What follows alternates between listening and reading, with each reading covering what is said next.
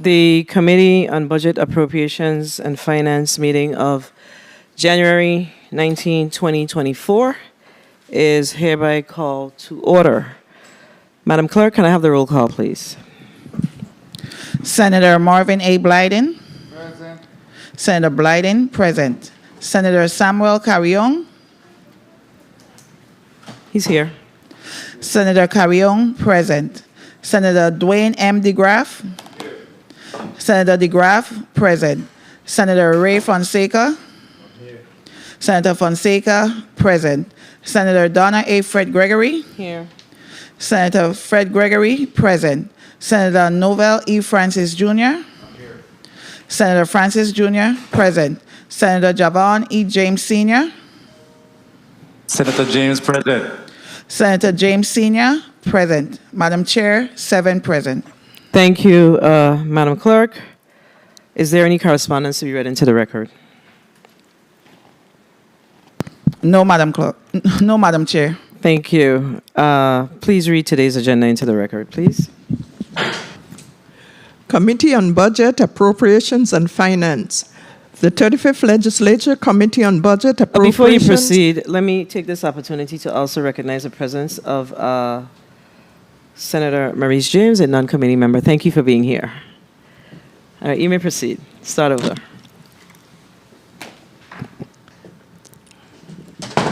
The 35th Legislature's Committee on Budget, Appropriations, and Finance, scheduled for January 19th, has been rescheduled for Friday, January 19th, 2024 at 10 a.m. in the Earl B. Otley Legislative Hall on St. Thomas, U.S. Virgin Islands. Block 1, Leases. Bill number 350211, an act approving the lease agreement between the Government of the Virgin Islands, acting through its Commissioner of Department of Property and Procurement, and James O. Gaston for plot number 9G, VI Corp. Lands, Prince Quarter, St. Croix, Virgin Islands, consisting of approximately 653,400 U.S. square feet or 15 U.S. acres of unimproved land, more or less as shown on drawing number A9-5-C-008, to be used for crop production and rearing small livestock. Invited testifiers are Mrs. Lisa Alejandro, Commissioner, Department of Property and Procurement, and Mr. James O. Gaston, owner lessee.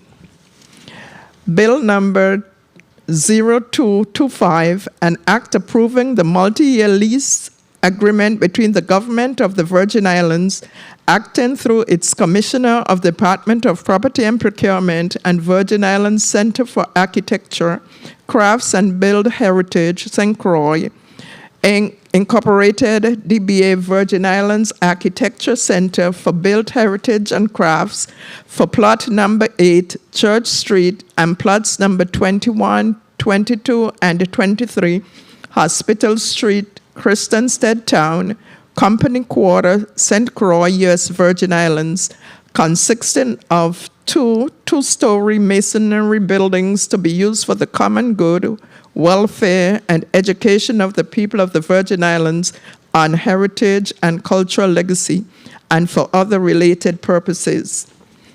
Invited testifiers are Mrs. Lisa Alejandro, Commissioner, Department of Property and Procurement, and Miss Mary O'Reilly Deemer, President, Lease, VI Architecture Center for Built Heritage and Crafts. Bill number 350077, an act approving the lease agreement between the government of the Virgin Islands, acting through its Commissioner of the Department of Property and Procurement, and St. Thomas Rescue, Inc., parcel number 146, revised, submarine base number 6, Southwest Quarter, St. Thomas, Virgin Islands, consisting of a one-story building on approximately 0.1899 U.S. acres of improved land, more or less, zoned P for the purpose of operating a long-term headquarters for all rescue-related activities of the lessee and for other related purposes.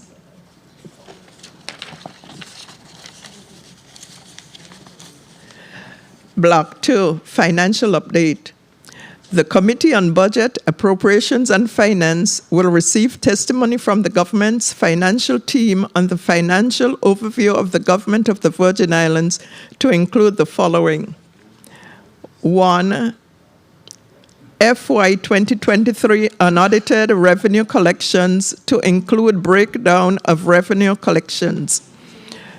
FY 2023 budget appropriations versus total allotment. Outstanding programmatic federal drawdowns for FY 2023 and prior. Status of FY 2024 allotments. Update on FY 2024 revenues as of December 31st, 2023. Update on the Tourism Advertising Revolving Fund as of September 30th, 2023. Breakdown of the use of the ARPA funds and the proposed use for remainder of the ARPA funds. Accounting of the interest earned to date on the funds invested in JP Morgan Bank and use of the invested funds. Status of the last line of credit approved in FY 2023. Status of retroactive payment to government employees and retirees pursuant to Act Number 8770. Invited testifiers are Ms. Jennifer O'Neill, Director, Office of Management and Budget. Mr. Joel Lee, Director, VI, Bureau of Internal Revenue. Mr. Brent Latham, Tax Collector, Office of the Lieutenant Governor. Josh Springett, Esquire, Chief Negotiator, Office of Collective Bargaining. Mr. Kevin McCurdy, Commissioner Designate, Department of Finance. Mr. Ira R. Mills, Tax Assessor, Office of the Lieutenant Governor. Ms. Cindy Richardson, Director, Division of Personnel. Madam Chair, here ends the reading of the agenda. Thank you, Madam Clerk, for the reading of today's agenda. I want to take this opportunity to wish everyone a very happy and prosperous New Year. This is actually the first meeting of the 35th Legislature of 2024. And we heard from the agenda, the reading of the agenda, that we have two bills, two leases that's before us this morning. And we just added one lease to the agenda. So we revised the agenda because there was a lease that was heard by the St. Thomas Rescue last year that we held in committee. We've had discussion with the Department of Property and Procurement as it relates to that particular lease. So we will consider it today in order for us to not hold up the St. Thomas Rescue folks from moving forward with the work that they want to do with moving into a new building here in the territory. We also will hear from the government's financial team. We know that we've heard about all of the challenges that we're experiencing with cash flow, etc. And there are some asks of the legislature, and it is important for us to get the necessary information in order to make informed decisions. And not to mention, it is important that our constituents, which are the people of the Virgin Islands, that they too understand exactly what's happening. So it is our fervent hope that today we can have open discourse and we can see transparency and most definitely accountability as to what's happening with our finances here in the Virgin Islands. So what we're going to do is ask the testifiers. I'm not seeing the testifier for Bill number 35-0211, which is Mr. James O. Gaston. However, we do see I'm going to ask you to put your name and title on the record, Mr. William Harris of the Department of Property and Procurement. And I'm certain that you are prepared to discuss the two leases, 35-0211 and 35-0225. As I shared, Bill number 35-0077 was previously discussed and held. So we had a full committee meeting on that previously. So we're going to proceed. I see that Miss Mary Dima is in the St. Croix chambers, and Mr. William Harris is here with us in St. Thomas. So I'm going to ask you, Mr. Harris, to please put your name and title on the record. You may proceed. My name is William A. Harris. I am the property Please manager. turn on the mic of the testifier. My name is William A. Harris. I am the property manager. We're having a challenge.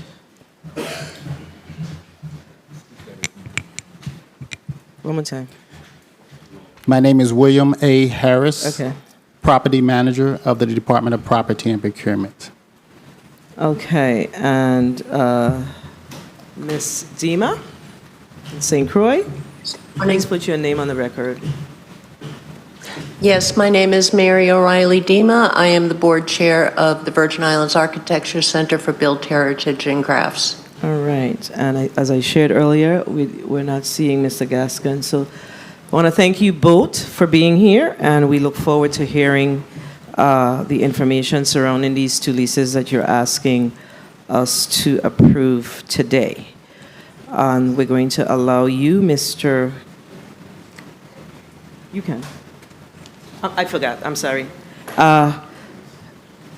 So what you can do, what we'll do now is we're going to ask the sponsor of the two bills to please call up Bill number 35-0211, who speaks to that bill.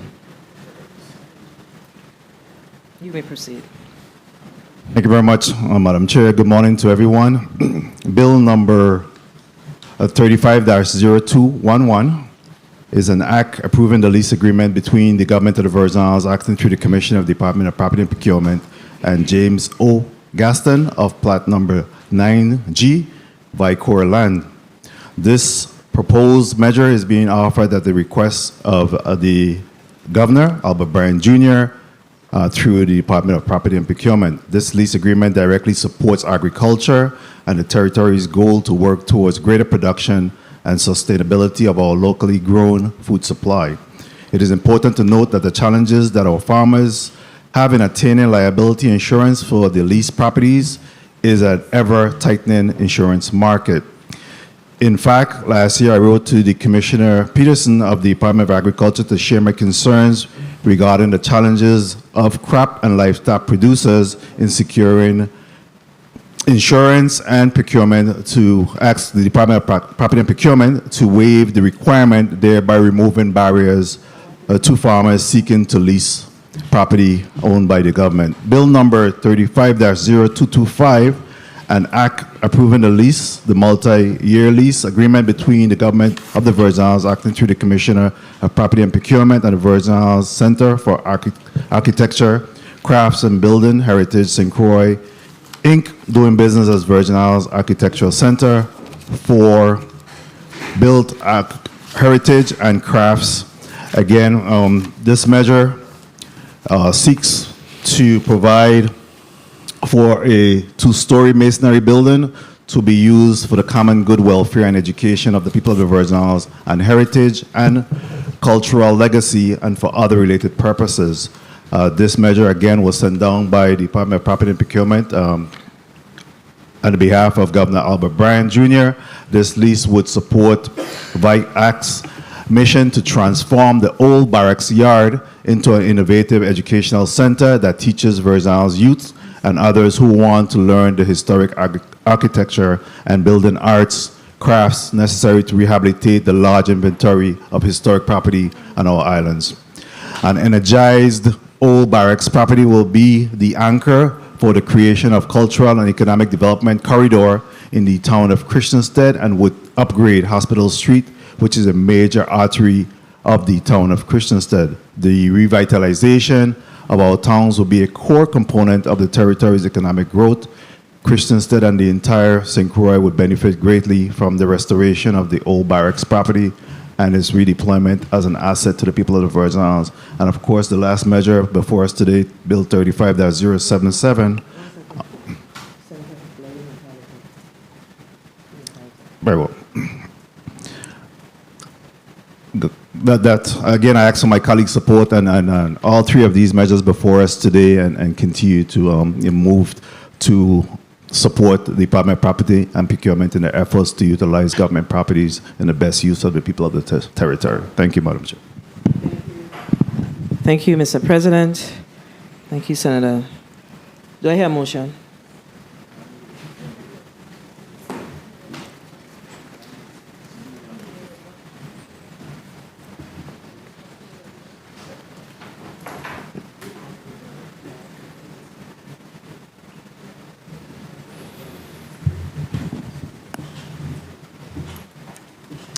Madam Chair and colleagues, I move. You recognize your motion, Senator. Thank you, Madam Chair.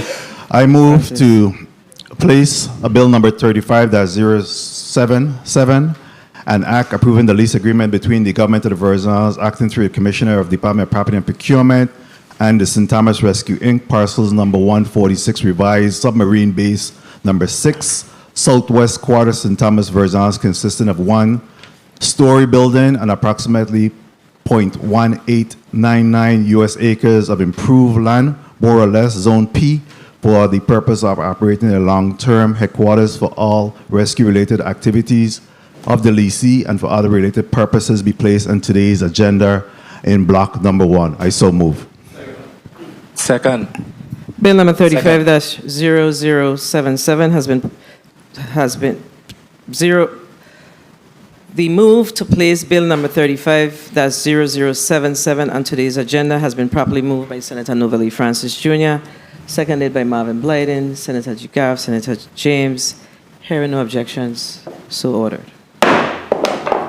All right, we're going to proceed with the testimony. We'll first hear from Mr. William Harris, representing the Department of Property and Procurement on Bill number 35-0211. You have a point of information? No problem, 1 second. I apologize, give me a second. Are you prepared? Are you ready? Yes, ma'am. Thank you. Let me take this opportunity to recognize Senator Carla Joseph, non-committee member. Thank you for being here. You may proceed. Good morning, Committee Chair Donna A. Fred Gregory, Vice Chair Novell E. Francis Jr., committee members, Honorable Senators Marvin Blyden, Samuel Carrion, Wayne DeGraff, Ray Fonseca, and Javon E. James Sr., non-committee members, central and legislative staff, fellow testifiers, visitors present in the chambers, and members of the viewing and listening audience. I am William A. Harris, Property Manager of the Property Division for the Virgin Islands Department of Property and Procurement, DPP. I am testifying today on behalf of Commissioner Lisa M. Alejandro to offer testimony on the proposed lease agreements for the St. Thomas and St. Croix districts, which are before this committee for consideration. Today, DPP requests this committee's and ultimately the full Senate's approval of the lease agreements between the government of the Virgin Islands and James O. Gaston and the Virgin Islands Center for Architecture, Crafts, and Build Heritage, St. Croix, Inc., doing business as Virgin Islands Architects Center for Built Heritage and Crafts. These lease agreements require legislative approval in accordance with 31 VIC Section 205. Their terms all commence on the first day of the month following the approval of the governor and legislature of the Virgin Islands. The rent payable under these leases shall, after individual grace periods, be adjusted annually, including any renewal term, in accordance with the Consumer Price Index increase established by the U.S. Department of Labor, Bureau of Labor Statistics. These lease agreements all require a minimum of $100,000 for Mr. Gaston and $1 million for Virgin Islands Architects Center for Built Heritage and Craft for all limits of general liability coverage. As the premises owner, DPP will be required to execute all permits and licenses required for the premises. These two potential lessees have provided the required documentation to support the processing of their respective lease agreements with the government, including but not limited to their respective business licenses and certificates of good standing. The lease agreement between James O. Gaston and the GVI, acting through the Department of Property and Procurement, is for parcel 9G Vicorp lands, Prince Quarter, St. Croix, U.S. Virgin Islands, consisting of 653,400 U.S. square feet or 15 U.S. acres of unimproved land, more or less. The property will be used for the purpose of crop production and the rearing of livestock. The term of this agreement is for 20 years, and the lease agreement provides for one 10-year renewal option. The annual rent for the above referenced parcel will be $2.00 during the term of this lease. The lease agreement between Virgin Islands Architects Center for Built Heritage and Crafts and the GVI is for plot numbers 8 Church Street and 21, 22, and 23 Hospital Street, Christiantown, Company Quarter, St. Croix, U.S. Virgin Islands, consisting of two-story masonry buildings, herein known as Buildings 1 and 2, residing on 92,347.2 U.S. square feet or 2.12 U.S. acres of improved land, more or less. The property will be used to promote the common good, welfare, and education of the people of the United States Virgin Islands community on its heritage and cultural legacy. The term of this agreement is for 50 years, and the lease agreement provides an option for 3 additional terms of 10 years. The annual rent for the above referenced parcel will be $1,200.00, payable in equal monthly installments of $100.00 during the term of this lease. These proposed lease agreements will allow the prospective tenants to repurpose and significantly rehabilitate these properties in the respective districts of the United States Virgin Islands. The properties will be returned to the GVI at the end of the lease terms in an improved condition. DPP and Commissioner Alejandro seeks tenants committed to establishing long-term tenancy and remaining current in all governmental obligations. DPP respectfully requests that the Committee on Budget, Appropriations, and Finance vote in favor of these proposed lease agreements. If approved, these leases will assist the locally owned businesses to execute a plan for its expansion and improved operations. It will also contribute to the ongoing growth of the United States Virgin Islands and the long-term stability and expansion of our economy. This concludes my testimony, but before I conclude my testimony, I am prepared to talk of the rescue lease that was just added. This concludes my testimony, and I am prepared to answer any questions the committee may have on the reference lease agreements. Thank you. Thank you, Mr. Harris. We'll now hear from Ms. Dima. You may proceed with your testimony. Good morning, Honorable Donna Fred Gregory, Chairwoman, 35th Legislatures Committee on Budget, Appropriation, and Finance. Good morning to all other honorable members of the committee and the 35th Legislature here today, and to everyone in the audience and those listening and viewing by other means. I am Mary O'Reilly Dima, Board Chair of the Virgin Islands Architecture Center for Built Heritage and Crafts, known as VIAC. I am here to testify in favor of the proposed multi-year lease between the government of the Virgin Islands and VIAC.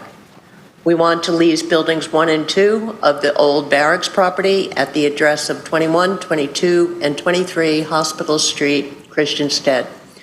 We have had a 1-year lease on the property and are seeking to enter into a longer-term lease, 50 years of more to rehabilitate the historical barracks property on Hospital Street, Christiansted, and convert it into an educational center for the historic preservation, architectural, and building arts center that will research, teach, and present the traditions unique to the Virgin Islands and the Caribbean. What is VIAC? Madam Chair, I know you are familiar with our organization because you have provided us with letters of support as we sought federal funding for our project. We have met with some of the members of this august body, and we have provided information about the project to all members in the past and are happy to do so again if you require. Information about VIAC and the work we are engaged in is available on our website, www.viacstx.com, and on our Facebook page and YouTube channel.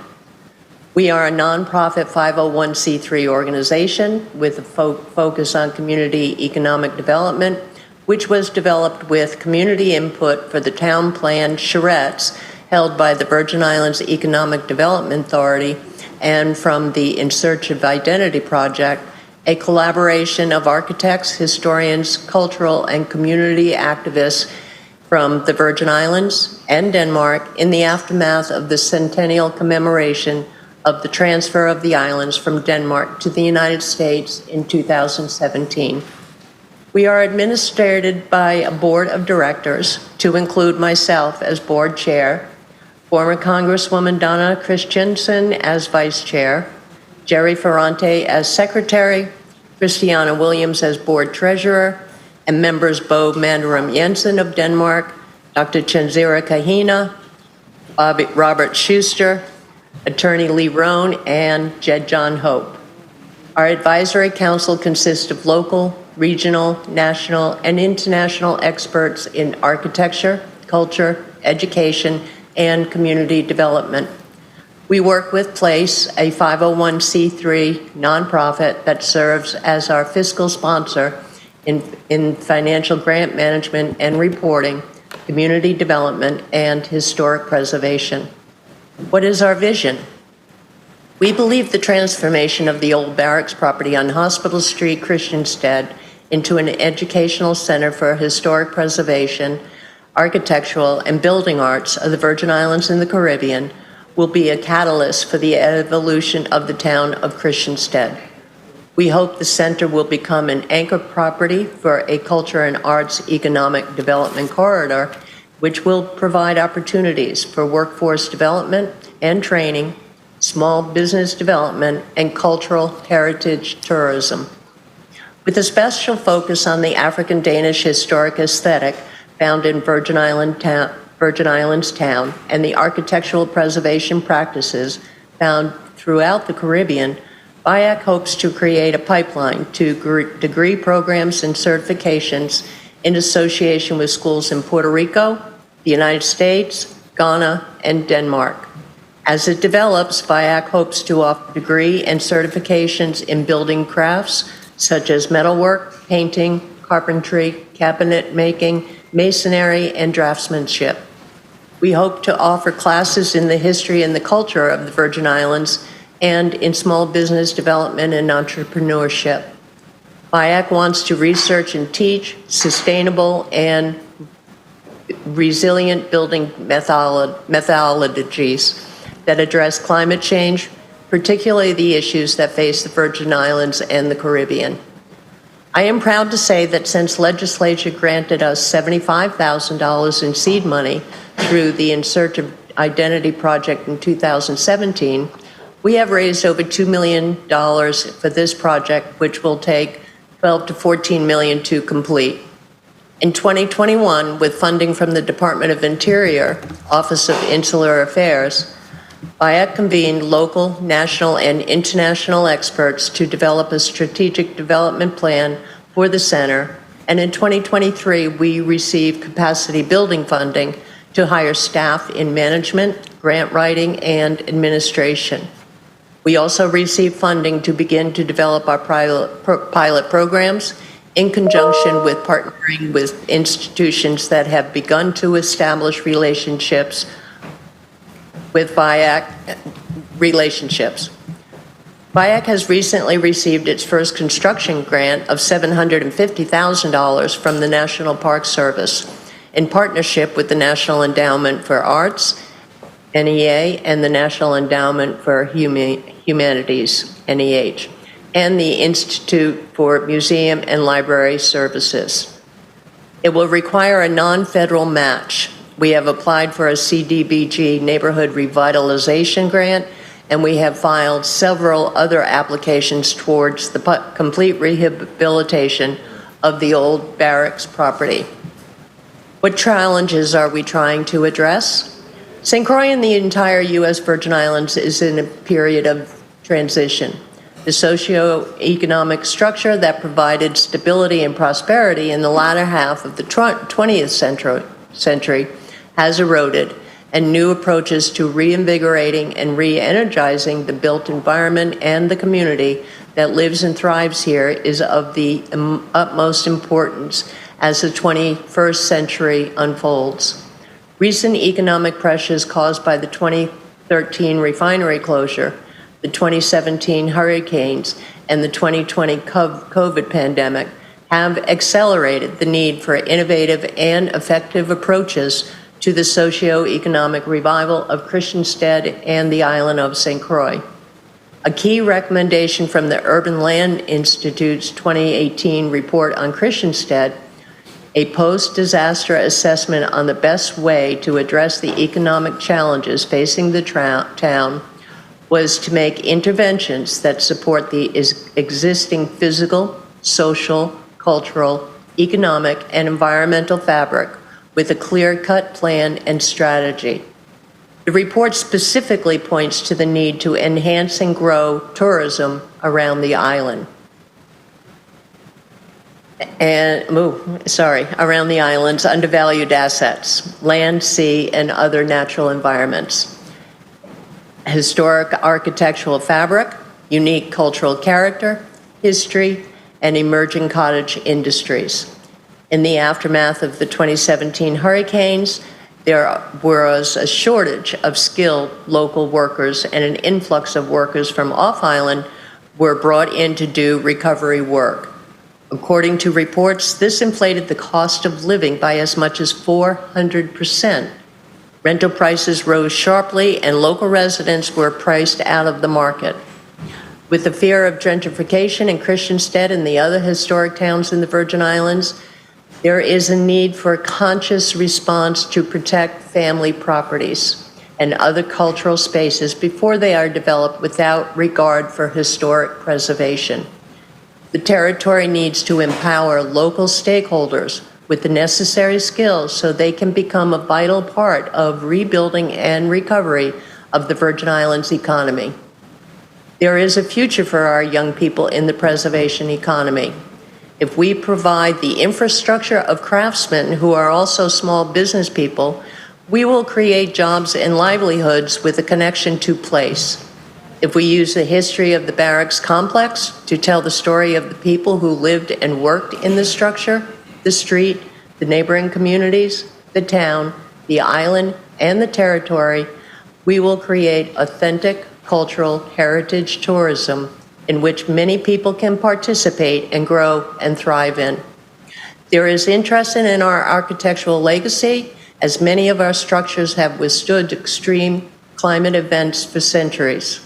We have an opportunity to partner with institutions to increase the resiliency of our towns and maybe even an example for other communities. How will VIAC impact the community? VIAC's proposal to rehabilitate an historical property into an educational center that will train and educate young people and impact the built heritage by preparing skilled artisans to rehabilitate it, while simultaneously creating a cultural economic development corridor in the town of Christiansted aligns with these recommendations and will be an important step towards the future. It can be an important contributor to the St. Croix National Heritage Area as that initiative grows and develops. Graduates of the center will become active stakeholders in restoration efforts that can provide affordable housing that will allow residents to work and live in our historic towns. VIAC hopes to contribute to the development of a robust preservation economy in the Virgin Islands and the wider Caribbean, and that will positively impact people and the built and natural environment. Madam Chair, I want to thank you and the committee for your consideration of this multi-year lease. Its approval will be a crucial step in the development of an institution that is already poised to have a positive impact on our community. Thank you.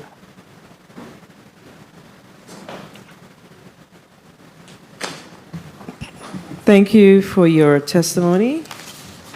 And colleagues, we're going to go to I just saw Senator Gittins. Let me recognize the presence of Senator Kenneth L. Gittins. Thank you for being here, non-committee member. We're going to go to a 3-minute round on these matters that's before us. And we will start with Senator Blayden. You may proceed for your 3 minutes.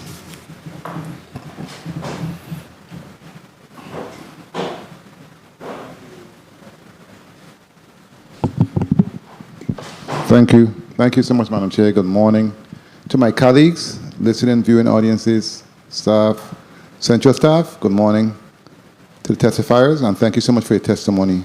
I want to start by saying I wish everyone a blessed, healthy New Year 2024, and I want to remind everyone, within the sound of my voice, to please, since the year just started, get your annual checkup to know your status, to know where you're at. Many of us are falling by the wayside, and sometimes it's unnecessary because we don't really check ourselves. So I think it's important to put that message out there. In respect to these 3 lists on today's agenda, I do support and will be supporting and voting for all of them. I do believe when it comes to Bill number 35.0211, that basically deals with crop production and rearing of small livestock or agricultural product here in the territory on the island of St. Croix is critical to our growth and, as was said, our economic development moving forward. I think it is critical that we focus on agriculture and advancing ourselves in that space. When it comes to Bill number 35.0225, that would actually help to build a heritage and craft center. It will deal with educating our people and, of course, our cultural legacy. I believe this is a very good start, especially on the island of St. Croix, whereas it was mentioned several times in the testimony in respect to heritage tourism. But I not only say heritage tourism, but I say historical tourism, because St. Croix is ripe for this type of industry. It is ripe and full of culture and history. And I believe it will benefit us 1 all minute. and benefit us as a people, because you must educate yourself as a people, especially when you come to your culture and your history. Because if we do not know our culture and our history, we cannot educate others or tell them about our story, tell them about our struggles, tell them about our successes and how far we have come as a people and where we want to be in the future. So I believe these are some great initiatives moving forward on the Big Island of St. Croix. And I look 30 forward seconds. to working with all individuals involved to assure and see these leases and projects fulfilled. And lastly, on the island of St. Thomas, Bill number 35-0077, to assure that we give our St. Thomas Rescue a home, a permanent home. We know the important role they play in our community. They are integrated in our community, and they do a lot in terms of emergency and other areas. Time. So again, I will be supporting all three leases, and thank you so much, Madam Chair, for the time. Thank you, Senator Blyden. Let me just ask a very quick question of you, Ms. Dima. The lease that's before us speaks to $8.4 million in improvements. And I know that you've been working with the Urban Land Institute and I believe some other federal agencies to generate the necessary resources to improve this property. Share with us where you are with the resources as far as the grants, and how do you propose that you will come up with the entire $8.4 million that's necessary to improve this property, from the stabilization, the A&E design, to the contamination remediation, and of course the actual build out, the restoration? Yes, Madam Chair. As far as the design, we did receive funding through the Save America's Treasures Grant, which is through the National Park Service, and we have funding in that grant for architectural and engineering. And as far as... Do you mind just giving the information as far as you said funding? How much funding do you have available for that? The overall grant was for $750,000 that we received for the reconstruction rehabilitation on the labor building. It's the former labor building, which is building 2 on the site. $238,000 has been designated for architectural and engineering, and another $32,000 for the engineering component of it. We have funding in it for a project management and for construction costs. This funding is for a matching grant, so we will be needing to raise another $750,000. We have a commitment from our partners in Denmark, who originated this program in 2016, which was called the In Search of Identity Legacy Project. The Danes have committed that they will match our fundraising up to $5 million in our original proposal at that time. And so we will be definitely reaching out to Denmark, who serves, and we have a member serving on our board, and we have members of 2 Danish architectural schools serving on our advisory committee, along with other Danish members serving on our advisory council committee. So we do have a pledge from them for fundraising. We will be approaching our local government for matching funds, since the Save America's Treasures Grant must be matched with non-federal funding on that. I do want to mention, you mentioned about mediation. Initially, we thought there was an asbestos situation in that building. We did do testing, and we discovered there That was remediated by the government at some point in time, but there is no record of that. We did our own testing on that through a local company, and they only found asbestos in a little bit of tape that was surrounding a outdated old air conditioning unit. So we do not have that issue now. We will be seeking for mold remediation, definitely. Then the other grant that we received from the Department of Interior was a little over $658,000, which is giving us funding for staff and to develop our initial pilot programming, which we wish to put into effect next summer. We will be coming up with a program for 6 to 8 local Virgin Islanders to be in that, and that's a 2-year program, so it would be for 2 summers. Then we also have funding in that same grant to develop a 2-year program for existing college students to, again, develop a program for something that would be heritage-based. We've reached out to SHPO, and we've reached out to our advisory council members to help us devise that program. And on that committee will be Kurt Marsh Jr. from St. John and Javille Larson to advise us all on the needs through the Historic Preservation Commission and SHPO guidelines. I'm not sure if I've answered all your questions. Was there something else I can cover for you? Well, you did share with us the 750 for the labor building, the 658 for staff, and the pilot programming, and the fact that you will be, there is a commitment with the our partners in Denmark on the fundraising component. But let me ask you, have you approached the HFA with regards to filling out an application for the CDB block grant?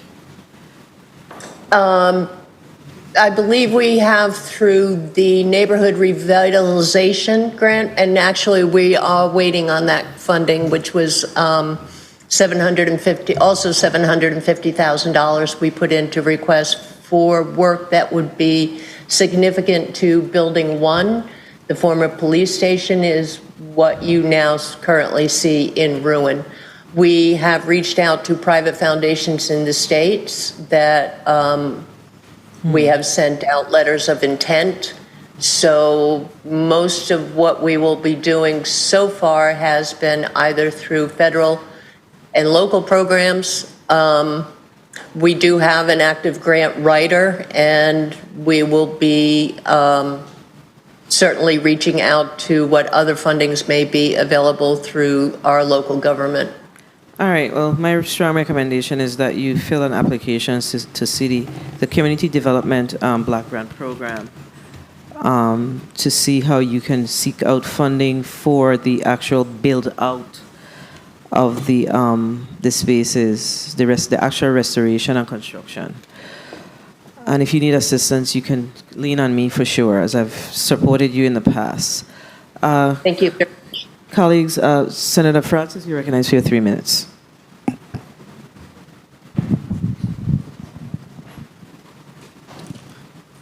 Thank you very much, Madam Chair. Actually, I am the bill sponsor on this measure, so I'll wait for the conclusion. So, thank you. Listen, man. Senator James, you're recognized for your 3 minutes.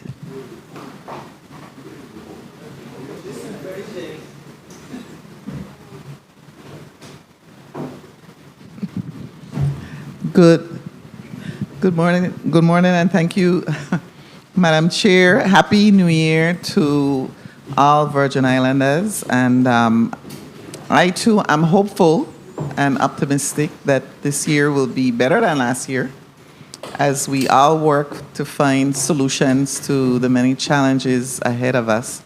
and that we're currently facing. I will ditto what the Senate President said. I am very much in support of the three of these bills. I especially know and am familiar with the Virgin Islands Architecture Center for Built Heritage and Crafts, and I am a big supporter of that project, and I believe that it will in fact benefit St. Croix and the Virgin Islands overall, because they are precious buildings that need to be restored and respected for the hard work and labor that went into building those buildings. Regarding the St. Thomas Rescue, it's always important for us to support individuals who volunteer of their time and provide them with the resources so that they can do the work that they do for our community. And of course, with the other lease, I know the lessee, and so that's going to again benefit St. Croix. So I'm a non-voting member, but I urge my colleagues to support the measures in this block. Thank you, Madam Chair. Thank you, Senator James. Senator Carrion, you're recognized for your 3 minutes.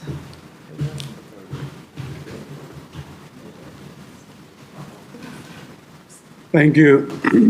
Thank you, Madam Chair. Good morning to all. And I also want to say Happy New Year to everyone in the U.S. Virgin Islands, and praying and hopeful that this year will be a better year.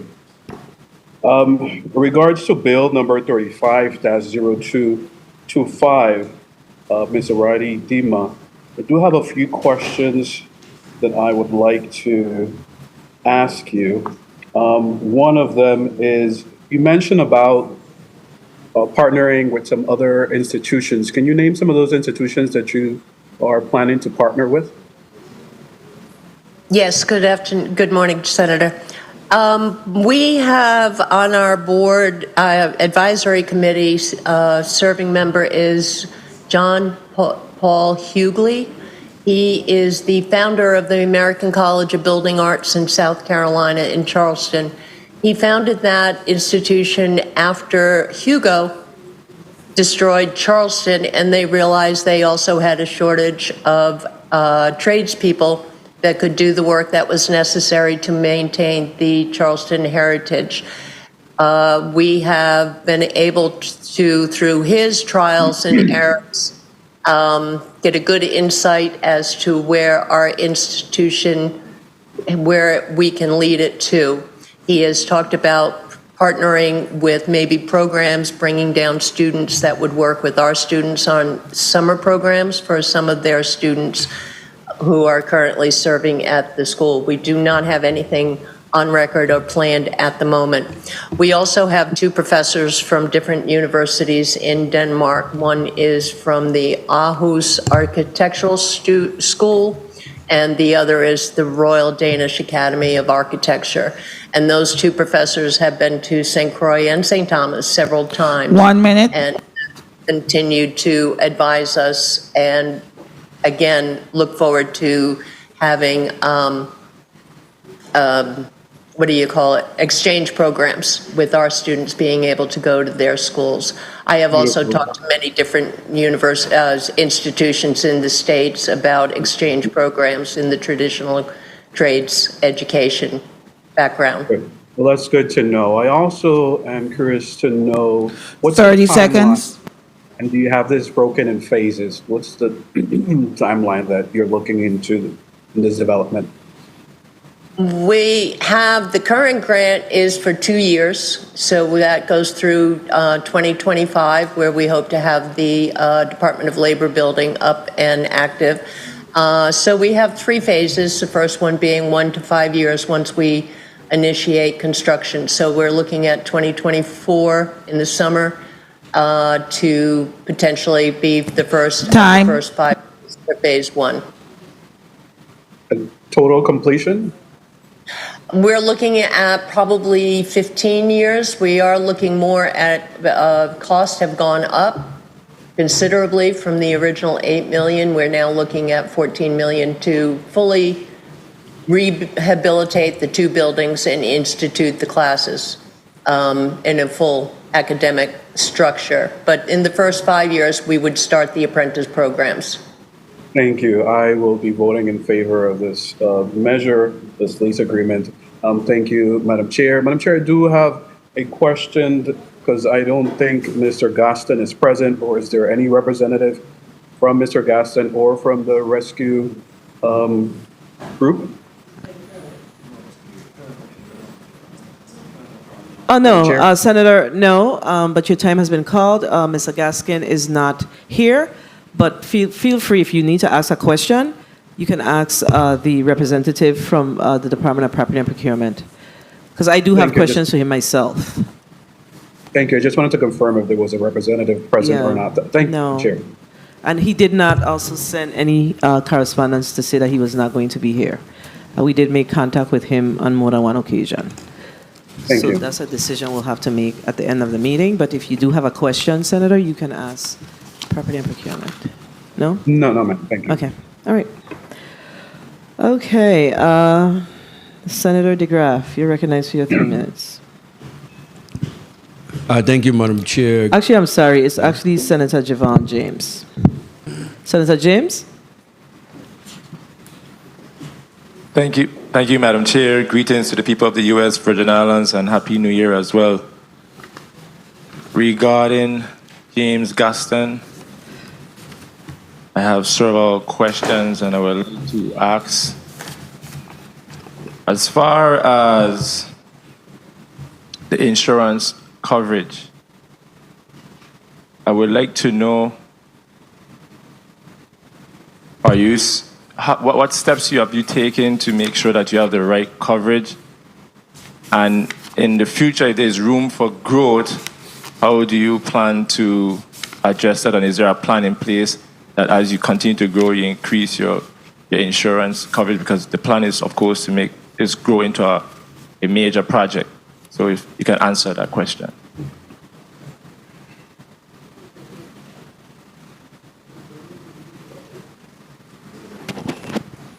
Anyone did that question? Senator, hold the senator's time. So Senator James, Mr. Gaston is not here.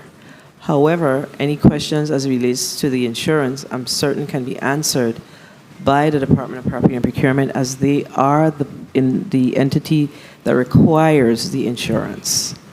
Okay, so my question to Property and Procurement is, who will be responsible for reviewing and approving the form and content of the insurance policies to ensure that they are satisfactory to the lessor? Senator, I believe that will be done by the Virgin Islands Department of Agriculture, and in relationship to the amount of insurance, the size of the property, and the overall coverage.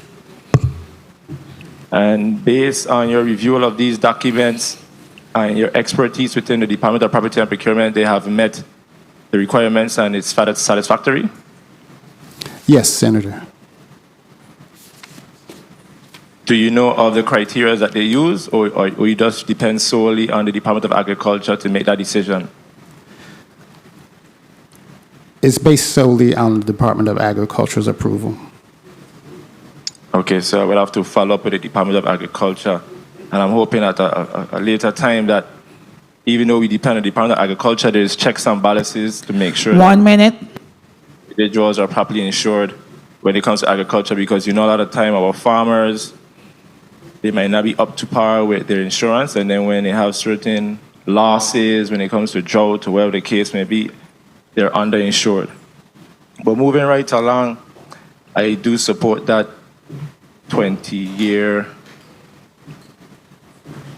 period in which they will be leasing the land, if I'm not mistaken. 30 But as far seconds.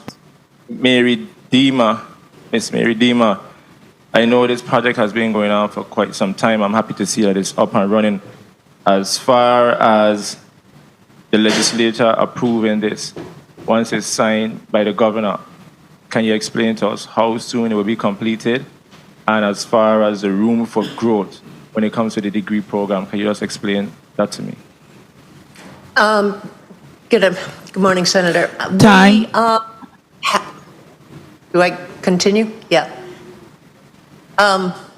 We have 3 phases. Phase 1 would be the first 5 years once we break ground, which we are looking to do this summer with the Save America's Treasures grant that we received. And in that first 5 years, we would be planning to start our apprentice programs. The next phases will take longer because of the idea of getting certified as an academic institution in of itself takes a very long period of time. Our overall project we're looking at from breaking ground to finally being at the point that we are a full academic institution would be 15 years. Thank you, Madam Chair, for the time. I do support both of these initiatives, and I look forward to the groundbreaking or the ribbon cutting ceremony. Thank you, Madam Chair, for the time. Thank you, Senator James. Senator DeGraff, you recognize for your 3 minutes. Thank you, Madam Chair. Good morning, colleagues. Good morning, testifiers, all of you listening and present. Happy New Year. For Bill 35-0077, I vote yes in support of rescue. I still don't agree with them having to pay $120 a month. I think rescue should be for free because of the service that they provide. Bill 35-0225,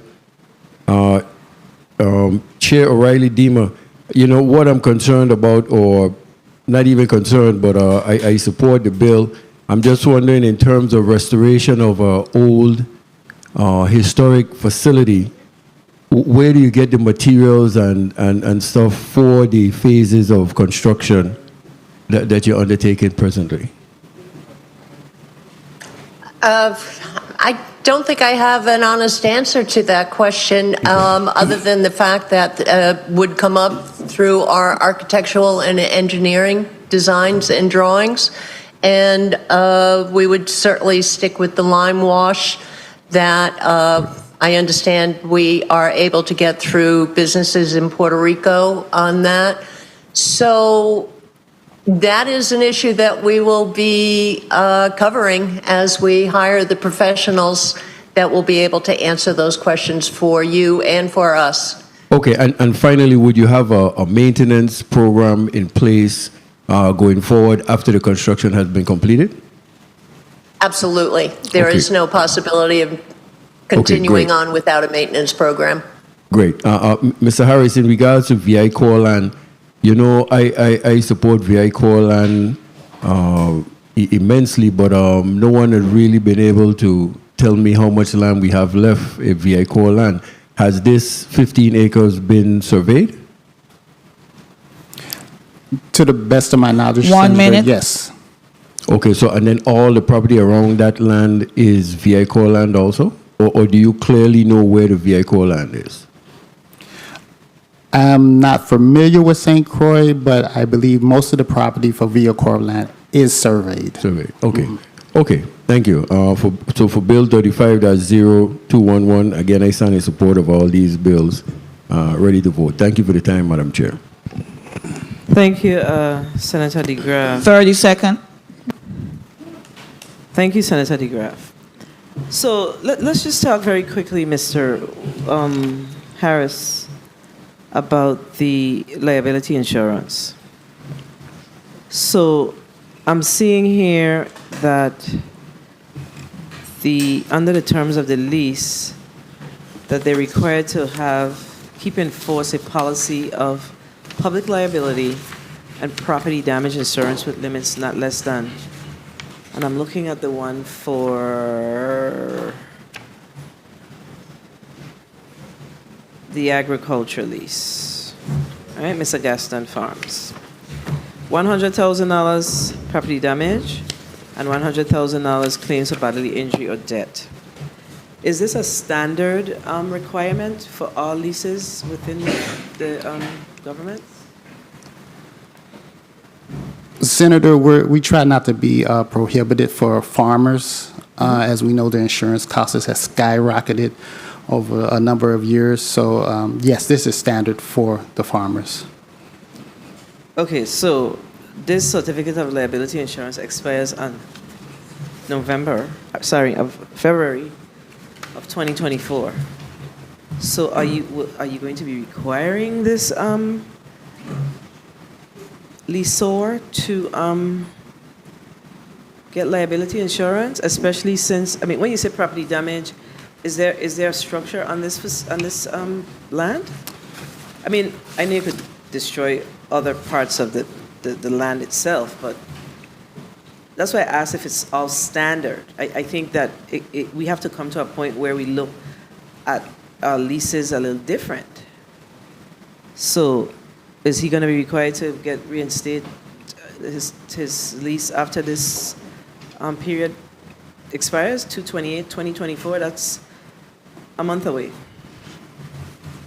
Yes, all leases are required to maintain liability insurance on the property that they lease. And property damage? Yes, ma'am. So what is considered property damage under this lease?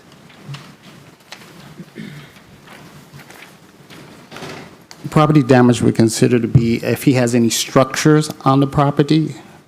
There could be fence. We know with livestock there's going to be fencing, storage bins, and certain other structures that may be on the premise. I'm not familiar with this particular premises in and of myself, but structural damage is required. I ask the questions because the requirement is $100,000. Yes, ma'am.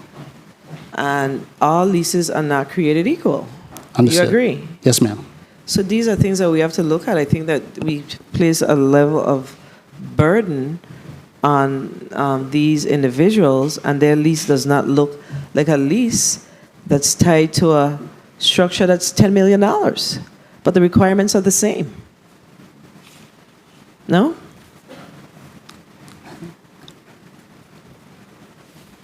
I'm not following the question. Am I reviewing Senator? this wrong? So his liability is $100,000, and the liability insurance for the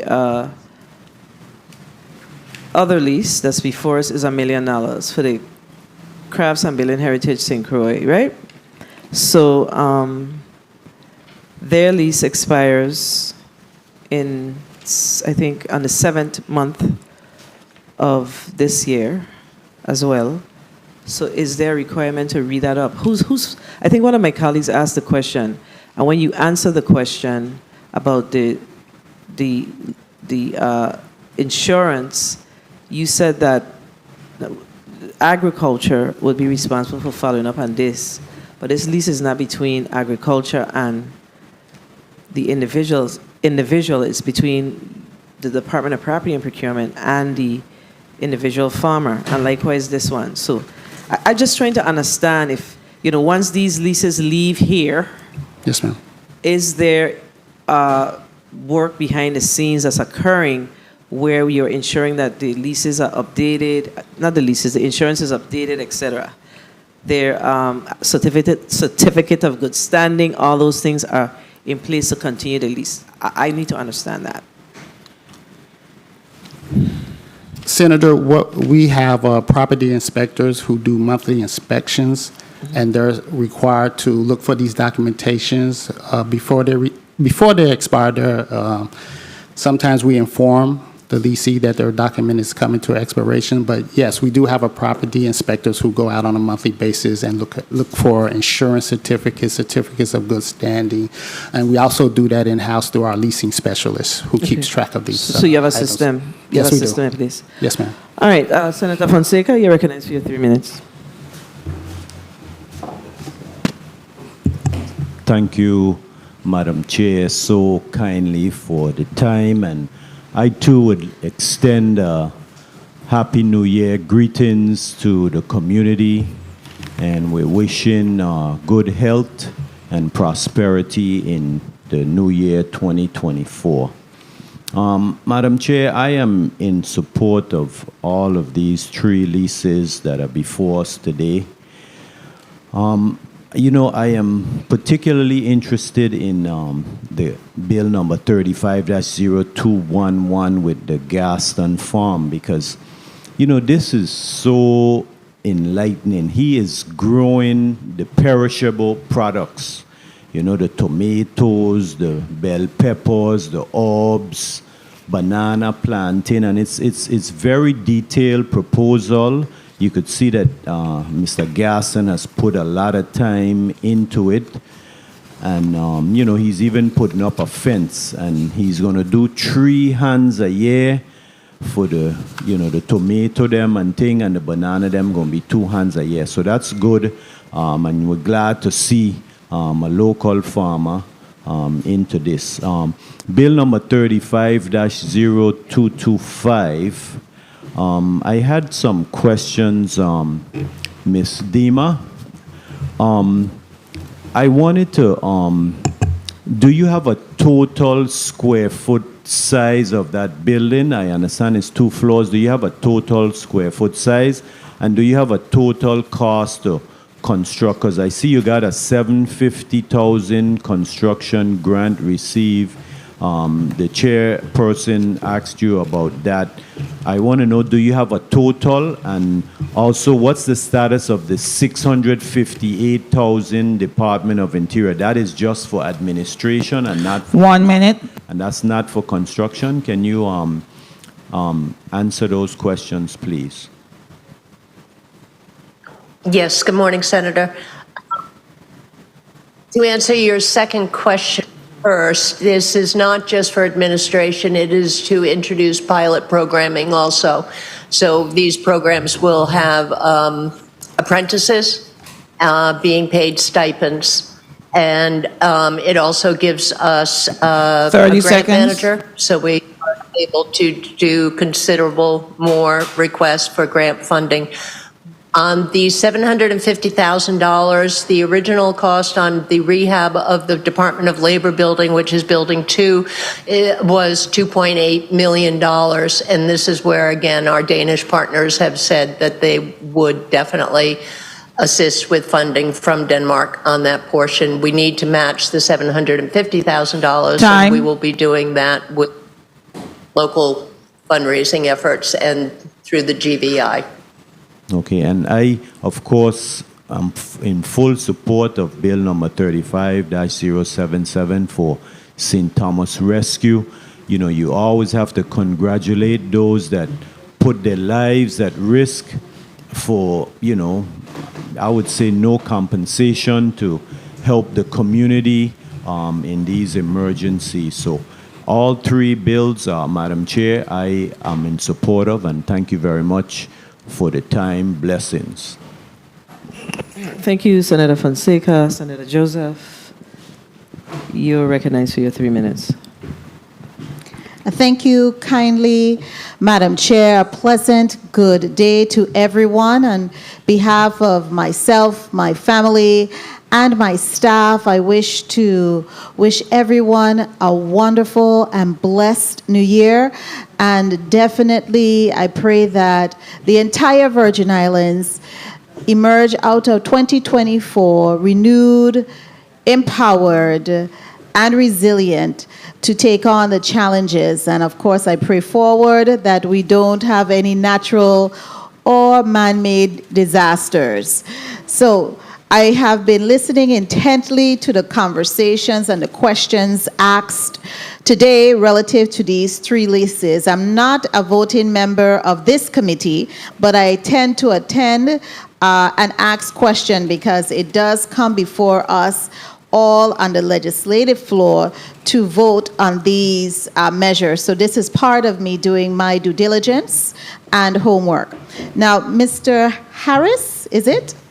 Yes, Senator. Kindly indicate for us, because I was looking through the deeds and the like, and I wanted to ascertain whether these 3 leases are zoned for public use. Are they zoned P? Any of them? What is the zoning? What is the zoning designation? Do you have that before you? For specifically VI Corp, is it zoned agriculture? Yes, Senator. Okay, it's zoned agriculture. And also the one for the VI Architecture Center for Built Heritage and Crafts, what is that zoning? 1 minute. I believe that zoning is P, Senator. You believe it's P? Yes, ma'am. Okay, it would be helpful for us because we have seen some leases that come through here and they don't have the proper zoning. And so I know there is a movement within the administration to have those zoning aligned with the area of usage. Okay, so I also want to really 30 thank seconds. Ms. Mary O'Reilly Dima. Ms. Dima, I really want to commend you and your organization for all that you're doing, especially to keep and to rejuvenate our local cultural heritage and architecture. I wanted to ask you how much in your testimony you referred to receiving some funding from the U.S. Department of Interior. I didn't see the amount, but I saw that you received some from the National Park Services. I'm going to wrap up, Madam Chair, with the answer. How much did you receive from the Department of the Interior? Is it the same 750,000? No, I'm sorry. That is, I think it's approximately 668,000 is what comes to mind. I don't have that written in front of me. I do want to note that that's our second fundings that we received from the Department of Interior. The first one was for about $258,000. So they have been in full support of us, and we're very proud of the work we've been able to do and continue working with them. Thank you. All right, thank you so much, and thank you so much, Madam Chair, and I will vote in the affirmative when the time comes. Thank you so kindly. Thank you, Senator Joseph. Let me take this opportunity to also recognize non-committee member, Senator Diane Capehart, and interestingly enough, it's your turn. You're up for your 3 minutes, Senator Capehart. Good morning to the people of the Virgin Islands, to my colleagues. I also want to extend well wishes, peace, hope, and resilience for 2024, and to my colleagues that we continue to work collectively for the people of the Virgin Islands. I am not in this committee, but I had the opportunity to kind of hear on the way from St. Thomas here, and I just wanted to weigh in with bill number 35-0211. I'm pretty interested. I'm happy to see that we are revisiting this and brought this back on the agenda today, because we have to think about agriculture and sustainability for the people of the Virgin Islands. So I'm glad to see that this is on this block, and the colleagues will be able to vote on this. Bill number 35-0225. I believe in rehabilitation of our towns, restoration. So I'm in full support. One of my questions, Ms. Dima, is this organization run by a board? Yes, good morning, Senator. Yes, it is run by a board. I can give you the names of our members. We have Dr. Donna Christensen is our vice chair. Jerry Ferrante is our secretary. Christiana Williams is our treasurer. And our directors are Robert Schuster, Jed John Hope, Attorney Lee Rohn, Dr. Chinzira Katihina, and Bo Mandaram Jensen. That is our current board. Okay. And we also have an advisory council. In your bylaws, how are your officers elected, the time period? They're elected for a 3-year period to serve 3 years at a time. Okay. Have you had any challenges 1 minute. with historic preservation in the area of Christiansted because you are in a historic area? No, we have absolutely no challenges. In fact, 2 of the Historic Preservation Commission members serve as our advisory council members, and we very often have worked with Superintendent Sean Krieger of SHPO, which is also involved in 30 seconds. the HPC. Do you see any challenges that you faced, like departmental permits or anything that you are facing at this time? We do not see any challenges, and we are definitely committed to operating under the historic preservation rules and guidelines. We hope to instill that throughout our towns, the need and necessity of following those rules and regulations. Okay. Thank you, Ms. Dima. Thank you, Madam Chair. I am also in support as I see these 3 bills moving on to the Rules Committee. So Bill 35-0077, I am definitely in support of the St. Thomas Rescue Team as we do need them in the Virgin Islands. Thank you, Madam Chair. Thank you, Senator Capehart. We'll now recognize the sponsor of the legislations that's before us, Senator Novalee Francis Jr. You're recognized for your 3 minutes. Thank you very much, Madam Chair. Let me take this opportunity as well to wish everyone a safe and happy, prosperous new year. And I, too, am in full support of all 3 measures in this block number 1. And I thank my colleagues for their comments and continue to ask for their support as we move these measures forward. Just real quickly, St. Thomas Rescue. Again, when I think about the St. Thomas Rescue and moving that along, I'm a former rescue member myself in my teenage year, and I can't help to think about St. Thomas Rescue without thinking about Chiqui Monsiclio. Back in the days, you know what I mean, and he was Mr. St. Thomas Rescue himself, everywhere up and down with his vehicle, and I often think about him every time I hear the St. Thomas Rescue issue. Of course, Liston Thomas, again, has been doing a good job, and certainly I believe that for them to have a home is critical, and I fully support that. Mr. James Gaston, again, the farmer that seeks to develop some property is a veteran. He's an individual that I've been informed that I've been deployed several times in the aviation unit. So I'm hoping that his presence, not being present today, doesn't impact the overall vote of this individual. Again, farmers want to farm.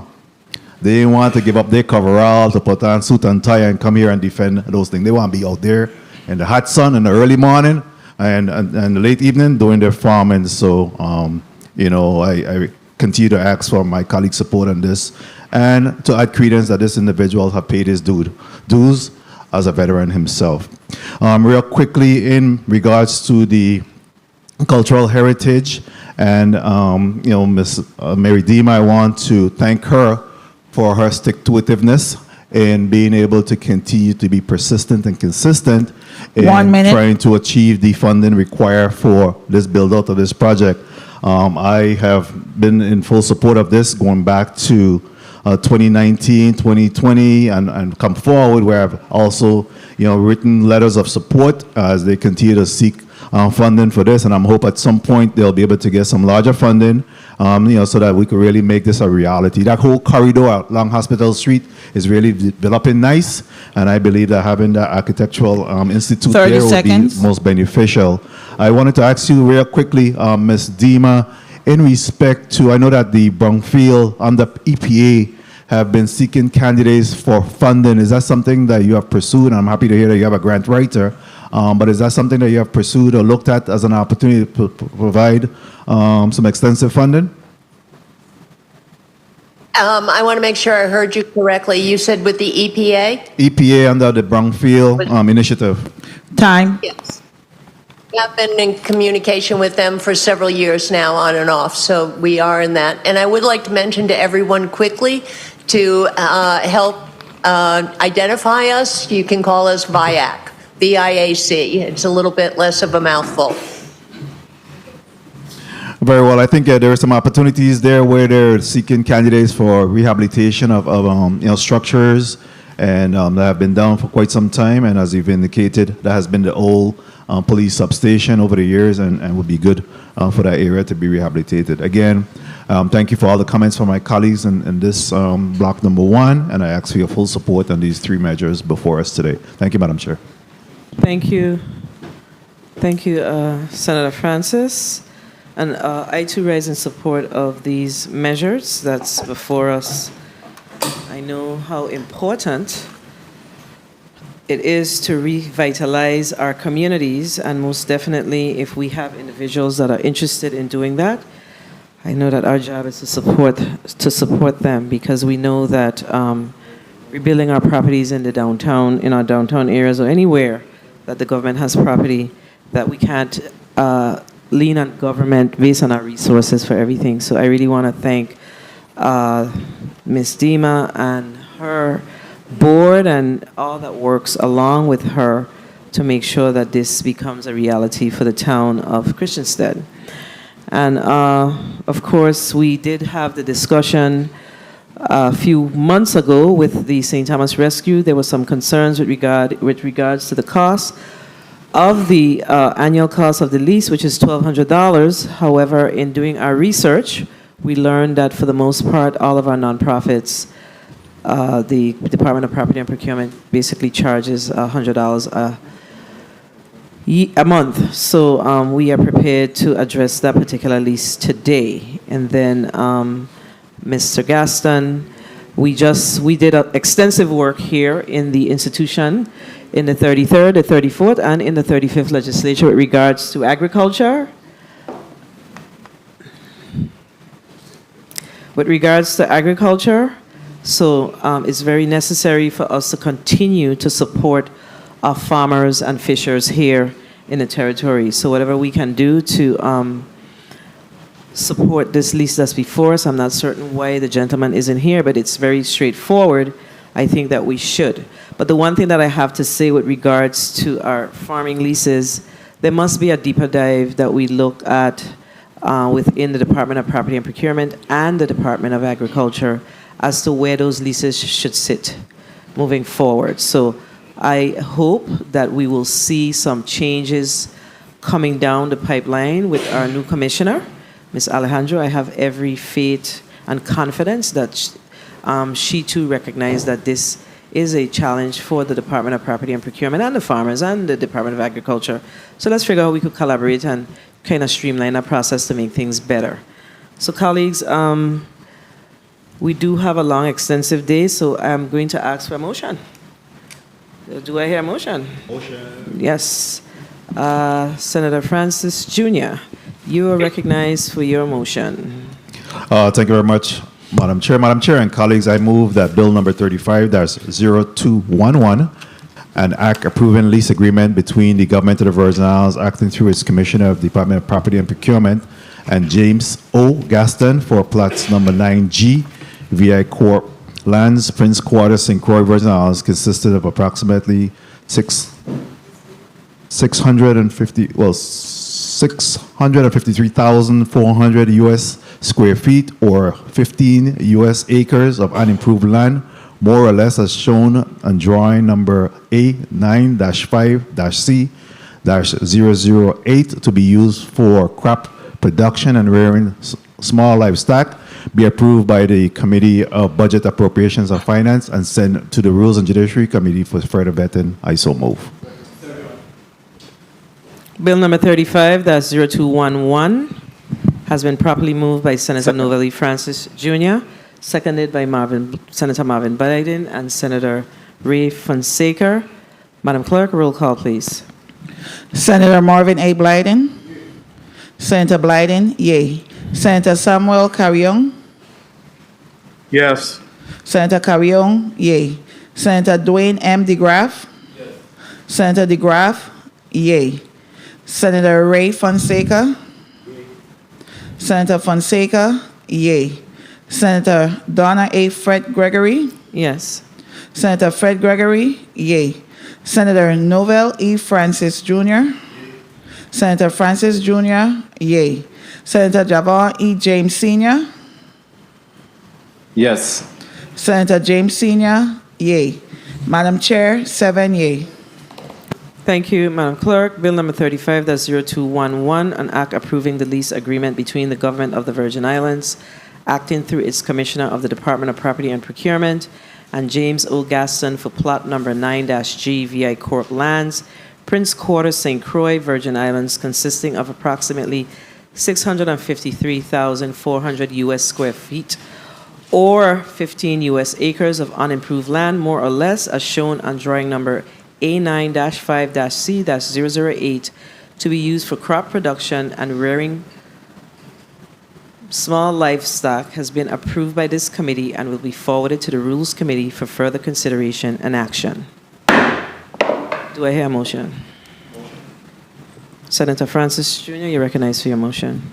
Thank you very much, Madam Chair. Madam Chair and colleagues, I move that Bill number 35-0225, an act approving the multi-year lease agreement between the government of the Virgin Islands, acting through its Commissioner of the Department of Property and Procurement, and the Virgin Islands Center for Architecture, Crafts, and Build Heritage, St. Croix, Inc., doing business as Virgin Islands Architecture Center for Built Heritage and Crafts for plots number 8, Church Street, and plots number 21, 22, and 23, Hospital Street, Christiansted Town, Company Quarter, St. Croix, U.S. Virgin Islands, consisting of two-story masonry buildings to be used for the common good, welfare, and education of the people of the Virgin Islands on heritage and cultural legacy, and for other related purposes, be approved by the Committee of Budget, Appropriations, and Finance, and sent to the Rules and Judiciary Committee for further vetting. I so move. Second. Bill number 35-0225 has been properly moved by Senator Novell E. Francis Jr., seconded by Senator Marvin A. Blyden, Senator Javon A. James, Senator Joanne M. DeGraff. Madam Clerk, roll call, please. Marvin A. Blyden. Senator Marvin A. Blyden. Senator Blyden, yay. Senator Samuel Carrion. Yes. Senator Carrion, yay. Senator Dwayne M. DeGraff. Yes. Senator DeGraff, yay. Senator Ray Fonseca. Yay. Senator Fonseca, yay. Senator Donna A. Fred Gregory. Yes. Senator Fred Gregory, yay. Senator Novell E. Francis Jr. Yay. Senator Francis Jr., yay. Senator Javon E. James Sr. Yes. Senator James Sr., yay. Madam Chair, 7 yeas.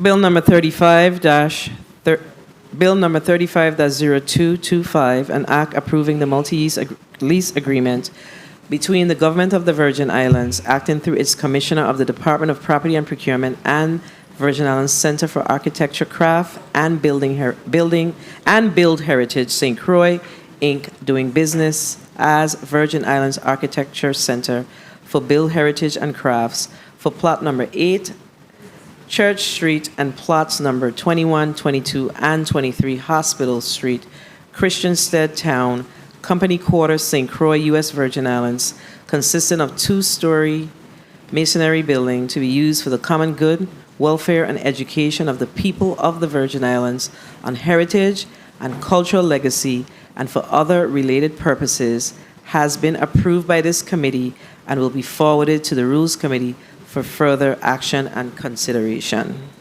Do I hear a motion? No. Senator Francis Jr., recognized for your motion. Thank you very much, Madam Chair. Madam Chair and colleagues, I move that Bill number 35-0077, an act approving the lease agreement between the government of the Virgin Islands, acting through its Commissioner of the Department of Property and Procurement, and the St. Thomas Rescue, Inc., parcels number 146, revised submarine base number 6, Southwest Quarter, St. Thomas, Virgin Islands, consisting of one-story building and approximately 0.1899 U.S. acres of improved land, more or less, Zone P, for the purpose of operating a long-term headquarters for all rescue-related activities of the leasee, and for other related purposes be approved by the Committee of Budget, Appropriations, and Finance, and sent to the Rules and Judiciary Committee for further vetting. I so move. Bill number 35-0077 has been properly moved by Senator Novell E. Francis Jr., seconded by Senator Marvin Blyden and Senator Dwayne M. DeGraff. Madam Clerk, roll call, please. Senator Marvin A. Blyden. Senator Blyden, yea. Senator Samuel Carrion. Yes. Senator Carrion, yea. Senator Dwayne M. DeGraff. Senator DeGraff, yea. Senator Ray Fonseca. Senator Fonseca, yea. Senator Donna A. Fred Gregory. Yes. Senator Fred Gregory, yea. Senator Novell E. Francis Jr. Senator Francis Jr., yea. Senator Javon E. James Sr. Yes. Senator James Sr., yea. Madam Chair, 7 yeas.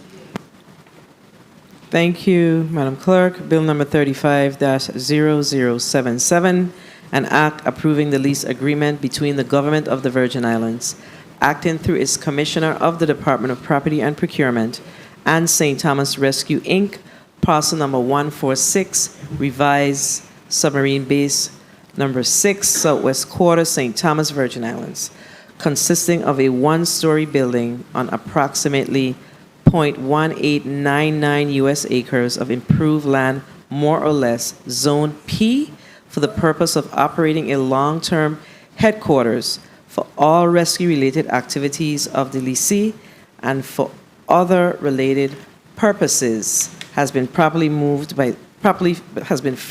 approved by this committee and will be forwarded to the Rules Committee for further consideration and action. All right, colleagues, thank you for the first block. I'm going to ask Ms. Deemer if she would like to give a quick closing for about 30 seconds, and then we'll ask Mr. Harris to do likewise. Ms. Deemer? Thank you, Senator. This is a long day coming. We have been working since 2018 to get the lease through the Senate, and I'm sort of speechless because it has taken this long, and I am so thrilled that we are moving forward because the need for this is strong, and particularly the advantage that it will pose for our youth in the territory who need this type of trades education, along with the comprehension and understanding of what built heritage is and means to Virgin Islanders, how important it is to protect that throughout all our communities. And this is not just a Christiansted endeavor. This is a Virgin Islands endeavor for all of the Virgin Islands, and I am so happy and so thrilled that we have this conclusion today. Look forward to the next development and the next hearings. And again, thank you all, and I do wish everyone a very happy new year and a very prosperous year for the Virgin Islands. Thank you again. And thank you, and we wish you all the best. And as we stated earlier, whatever we can do to assist with this important project for the Virgin Islands, we will try our best to assist you. Mr. Harris? Just wishing everyone a happy new year. I wish to thank you, Senator Fred Gregory, and the rest of the legislative staff and senators for the approval of these three agreements. There is an ongoing conversation about the overall management of lease agreements throughout the government of the Virgin Islands in all territories. Additionally, I would like to add that we are instituting a requirement of zoning certification that we're doing through the Department of Planning and Natural Resources that will be a part of the lease agreements coming forward. Thank you all, and have a blessed day. And thank you, and Happy New Year to you as well. The Committee on Budget, Appropriations, and Finance stands in recess until 12:30.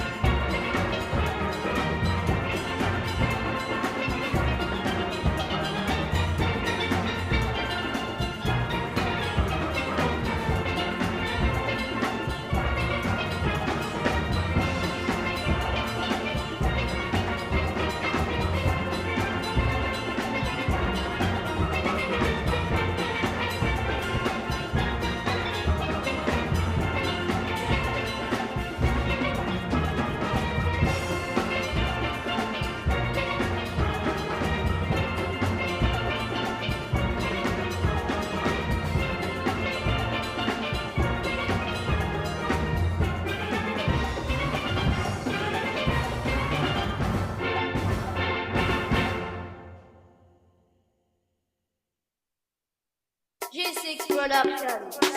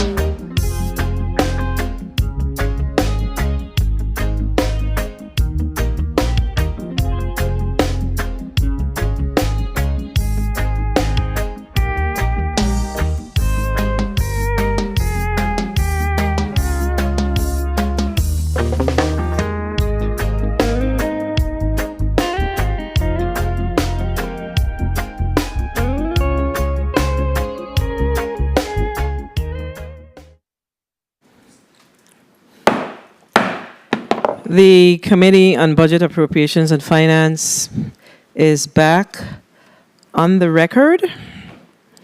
And I'm going to ask the Madam Clerk to read the second block into today's second block into the agenda, into the record, sorry. Block 2, Financial Update.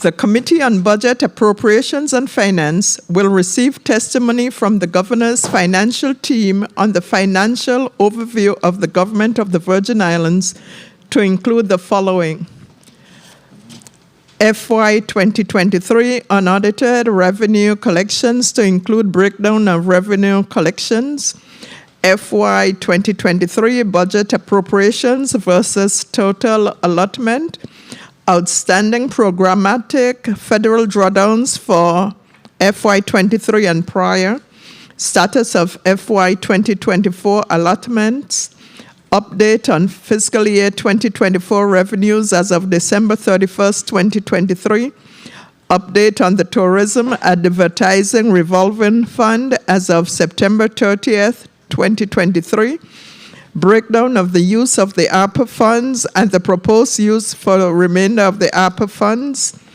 accounting of the interest earned to date on the funds invested in JP Morgan Bank and use of the invested funds, status of the line of credit approved in fiscal year 2023, status of retroactive payment to government employees and retirees pursuant to Act Number 8770. Invited testifiers are Ms. Jennifer O'Neill, Director, Office of Management and Budget, Mr. Joel Lee, Director, VI Bureau of Internal Revenue, Mr. Brent Leadham, Tax Collector, Office of the Lieutenant Governor, Attorney Josh Springett, Chief Negotiator, Office of Collective Bargaining, Mr. Kevin McCurdy, Commissioner Designate, Department of Finance, Mr. Ira R. Mills, Tax Assessor, Office of the Lieutenant Governor, and Ms. Cindy Richardson, Director, Division of Personnel. Madam Chair, this ends the reading of the agenda. Thank you, Madam Clerk. Do we have any correspondence to be read into the record for this block? Yes, Madam Chair. You may proceed. January 12, 2024, via email only, Senator Fred Gregory at legvi.org. Honorable Senator Donna A. Fred Gregory, Chairperson, Committee on Budget, Appropriations, and Finance, Legislature of the Virgin Islands, Capitol Building, St. Thomas, U.S. Virgin Islands, 00802. Committee on Budget, Appropriations, and Finance, January 16, 2024. Dear Honorable Senator Fred Gregory, I received your letter dated January 9, 2024 regarding the meeting of the Committee on Budget, Appropriations, and Finance on January 16, 2024. I'm on sick leave from January 10th to 19th, 2024, and unable to attend this meeting. Juliet Thomas, Coordinator of Administrative Services, will serve as Acting Chief Negotiator and will appear at the meeting in my absence.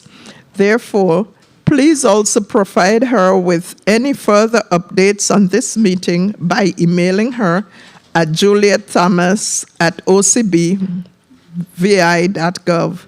Sincerely, Joss and Springett, Esquire. This ends the correspondence. Thank you, Madam Clerk. And this afternoon, I think that we have a full house. So, I'm going to ask I see that we have all, with the exception of Miss Attorney Springett, we have all of our leaders here. We have Ms. Juliet Thomas, that's representing her, who always does an excellent job. So, although we would love for Ms. Springett to make some of our meetings, I'm going to ask the government officials to please put their names and titles on the record. But before they do that, I want to recognize the presence of non-committee member, Senator Franklin Johnson. Thank you for being here. Senator Milton Potter, thank you for being here. Senator Alma Francis Heiliger, thank you for being here. And on St. Croix, I see Senator Angel Bulkas, thank you for being here. And I already recognize those senators who are non-committee members earlier this morning, which would be Senator Carla J. Joseph, Senator Gittins, Senator Diane Capehart, and Senator Maurice James. So I want to say that the entire Senate is here this afternoon to hear from the government's financial team. It speaks volumes to their presence, that in fact, this issue is an important issue to the legislature as we contemplate decisions that we have to make way forward, not to mention the fact that we recently passed the FY 2024 budget, and it's important for us to understand what's happening with the financials of this territory, because it may mean that we have to make decisions as it relates to the current 2024 budget. If we are not making the mark, we cannot continue the structural deficit. We cannot be the people that continue the structural deficit here in the territory. So tough decisions are ahead, and I know that I'm prepared to make them. And I'm certain that the mere fact that my colleagues are here with me this afternoon, those that are not on the committee, they're prepared to do so as well. So we're going to ask the government officials to please put their names and title on the record. And we're going to start with the Director of the Office of Management and Budget. Director O'Neill, you may proceed with your name and title on the record. Good afternoon, Jennifer O'Neill, Director, Office of Management and Budget. And then we're going to move to her left, my right. Good day, Joel Lee, Director of the Bureau of Internal Revenue. Good afternoon, Brent Laerdam, Tax Collector, Office of the Lieutenant Governor. Good afternoon, Ebony Serrano, Department of Finance, Director of Accounting. And then we're going to start with the Commissioner of Finance. Good afternoon, Kevin McCurdy, Commissioner of Finance, Commissioner Designee, Department of Finance. Good afternoon, Cindy Richardson, Director of Personnel. Good afternoon, Juliet Thomas, Coordinator of Administrative Services, sitting in for Josh Springer, Chief Negotiator. And I also see that there is someone in the in St. Croix. Please put your name and title on the record. Good afternoon, Lucy Nunez, Director of Treasury, Department of Finance. All right. Thank you for your presentation this afternoon with your name and title. And now we're going to ask Director O'Neill, do we have one testimony or do we have several testimonies? We have one testimony, Senator. You may proceed with your testimony. Thank you.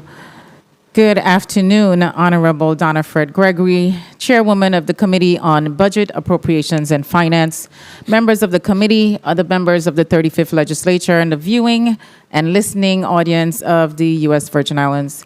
I am Jennifer C. O'Neill, Director of the Office of Management and Budget, and accompanying me today are other members of the Governor's financial team, Kevin McCurdy, Commissioner Designee, Department of Finance, Joel Lee, Director, Bureau of Internal Revenue, Cindy Richardson, Director, Division of Personnel, Brent Laerdam, Tax Collector, Office of the Lieutenant Governor,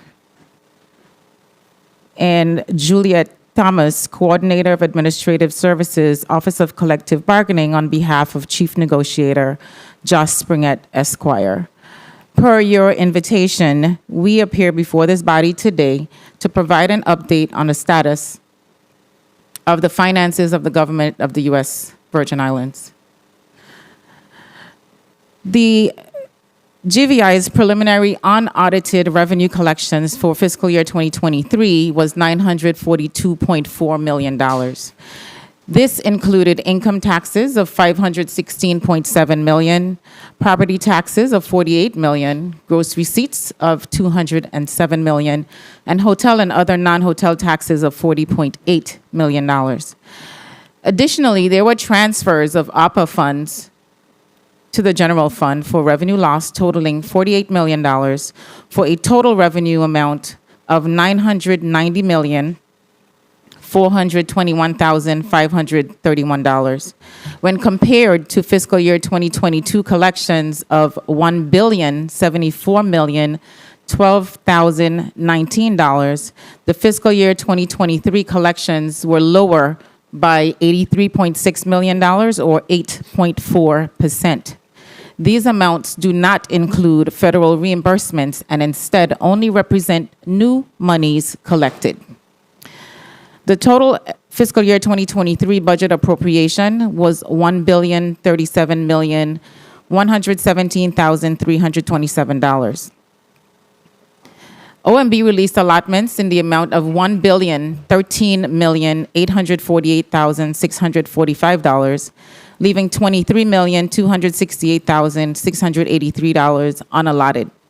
In comparison to revenues, the amount released of $1.013 billion exceeds revenues collected by $23.4 million or 2.3%. However, the difference between the revenues collected and the fiscal year 2023 appropriations was $46.7 million or 4.5%. Outstanding programmatic federal drawdowns for fiscal year 2023 and prior. The table we provided summarizes the federal expenses versus federal revenues based on analysis of active grants in the ERP from October 1st, 2019 through September 30th, 2023. Please note that some grants may have a start date before October 1st, 2019. However, they were active beyond that date and were included to show any outstanding drawdowns of federal reimbursements that we think we can still recover. Agencies continue to initiate their federal reimbursements. However, OMB and the Department of Finance are in active discussion with Governor Bryan to finalize ways to streamline and consolidate the process in an effort to afford for faster federal reimbursements. Through September 30th, 2023, our outstanding drawdowns across the government totaled $71.7 million. The total revised budget appropriation for fiscal year 2024 is $1,044,206,596. To date, the Office of Management and Budget has released a total of $276,269,960. This leaves a total unallotted amount as of January 17th, 2024 of $767,936,636. All allotments to agencies have been released up to the fourth month, except for miscellaneous, which is on an ask basis. While the allotments have been released, they have not been paid in their totality. OMB releases funds to spend, and the department then enters invoices into the system, and the Department of Finance then determines payment depending on the availability of cash. As of January 17th, 2024, the Department of Finance reports outstanding allotment payments in the amount of $33.9 million to various agencies. As of December 31st, 2023, we have collected a preliminary unaudited amount of $150.6 million, including $89 million in income taxes, $7 million in property taxes, $34 million in gross receipts, and $6 million in hotel taxes. Collections through the first quarter of fiscal year 2024 are 16% lower than the same period last fiscal year, when we collected $179.5 million. As of today, actually, we had a revised figure before we started, and that number actually came in at about 171 million. So it's actually not as low as the first estimates provided of the 179. So we have about an $8 million difference in year over year for the first quarter. The Tourism Advertising Revolving Fund as of September 30th, 2023.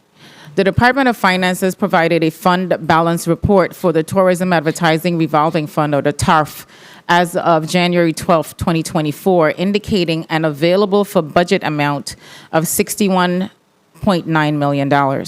However, as all funds are being reconciled, including this one, the number reflected may change once reconciliations are completed. I remind this body that a fund balance does not equate to actual cash. This fund, as with most of the 300 plus funds that have been established for use by the government of the Virgin Islands, does not have a separate bank account. Hotel taxes and related non-hotel taxes are the funding source for this fund, and on average, these collections total approximately $40 million annually. Over the last 5 years, between fiscal year 2019 through fiscal year 2023, $107.3 million was expended from the Tourism Advertising Revolving Fund against budgets and appropriations of $145.8 million. Relative to the APA funds, funds from the American Rescue Plan Act have been used for several purposes to include premium pay, retiree stipends, infrastructure projects, and revenue replacement. Of the awarded amount of $547 million, $438 million have been obligated to date.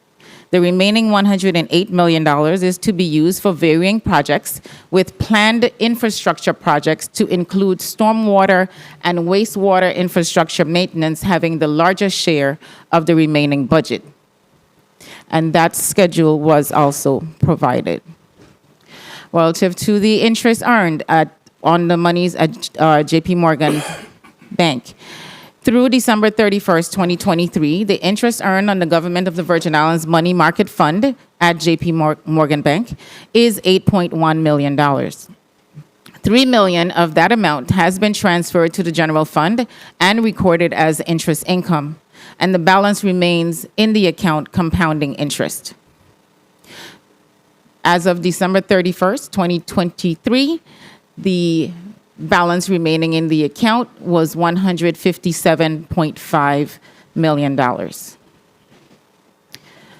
Relative to the last line of credit approved in fiscal year 23, the status of the $100 million line of credit report includes, well, we included the list of projects, the amounts drawn, amounts repaid.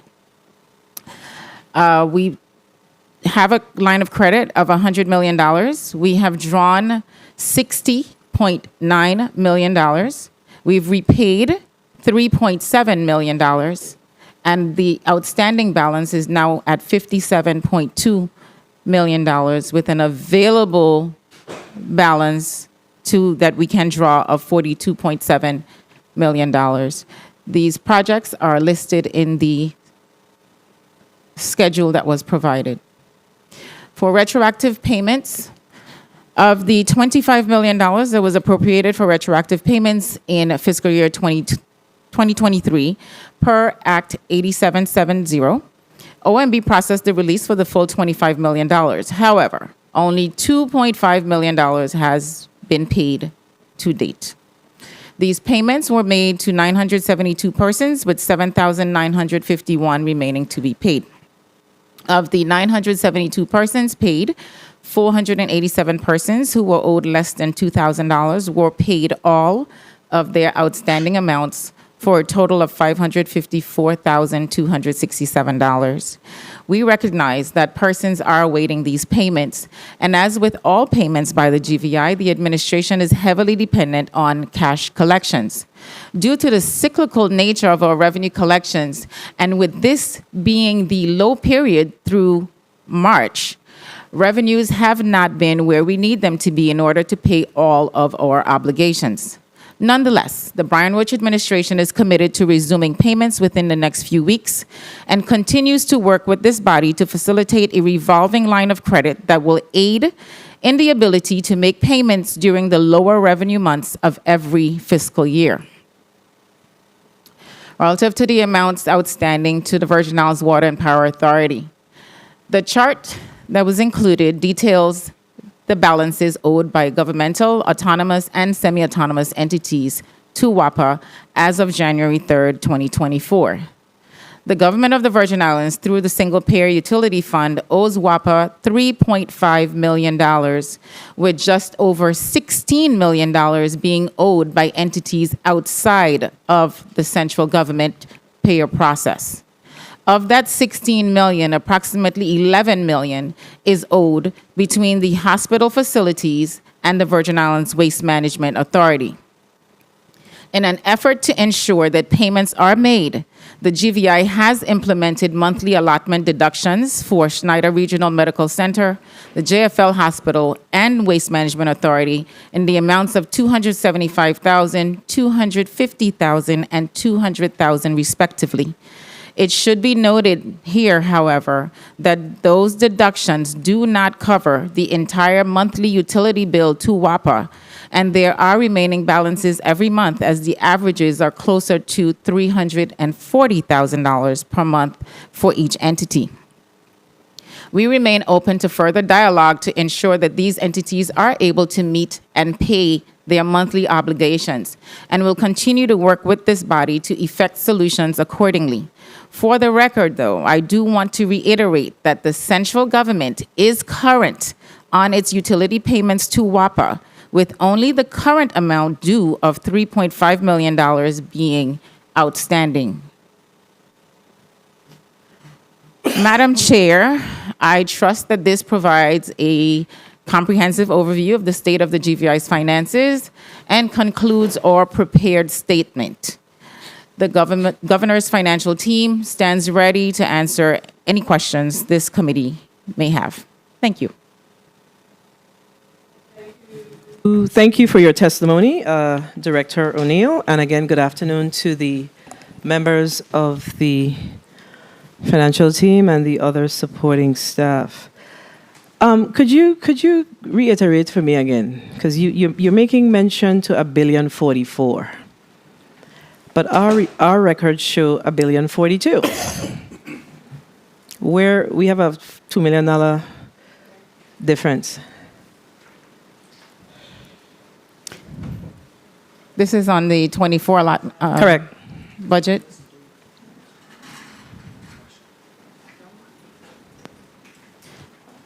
So, Senator, we include any additional bills that have been passed, and that may be what the difference is. So the original would have been 1042. No, you know you can't do that, right? Well, we have to, because for us, Which additional bills?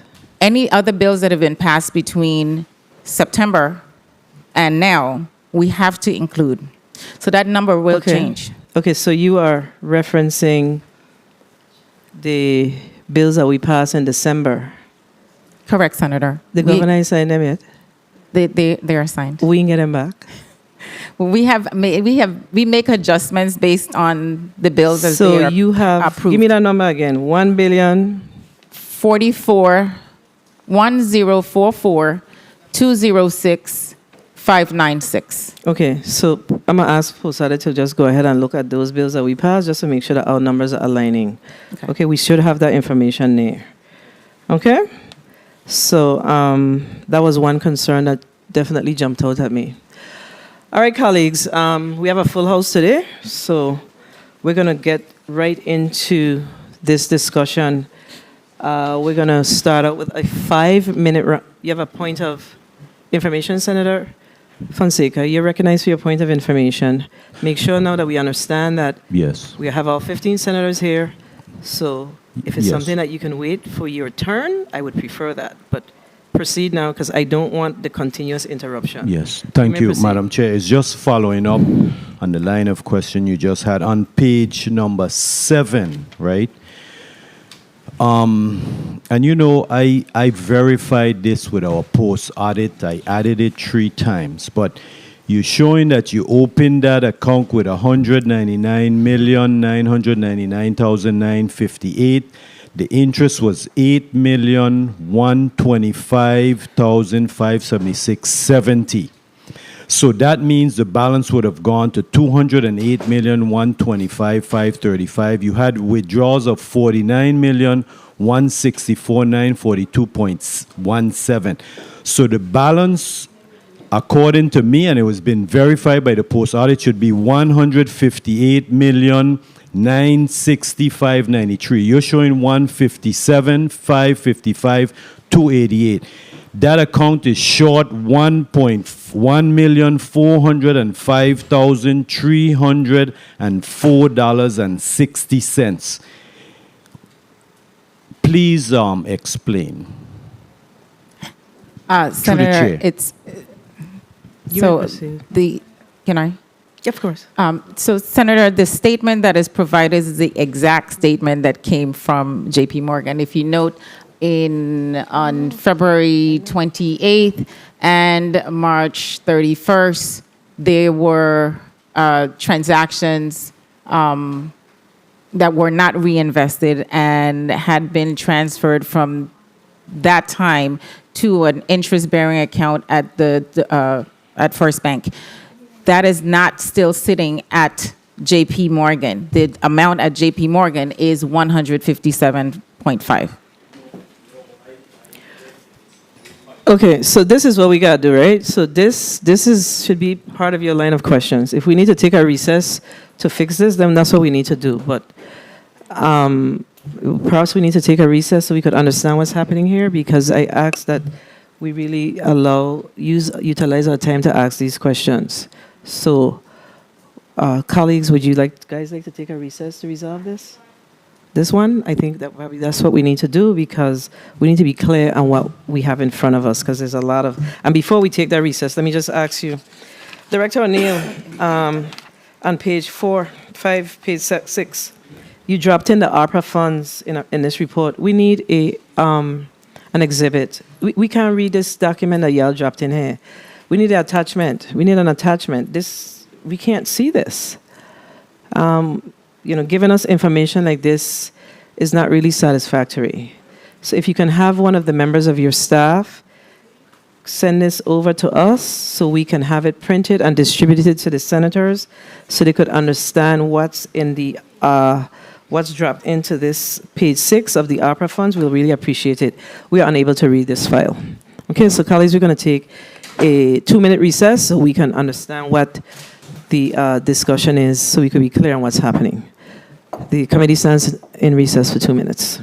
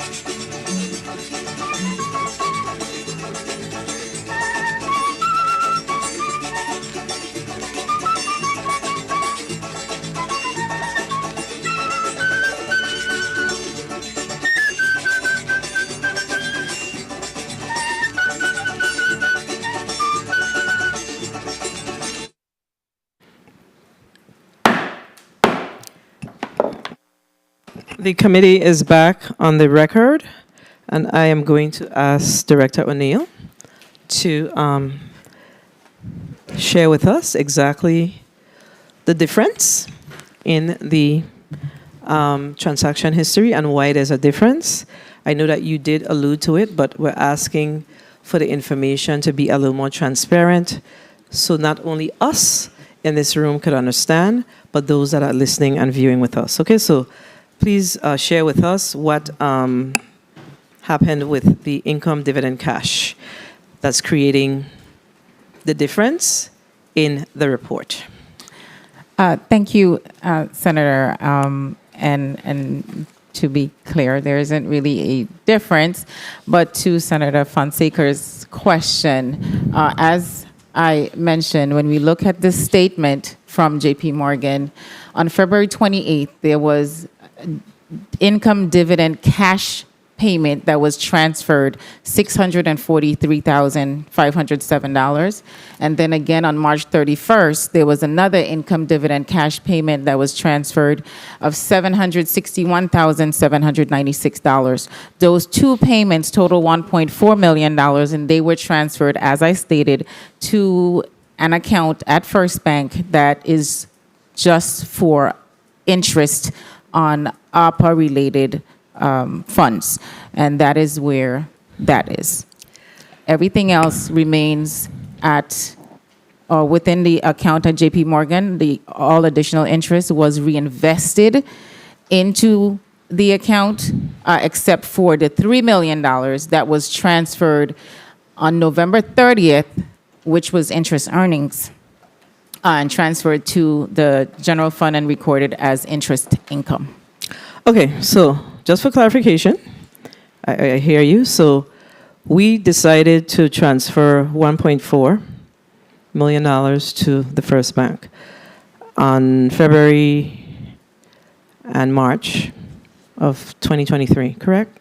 Well, so the account, when the account was set up initially, that's how it was set up, that all interest, any interest earned would just transfer automatically to that First Bank account. So we're not reinvesting the interest earned. Now we are. So in April, we changed that instruction to reinvest so that we can earn more interest. Okay. And so that's why no other transfers were made to the First Bank account except for those two in February and March. The 1.4 is currently sitting in First Bank? To my knowledge. To my knowledge, it is in the ARPA. Who do we ask if it's there? Well, Commissioner McCurdy can speak Commissioner to that. McCurdy, the 1.4? So I'd have to check with that. But Ms. Nunes, do you know if Listen. The reason why I'm asking the question is because we know that we allowed you to, was it, when did we float the bond?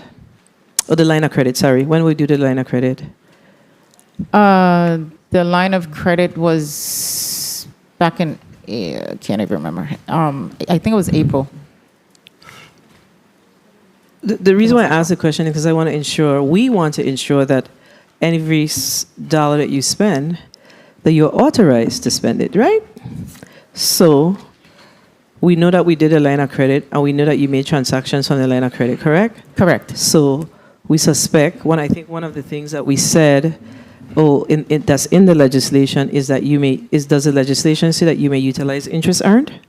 Does it say that? Yes, to utilize interest earned to repay the interest on the line. And you've made payments, so this is why y'all should know whether or not you use any of this money. So, Senator, I will answer that and tell you that this particular interest earned on the JP account has not been used to repay the line. The line is secured by $134 million sitting in a CD at First Bank. It earns 4.5% interest, and that interest earnings is used to pay the line of credit Good information. fees. Good information. So, Commissioner Designee McCurdy, do you understand that this $1.4 million still should be in your account? I understand. Because of what Director O'Neill just said? Of course. So that's the kind of responses we need. If you don't have authorization to expend these dollars, and you know that you have an account that you're utilizing to cover the line of credit, then we need to be upfront with the information, or we need to be clear and make sure that all of us understand. So the $1.4 million should still be sitting in the bank, correct? Correct. No, I want to hear it from finance. Correct. All right. Okay? That's the issue. The issue is we always have to go all the way around the mulberry bush to come back to where we need to get. So then, you know what it makes us feel like? That y'all not telling the truth. Or it's either that or you don't really understand. It's one or the other. So let's make sure that we answer the questions directly. If you need more time to get the information, ask for more time. But please do not say, I don't know, because we can't be doing this kind of financial work every day, and we don't know. Okay? All right, so colleagues, we're going to go to and Director O'Neill, don't forget the ask about that report. We need to get a pulled out. Okay, please? All right, so we're going to start with,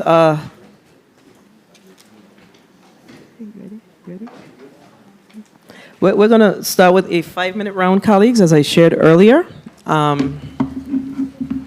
And we're going to start with Senator Novalee Francis Jr. You're recognized for your 5 minutes. Thank you very much, Madam Chair, and good afternoon to everyone, and thank you for your testimony. I think I want to begin where we left off and ask that through the chair, if in fact we could get validation and verification of that $1.4 million that's sitting in the First Bank, if that could be sent to the chair to be circulated to all the members of the legislature. Again, just to validate, in fact, that the money is sitting there and has been untouched. The bank account, and if you could speak to how much other interests have gone into it. Is just that 1.4 or any additional interest-bearing funding have gone into that account? So, Senator, the account in question really is like the APA account that we just transfer APA funds from JP to First Bank to allow for payment. So we do have, there's no other interest at that point because that's solely for APA issues. It's just APA, and it's just the APA checking account that's there at First Bank. So I think right now there's a balance of just about 6 million, and until we do another transfer from JP into APA to continue to make those APA-related project payments. Very well. Thank you for that clarity. In respect to the retroactive pay, is it your testimony that thus far, despite your authorization for the $25 million, that 2.5 have been paid out thus far? Commissioner McCurdy. Yes, 2.5 has been paid out thus far, Senator. And what is the process by which additional payment will be made? What are you then determine will be the trigger which would allow for the additional payments to be made on the retroactive? And bear in mind that, in fact, the law indicated that $25 million in retroactive payment should have gone out as of December 31st, 2023. What is the trigger that's now would allow you to be able to make additional payments on the retroactive money? So that trigger is the availability of cash. Right now, and for the past 6 months, we've been operating on a cash of 6 days of cash.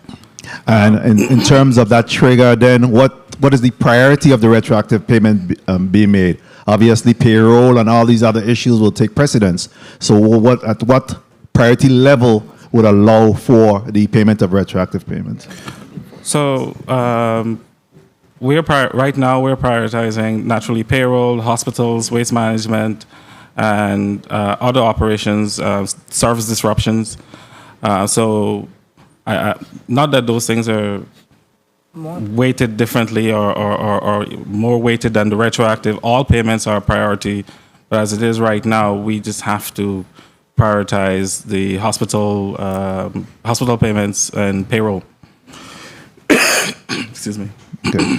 Let's shift over to vendors payment. I know that we've been hearing that your vendors are owed at this time. Can you give us what is the accumulative number of payments pending to our vendors? To include allotment, $89 million. $89 million in vendors payment pending. Again, what is the mechanism by which you'll determine the payment of that? Is the line of credit or your request, of this body to consider the line of credit? What is the trigger that would allow for our vendors to be paid? If we were allowed to use a line of credit, that would be great, particularly for now. What we know that though is, come April, we'll be in a better cash position. 1 minute. But as it is right now, based on my research going back 5 years, except for 2020, this is how we've started the first quarter. Very well. And in your your testimony, Director O'Neill, you spoke about $83.6 million in decreased revenues coming in as of fiscal year 23. What particular area have you gleaned? Have you been able to scrub the numbers to determine where that shortfall came in? 30 seconds. So I'll ask Director Lee to kick that question or response off based on what he's seeing in collections. Yeah, I mean, good day, Director Lee from the Bureau of Internal Revenue. The primary drivers of income for the government are income taxes and gross receipts. So that's where the dip occurred. As Commissioner nominee McCurdy says, April is always where we get an influx of cash. Time.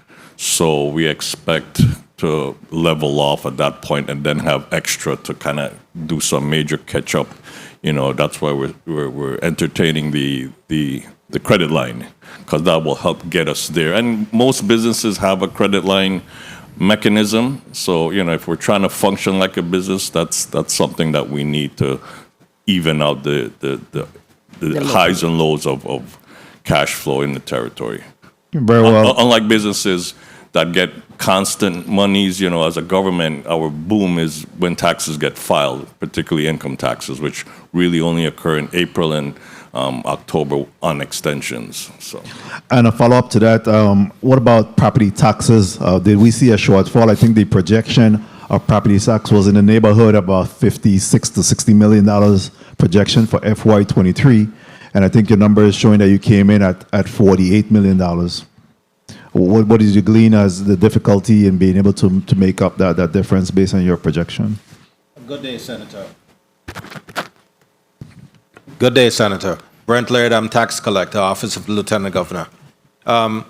In fiscal year 23, we were short some $7 million. Our target was 61, and we hit just short of 54. And so that difference we attributed to, based on the amounts that we collected in 2023, we attributed that to a drop-off that we had in our outreach, community outreach that we had been doing, and as well as availability of income, disposable income from Virgin Islanders. Well, my time had been called, but I think based on the numbers, we're seeing 48. You said 54, but I'll allow for the chair to perhaps do a deep dive on that. But there's a little difference in the numbers from what's being reported in terms of collections and property tax. Thank you very much, Madam Chair, for the time. Thank you for your response. Thank you, Senator Francis, Mr. President.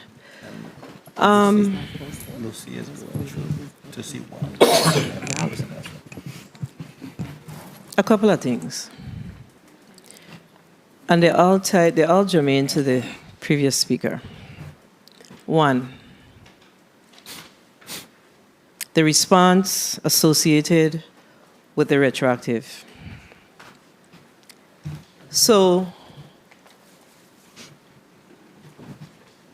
a bill was sent down to the legislature. A supplemental bill was sent to us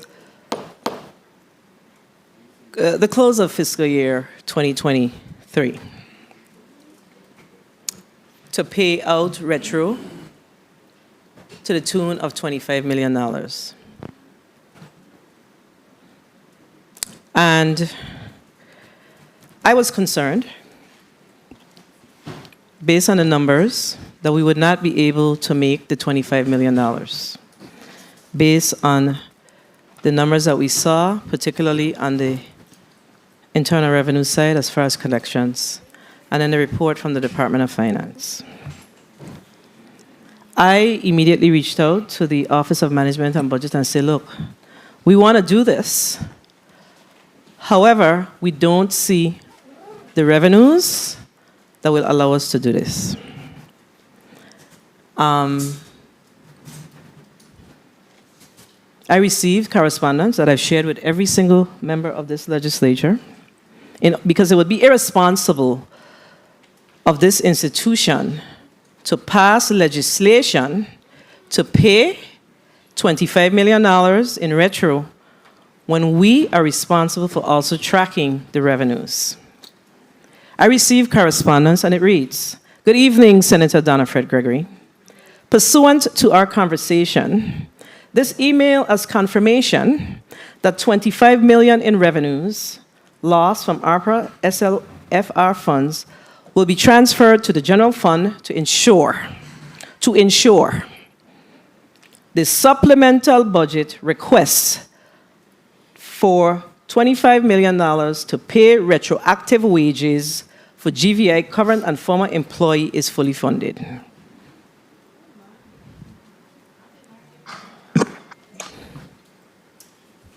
That's what was told to us. This conversation makes me feel very uncomfortable because we brought the legislation and every single member in this body said yes based on this. And today, you know what we're getting? We have a cash flow problem. Now, we knew we have a cash problem. It's more than a cash flow because the revenues come in short. So we need to stop saying cash flow because it's not true. Okay? But if we say that we're setting aside the $25 million for retro specifically, then why we deal with it? We paid $2 million. Why would we pit our citizens against each other? We give some, we didn't get the rest, the bulk of the money.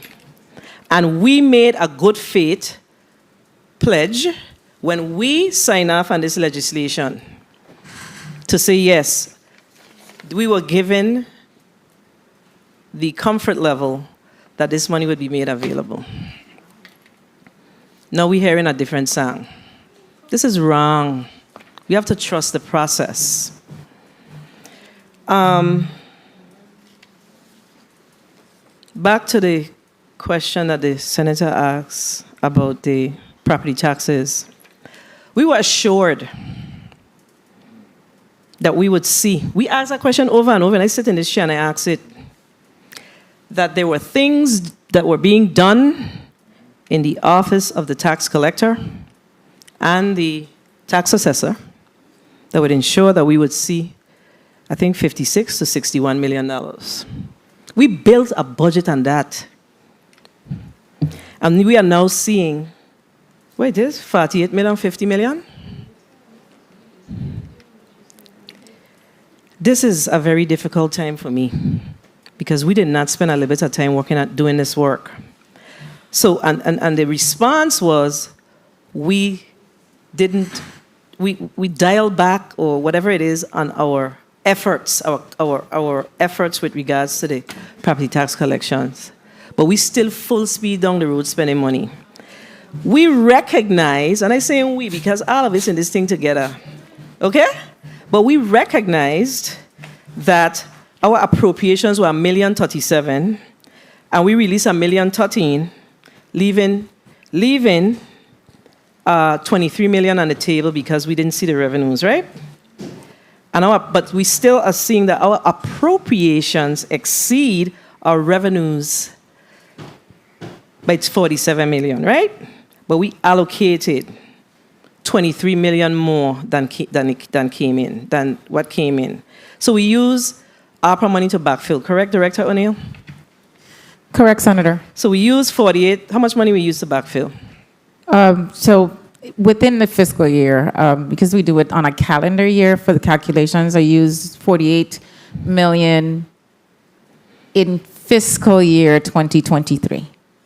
You use $48 million in fiscal year 2023. And we committed $25 million to cover the... That included that. Right, so why we can't pay the bill? I have the math in front of me. It does not... I'm not understanding what's going on. I don't understand. If we have that 48 million, we were short 23. You allotted 23 more than you received in revenues, so that leave you to 25. What is the issue? So, Senator, and I understand, before you respond, I understand that we have other challenges. And this is why you always say, because, when we say one, we got to say two. When we do available until expended, that creates an issue. But then give us the information. When we ask for information, help us to understand the things that's happening as far as how we are allotting, appropriating, if it's impacting, then give us the information.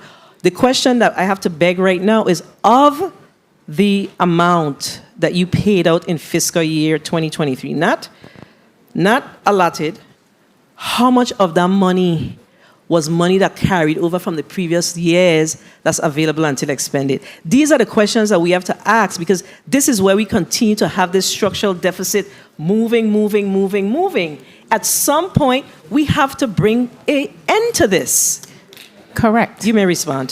Thank you. And you are absolutely correct, Senator. We have a problem, and the problem is not just those amounts that are available until expended. It's also overspending in certain categories or by certain departments. And if it's not budgeted and then you overspend, those payments are going to be made.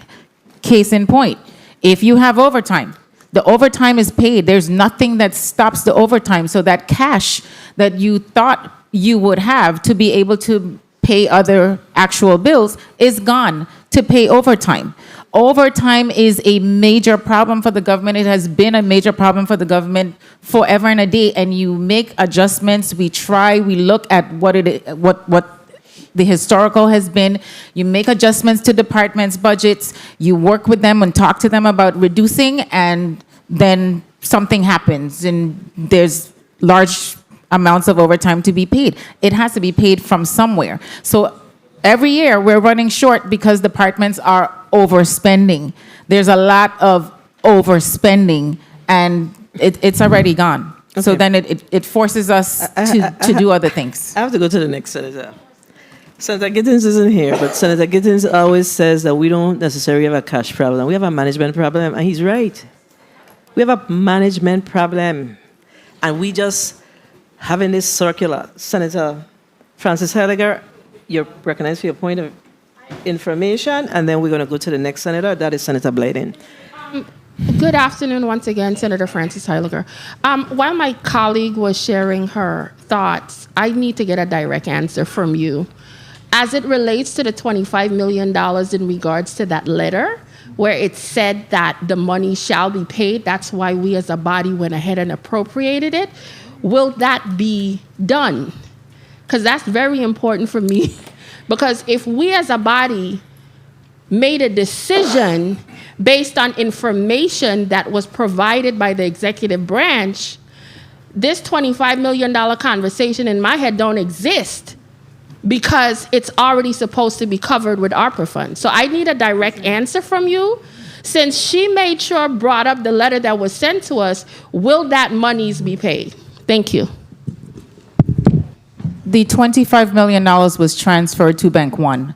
September 27, 2023, $25 million from ARPA was transferred to Bank One or the general fund in order for payments to be made. For retro, it said for specifically retro, and the finance commissioner said only 10% has been paid out. So I'm asking, are we going to spend that $25 million to pay the retro based on what was relayed to this institution?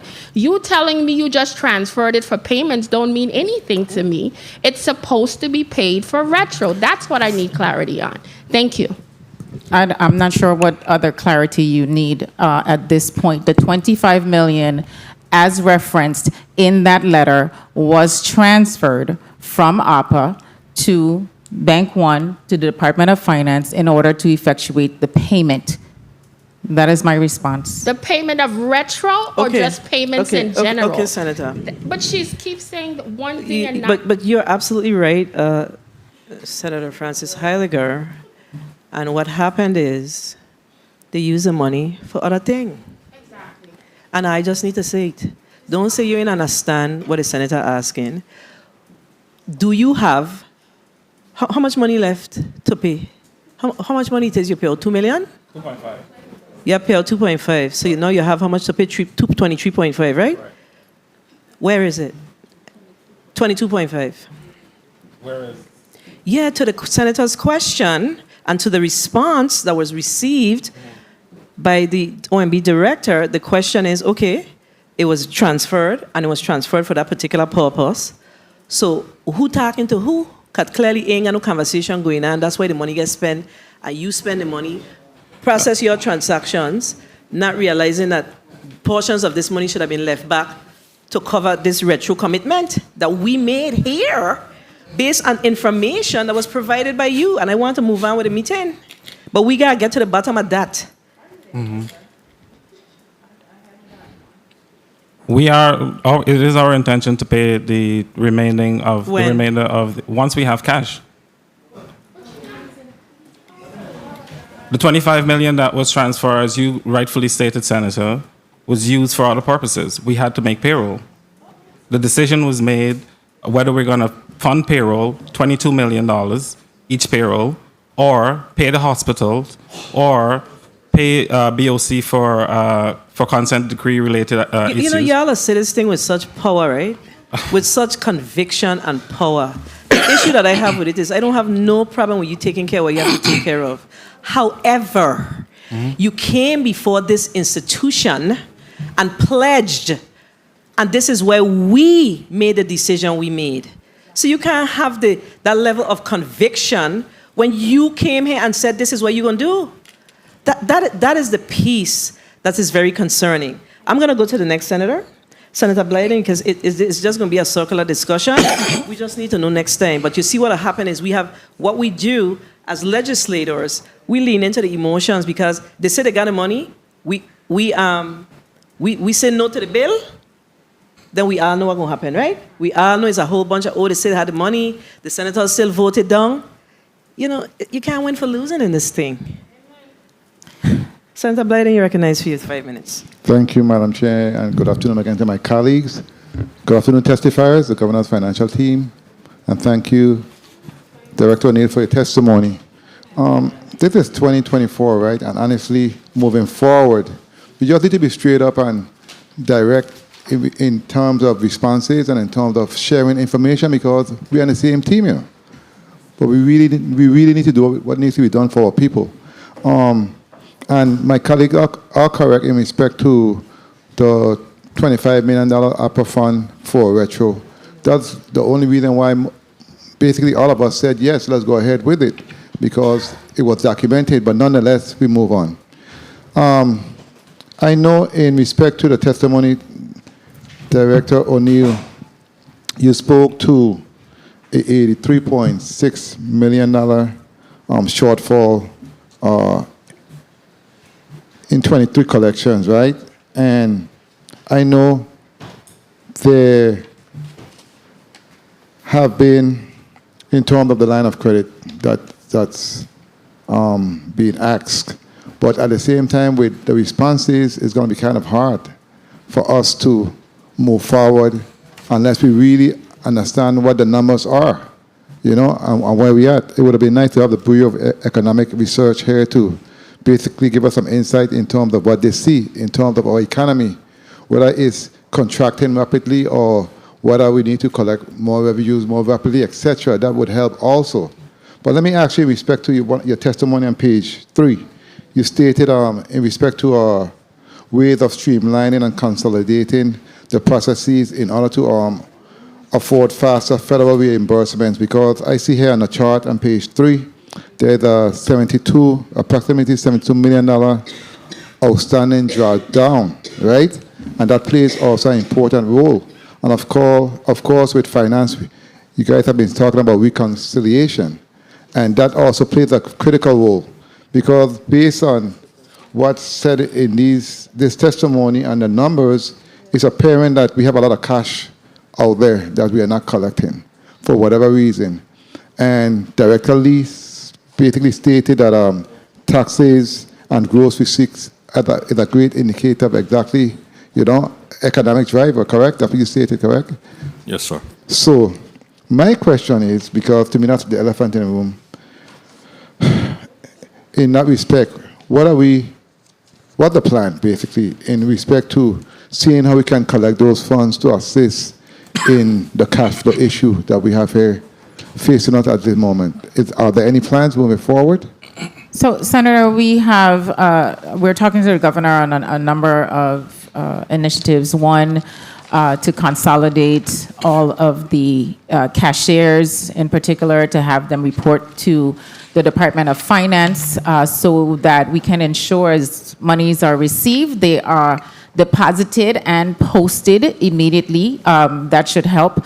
And also relative to the grants, people who are responsible for grants within the departments, that they too report under a consolidated structure, probably through OMB's grant office, to ensure that draws are done timely. Because the reason why we have roughly $72 million outstanding is because draws are not done timely, and emails are sent every single week about doing your draws, or Department of Finance has implemented their policy, which is they'll cut a check and they'll hold a check waiting for people to do the draws. There are people who haven't received their checks that have been cut for months because the draws aren't done, and we're trying to force the issue. So the governor is having meetings with the other department heads relative to this issue, and having their people really take steps to do the draws timely. So those are some of the things that we're looking at. How close are we to a resolution in that respect, though? How close are we to really getting this stuff on the wraps? I think we're very close. I've already sent a draft to the governor for his review, and they're reviewing it now. And so I think probably in the next month or so, 30 he'll make a seconds. decision and how we move forward. So Okay, very well. And in closing, before my time runs out, I also have a concern. I'm very concerned about the tourism advertising revolving fund. On page 5 of your testimony, you stated that we collect an average of $40 million annually, right? And basically, in respect to our tourism product and what's going on in that space, we have available for budget is time $61,951,000, right? But as you stated earlier, even though you have funds on paper, it's not really cash. Correct. So what's the actual balance in that account, do you know? Or So there's no account, Senator. In that right? fund. So, in that fund. so what's on paper is what we have, but it's what's on paper. There's no cash. There is no cash. When the monies come in, we have. So if I could, Senator, on your time, Senator Fred Gregory. Continue. Okay. We have basically 4 bank accounts in the government, right? As with most businesses, they do not have 300 bank accounts for 300 funds. We have 4. We have Bank 1, which is referred to as the general fund, where most of the taxes are deposited. Then we have Bank 2, which is where most of the special funds and like hotel taxes, that's where that's deposited. Then we have the payroll account, and we have a federal account. That's our 4 bank accounts. All cash goes somewhere between those 4, really between Bank 1 and Bank 2. That's where your cash collections go. It's not a separate bank account. We only have, I think, like the Insurance Guarantee Fund and maybe 1 or 2 others that have separate bank accounts as required by law. Everything else rolls up into those 2 bank accounts. That is the funds, the monies, the cash that we use for everything that we pay. So the funds on paper is just that. It's on paper. It's not actual cash. So of that $61 million, there is nothing available for expenditure. That's what you're saying? No cash. Very well. I'll let my colleagues expound. Thank you so much, Madam Chair, for the time. We have a problem.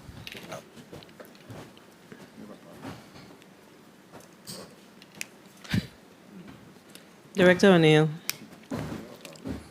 I'm not going to ask you this question because you are the director of OMB. Director O'Neill, I'm not going to ask you this question. I'm going to ask the finance commissioner because you are the director of OMB and he is the director of the Department of Finance. Commissioner. And he is a commissioner designee. And I see you have one of his accounting manager. You're the accounting manager here. And his director of treasury. Let's not forget the director of treasury is here. So when we are so comfortable with saying no cash, we need to also tell the people why there's no cash. So basically what's happening, tell me what's happening. Tell me why you ain't got no cash. Tell me. I ain't going to tell you because what I've been doing is telling you and then you'll say, yeah, you're right. Tell me. You want me to tell you why we don't have any cash? Tell me why Director O'Neill's response is no cash. Why Director O'Neill's response is we have a reconciled balance of $99 million in the Tourism Advertising Revolving Fund, but it really don't mean nothing other than no cash. Tell us why. Tell us the truth. Because I'm going to tell you, when you're done telling me the truth, I'm going to ask you to provide this institution with not the GL, but a breakdown of the details of the GL, because then we'll be able to see all the money that has been transferred out of that account to pay other expenditures. So it's easy to say no cash, and cash and paper and all of that, but we understand what you're talking about, so tell me. So we have, as I don't know if you know, but we have a pool cash, as the director alluded to earlier. For our operating account, there are 4 accounts. The Bank 2 account is where the tourism dollars go. Once the money comes in... What's the purpose of Bank 2? Special and others. Special and other funds. Correct, sorry. Okay. Yes. All right. And Bank 1 is for general funds? Correct. Proper? Okay, yes. Good. All right. Let's do it. Once the money comes into Bank 2, it's coded, it's recorded as whatever the source is, and then it's in the bank. Now, the money is pool cash, so it is there to be applied to expenses. It's not separated as tourism dollars, so it's not being touched only for tourism related expenses. So as the money comes in and bills become due, we use the cash to pay those bills. So as we continue to use those cash, the cash is depleted. So here goes Director O'Neill's statement, there's no cash. So basically, your response is if you have expenses that's associated with the general fund. Bank 2. Bank 1, like talking about Bank 1. I'm going back to Bank 1. Anything associated with Bank 1, if you don't have sufficient cash in Bank 1, you don't hit Bank 2, right? That's what you're doing. Yeah. That's what you just said. I don't know that that has been... So what type of expenses that's associated with special funds that will require you to utilize the funds that's associated with the TARF? Because remember now you say you have a bank for special funds. Correct. Right?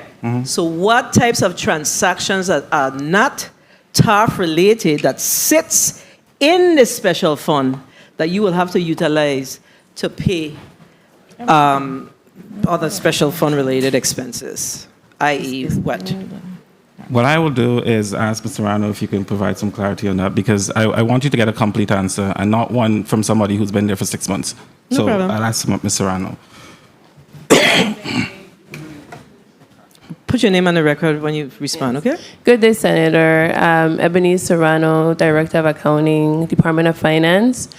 There are several funds that impact Bank 2. TARF is one of them. You have BMV. You have some other departments that we literally call them non-appropriated funds. And so all those funds are deposited into Bank 2 but by various departments and agencies, to include the Department of Tourism. And so that pooled cash from all the departments are then used to pay, in most cases, all of the items from the non-appropriated Bank 2 type activity.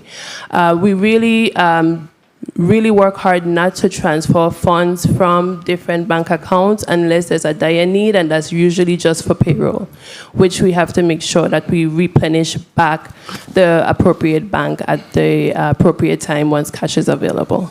I gotta go to the next sentence, but I gotta ask you this. So have you been transferring funds from Bank 2 to Bank 1 to cover payroll? Yes. To cover payroll, yes. But that doesn't go to Bank 1, sorry. That goes to the payroll account, not to Bank 1. Yeah, so yeah, we have a payroll cash account. Yeah, but you know exactly what I mean. To cover payroll. Yeah. So you've been utilizing, for instance, all sources. So if you have general fund, because I gotta go to the next sentence, but I need to make sure we clear this up. If you have general fund dollars, Bank 1 is where you put your general fund. You need to make payroll, correct? Correct. Correct. When payroll time comes, you don't move the money from Bank 1 and drop it in payroll, right? Correct. Right, so why are you trying to confuse us? It's the same thing you're doing with Bank 2, right? That correct? Correct. Yes. You're doing the same thing with Bank 2. You are moving you're moving funds from the TARF to cover non-associated payroll that's not necessarily associated with those special funds. Is that accurate? Yes or no? That's not completely accurate because we're not moving funds from the TARF. We're moving funds from Bank 2, which can be the TARF. It can include the TARF, but it's not limited to the TARF.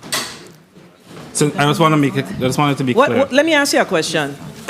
Excuse me. Ms. Serrano, the bulk of the money in Bank 2 is generated from what account?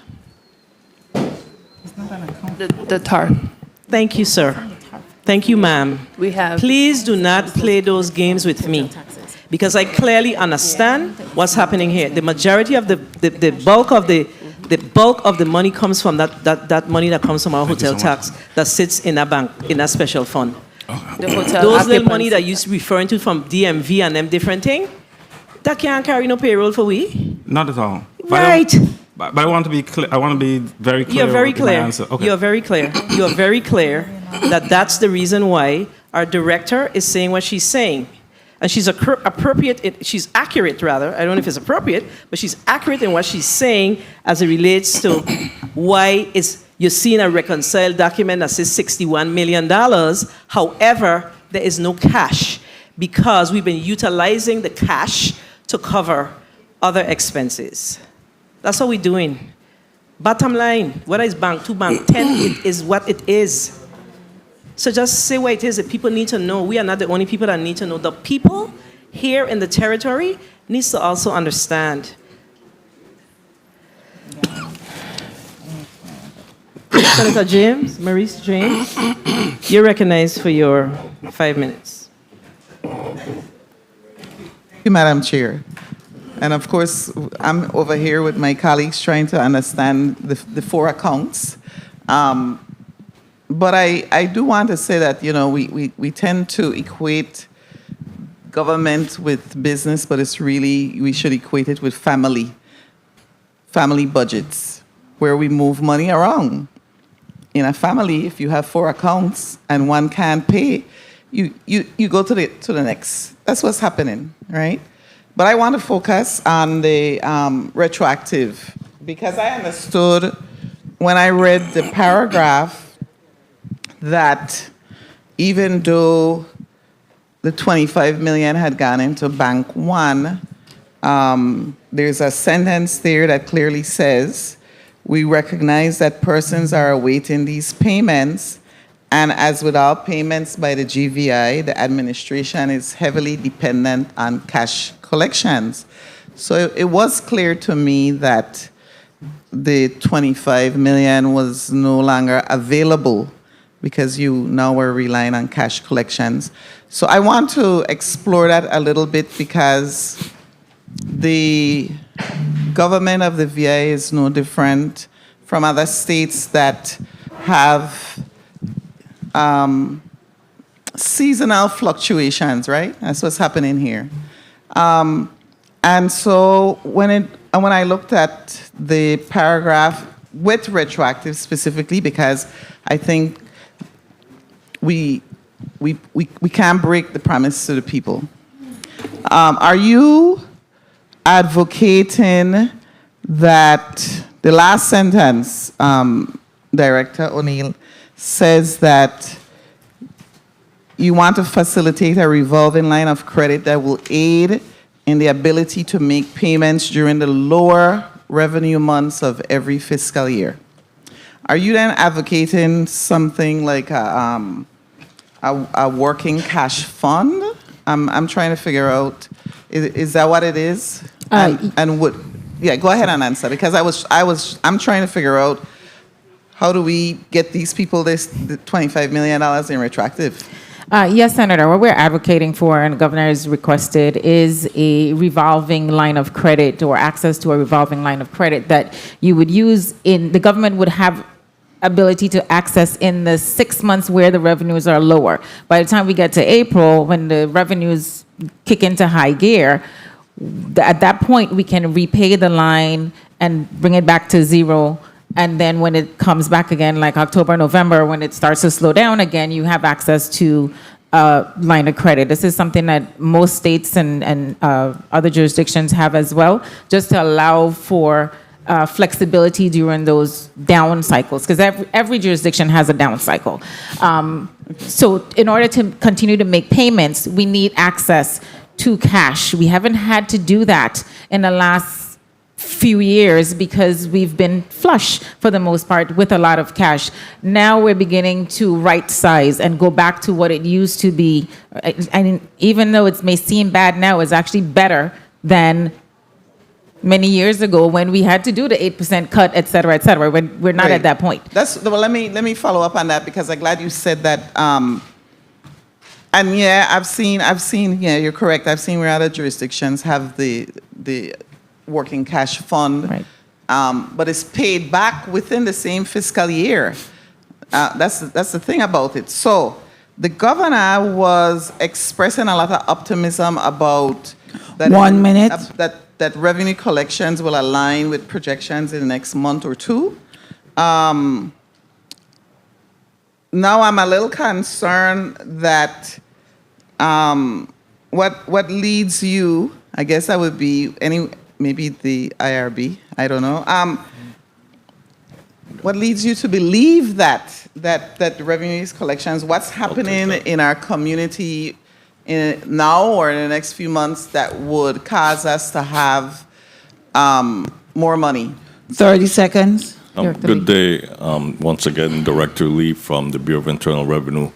One of the things that I am actually doing is referring business license to be revoked. Years ago, historically, we've always had a mechanism before a business gets a renewal. They would have to get a tax clearance from IRB, which would ensure that we get payments timely and paid before that license gets renewed.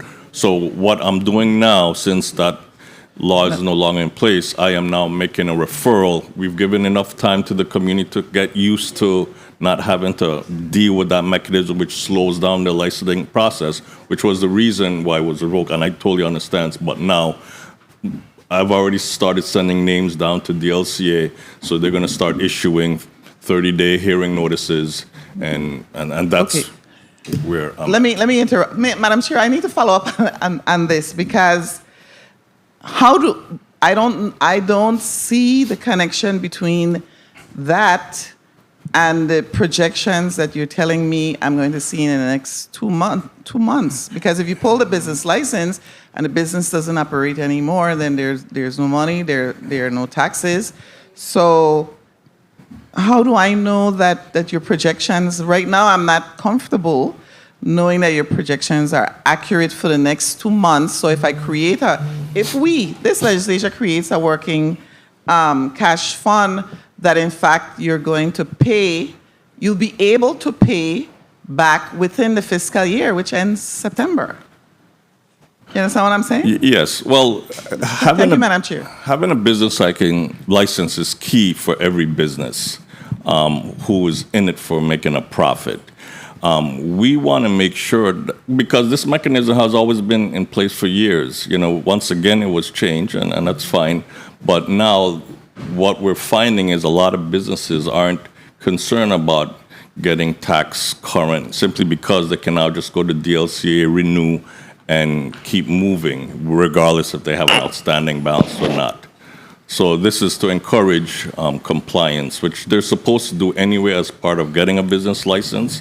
So we are using this as a reverse. I need to ask another question. Please, a follow up on this one. You want to follow up on it? Go ahead. Just on this one. Go ahead. Take that initiative and remove it. Are the projections accurate and relevant that within the next I believe the governor said that the revenue collections will align with projections in the next month or two. That's where my focus is. So remove that initiative.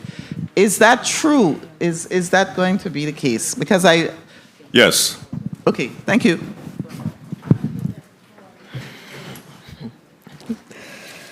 Yes, sir.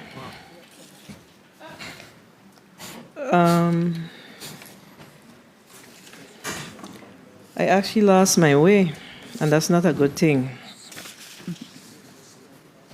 So there was a response to Senator James's question when she asked about, I can't remember what it is, but I don't remember now.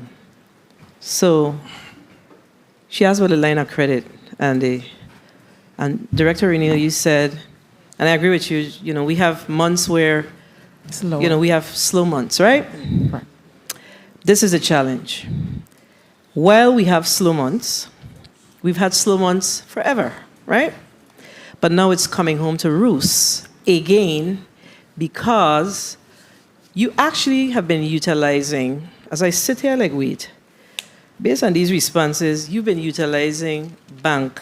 I want to use a rank bank, I can correct me and get on focus as to what I'm trying to say. You've actually been using Bank 2 as your line of credit. Actually, no, Senator. Yes, because you're using the funds, but you're not paying it back. So Bank 2, again, this is pooled cash, whatever account is available. And if we're going to talk about hotel taxes, again, hotel taxes come in about $40 million a year. Our payroll is $22 million every 2 weeks. $40 million does not go very far. When we talk about borrowing or we're taking from the TARF, we are not taking from the quote-unquote TARF. Bank 2, Bank 1, we have two accounts. There are two operating accounts. It's like you in your household have a bank account and you pay everything that needs to be paid. That's what we're doing. And I understand, but when you pool your resources, right? Because that's what we're doing, correct? When you pool your resources and you utilize funds to make sure that you're able to pay your payroll, which we understand we got to make sure we cover payroll. It's not a debate. But my concern is you're asking for a line of credit now to cover those slow months, right? Correct?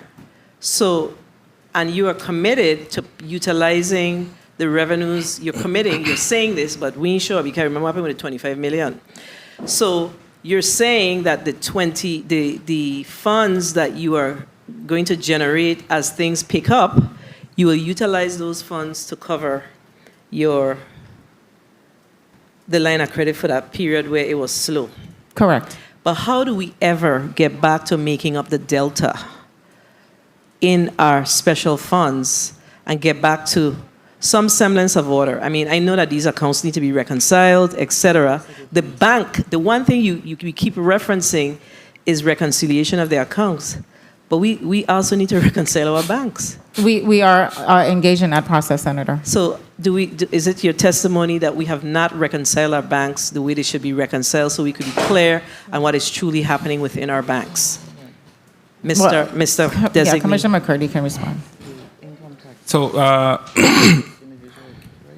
would ask Ms. Nunes to respond to that question.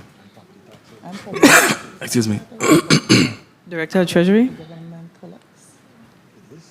Good afternoon, Lucy Nunez, Director of Treasury. There's an echo. Go ahead. Can you hear me, Over St. Thomas? Yes, go ahead. You may proceed. Okay, currently the situation is that bank recs are not complete in their entirety. That's correct, Senator. And how far are they behind? It's years' worth because of transactions pending to be entered in the system. What did you say? Could you speak up? Transactions, entries, there's time delays in terms of agencies making their cash receipts entries. So how long is it behind? How many months, years? What is it? To indicate that a bank rec is fully, completely reconciled, a bank account is fully reconciled, I'll have to check back as far back as per time. There's no, in the Director of Treasury's role, there partial reconciliations is no reconciliation. Correct. That's true. So that's contributing to a structural deficit issue that we have. I mean, I don't know at what point we're going to get serious about this. This is a serious matter. Senator, if I could just give you a quick response. You can. We have actually engaged a consultant firm as part of the cash flow reports that were being done, and it's being funded through FEMA.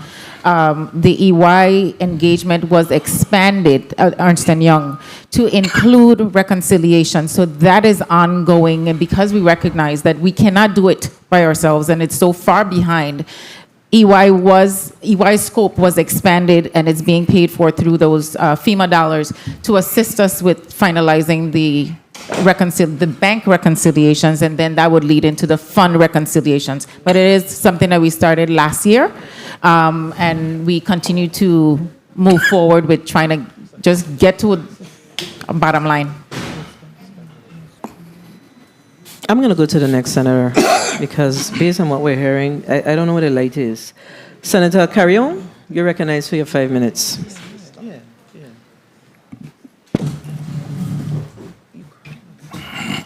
Thank you. Thank you, Madam Chair, and good afternoon to everyone. Trying to adjust here the camera.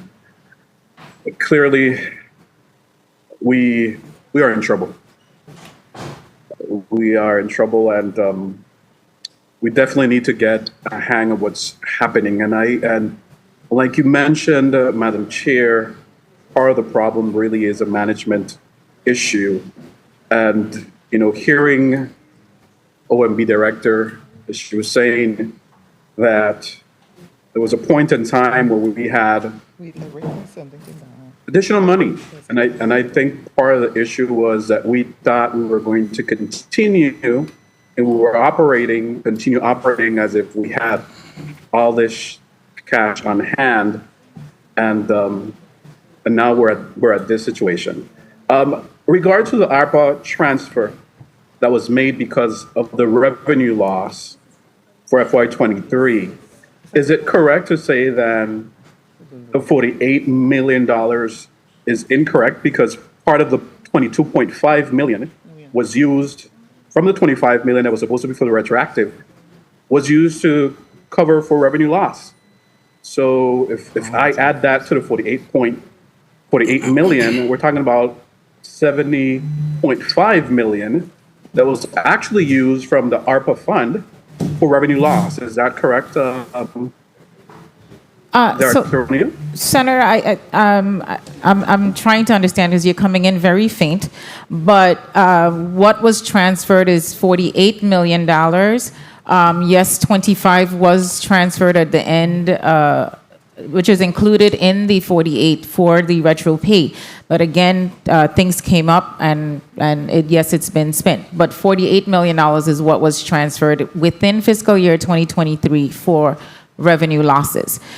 We will do, and I will state this for the record, typically the process is that at the end of every calendar year, we do another calculation based on what we saw over the last year, and using Treasury's established formula to calculate another amount that we would be eligible to use for revenue loss in the current fiscal year or upcoming fiscal year. So we do have to do that calculation now that we're in January and the calendar year 2023 is over. Once everything is posted at the Department of Finance level, we'll be able to do the calculation as required by Treasury, and at that point, we'll be able to know how much more we can transfer in revenue losses. But at this point, only $48 million was transferred. I hope that was officially transferred, but from the 25 that was transferred for the retro, 22 was used for other purposes that was not the retro. And that money came from the ARPA fund. Well, once it was transferred, it's transferred to Bank One, and it's now commingled with everything else. And so Department of Finance makes their payments. So Commissioner McCurdy can speak to that part. What's the question? I'll just move on. Can you elaborate on the factors that contributed to the 8.4% decrease for FY23 revenue collections compared to FY22? Good day, Senator. Once again, Director of IRB. I made some points in the event, this is asked, but in a nutshell, reduce COVID recovery funds to include stimulus payments, tactile credits, paycheck protection program funds, premium pay, territory-wide decrease of hurricane recovery projects. 30 seconds. Lime tree closure on St. Croix, a reduction in tourism, which I will assume is due to the high travel costs that we've seen within the last maybe 9-12 months. And, as a result of COVID, a lot of businesses did close. So, it's a combination of a number of factors. Very well. And Director O'Neill, with regards to the federal drawdown, for the departments with outstanding drawdowns, what specific actions are you taking, being taken to streamline and expedite the federal reimbursement process? So, Senator, thank you for that question. We are working in collaboration with the Department of Finance and also having conversations with Government House on different strategies to assist agencies with doing timely draws. My staff, the Federal Grants Management Unit and the Compliance Unit, are both engaged in helping departments, those that we know have issues, as pointed out or is shown on the schedule, to help them with making sure the draws are done. So we hope to have some concrete resolutions to this issue within the next month once Governor Bryan makes the final determination on how he wants to proceed. Very well. I heard my time has been called. Thank you, Madam Chair. The Senator time was called? Thank you, Senator Carrion. Sounds like you're not feeling so well. Hope you feel better. Crucian Christmas Festival mash up a lot of people wrong here. Okay, we have to have a light moment in here, buddy. We have to have a light moment. I want to go to the next senator, but it's always important to try to catch the issue as it is brought up. So Senator Carrion spoke about, see if I find it.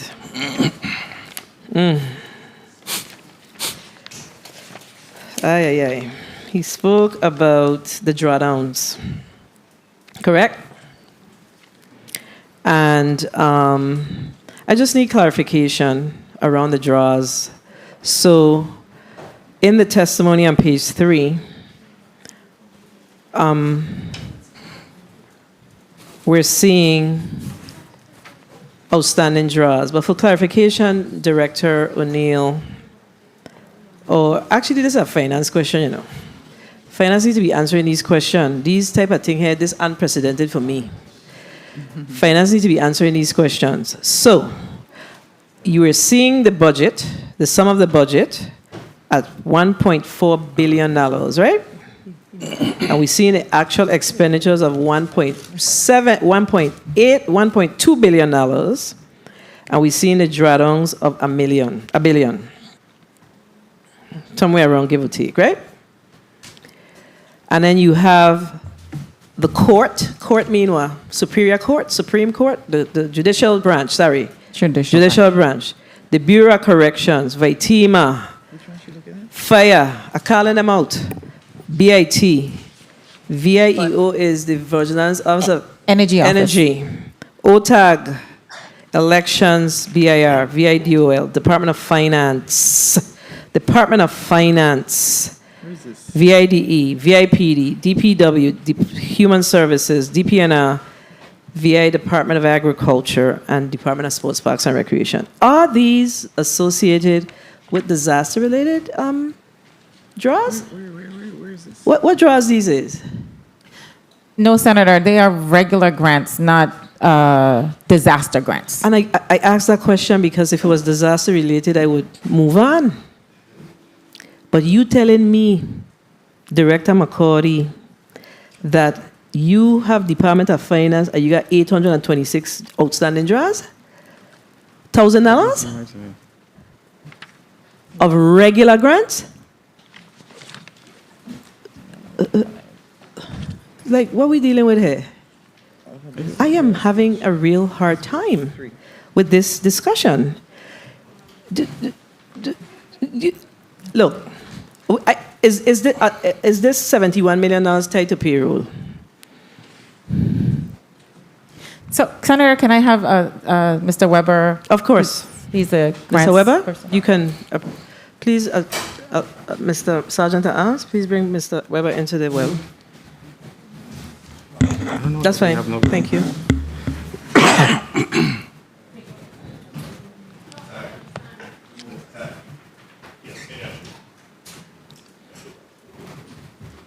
Good afternoon, Mr. Weber, and please put your name and title on the record. Please recognize the mic of Senator Bilkis's desk.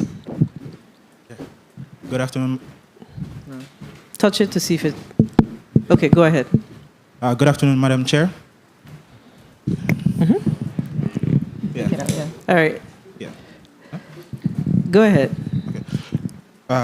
My name is Samir Weber. I'm the grants You gotta manager speak into at the the mic. Office of Management and Budget. Yes.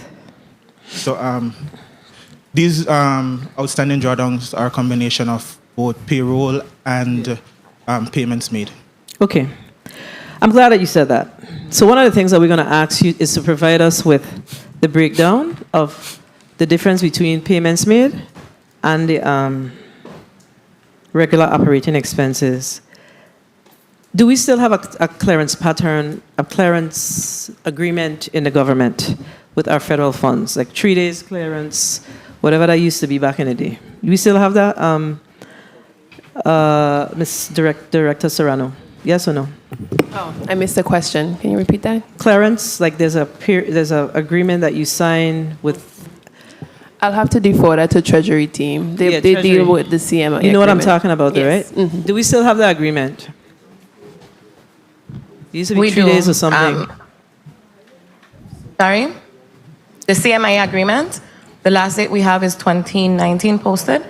We're updating our records as we speak. No. I'm asking about the clearance pattern for when you process a check that's tied to federal funds. Once that check is cut by the Department of Finance, how long it takes finance to release that check? We're going based on That's SOP been a 10. long-standing audit finding.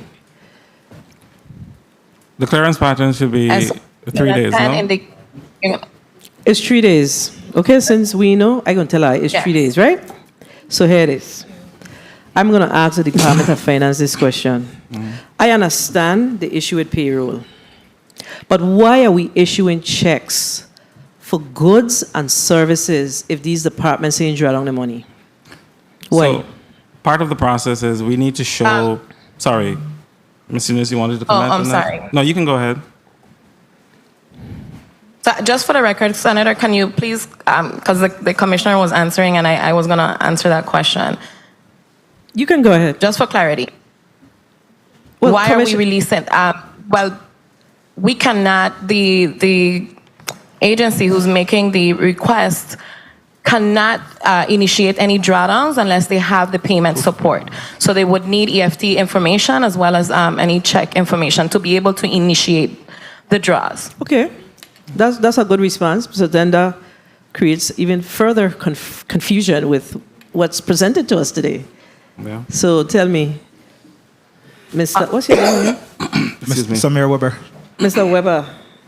Mr. Weber said that it's a combination of goods, and I see the frustration of the director face. Okay, because we are a lot alike. So Mr. Weber said it's cash, it's payroll and other goods and services. The question still remains, why are we releasing checks from these departments and agencies where the goods and services, you do not have evidence that the funds were drawn from the federal government by those agencies? If this is not tied to our disaster-related transactions, because we know that goes through a whole litany of stuff. So that's something a little different.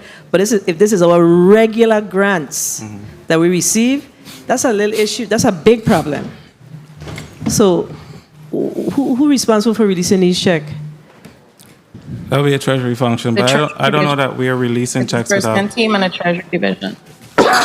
Disbursement team, treasury division. Listen,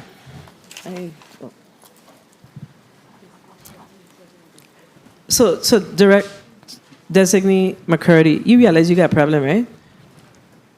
Have you looked at the audits of your agency since you've sat in the seat? Yes. And are you looking at the corrective measures that's happening direct, not what happening in the departments, what happening in your agency? Yes, I am. Because these are not new findings, These things all. They are indeed. So what are we You going to won't do? fight for me. What are we going to do, Commissioner designee?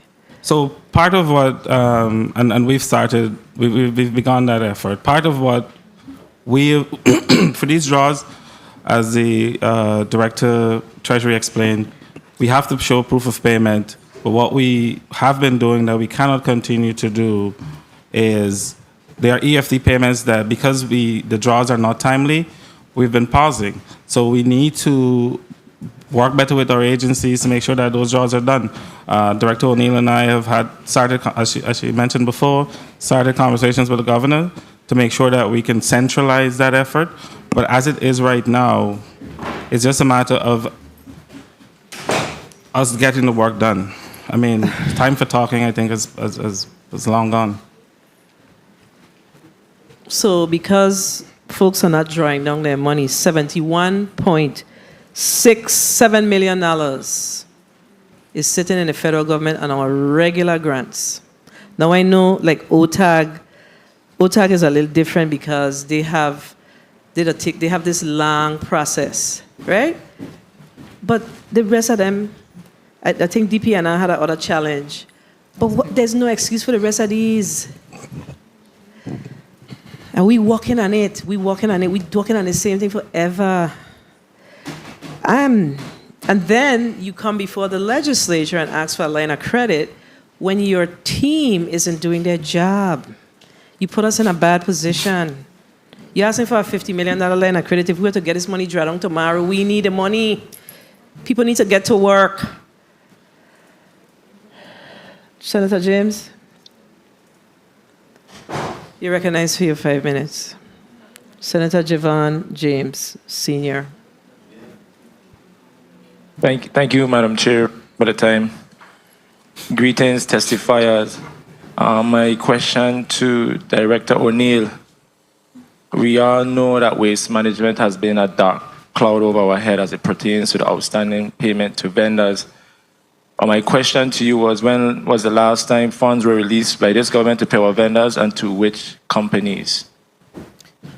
Thank you for the question. I actually will pass that to Commissioner McCurdy.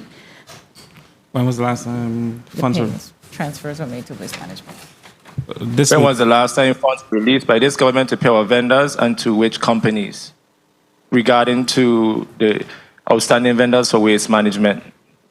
We've released payments, I believe, this week to waste management, right? We did. Commissioner Saran? Director Saran? This week, Senator. And Senator, relative to the question on which vendors were paid,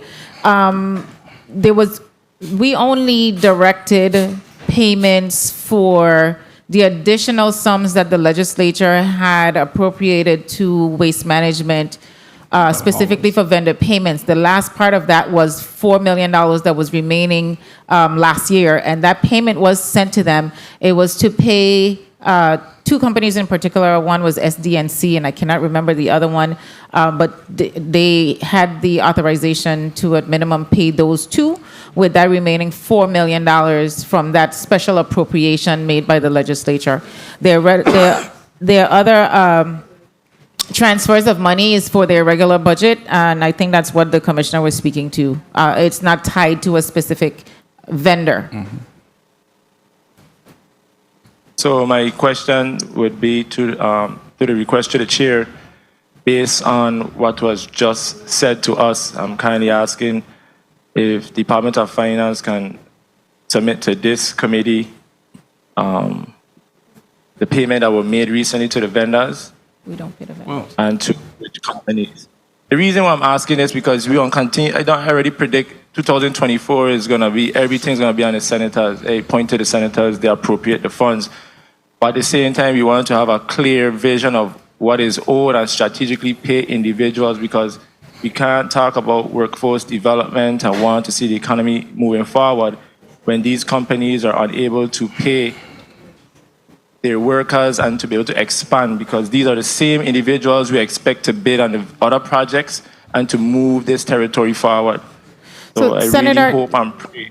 Senator, just to provide further clarity, we, the government of the Virgin Islands, or namely the Department of Finance, we do not cut the checks to those individual vendors or haulers for waste management. We transfer the money to waste management, and waste management makes those payments to their vendors.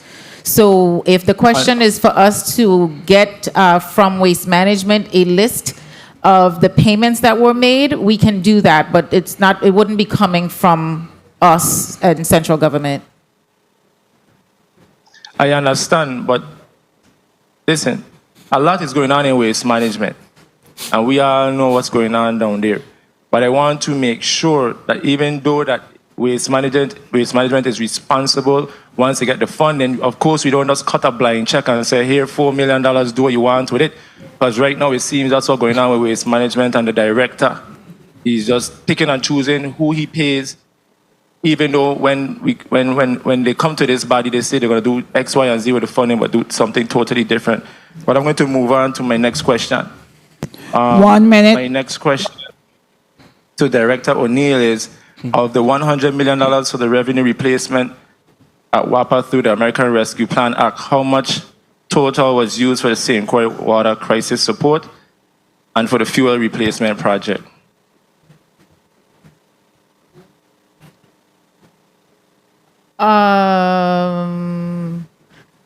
Okay, I see what you're talking about. Okay, so for WAPA, so 30 seconds. The 98.5 million went to WAPA for fuel support, etc. $2 million was for the water crisis, and that's to assist with them buying equipment specifically for the water side. They have not yet bought that, but that's the $2 million in process right now that you see that's saying difference on, and this is on page 6 for the others to follow. The $2 million is in process to be paid to WAPA for, and that's for equipment specifically for water to aid in the water crisis. Thank you, Madam Chair. I'm not gonna abuse my time because I know time was called. The reason why I asked those questions, we know the St. Croix water crisis support is an ongoing initiative, And I just want to make sure as we continue to monitor that issue that we pay attention to how much that overall cost is going to be to make sure that as legislators we can make good decisions. And while the governor is lobbying for federal assistance, that we pay attention to what that outstanding obligation will be to us. And thank you, Director O'Neill, for letting us know about the fuel replacement project. Thank you, Madam Chair, for the time. Thank you, Senator James. Senator Dwayne M. DeGraff, you're recognized for your 5 minutes.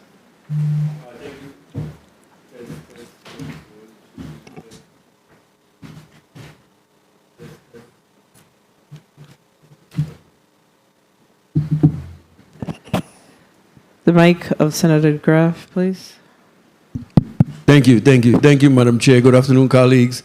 Good afternoon, testifiers, all of you listening and present. Happy New Year.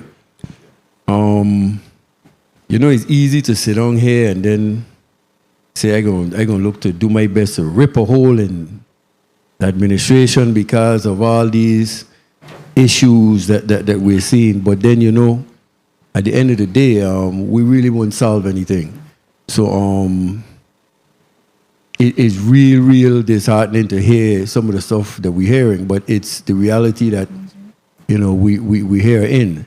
Now, that $22 million that you talk about for payroll, does that $22 million include the wage increases that personnel received, that the individuals received? Yes, Senator. That's for everything that's processed. So on average, the $22 million covers all payroll, inclusive of all of the increases that have been granted so far and processed. I mean, not just say granted, but processed as well. There are still some agencies that are processing their unionized wage agreements. Right. And Ms. Thomas can speak to that. We're trying to get her to talk. Yeah. No. Okay. Yeah, so how many are outstanding, and what would it take that $22 million to once all of those that are pending are? Because that's adding another issue in the whole situation. So how many are pending? Based on the $22 million, how many are pending negotiation that were already processed that maybe have not been started to be paid yet? I don't know if OMB would have that info. Good afternoon. OCB, I mean. Good afternoon. Yeah, you could turn on Ms. Thomas' mic there for me, please. Oh, you done? She's a little nervous, you know. Okay. Good afternoon, Senator. I'm not sure if I understand your question. Right now, the payroll is $22 million a pay period. Yes. Every 2 weeks, $22 million we have to come up with. 22.5. 22.5. Yeah. It does not include outstanding wage negotiated payments. That have not yet been processed. Right, that had not been processed. So how many wage agreements need to be processed to be paid? Good afternoon again. We currently have 7 bargaining units that have had negotiated collective bargaining agreements. And out of the 7, how many have been processed? As the director said, some have been processed and others are being processed. Yeah, a number. Out of 7, how much? 4 need to be processed? Well, that would mean having me to list departments. I don't know if do you want me to list the various departments I haven't? Yeah, I need to know that, because that $22 million, once they start to process that, it's going to take that $22 million up. And I want to make sure when we talk about payroll, we're able to cover if it's going to go up.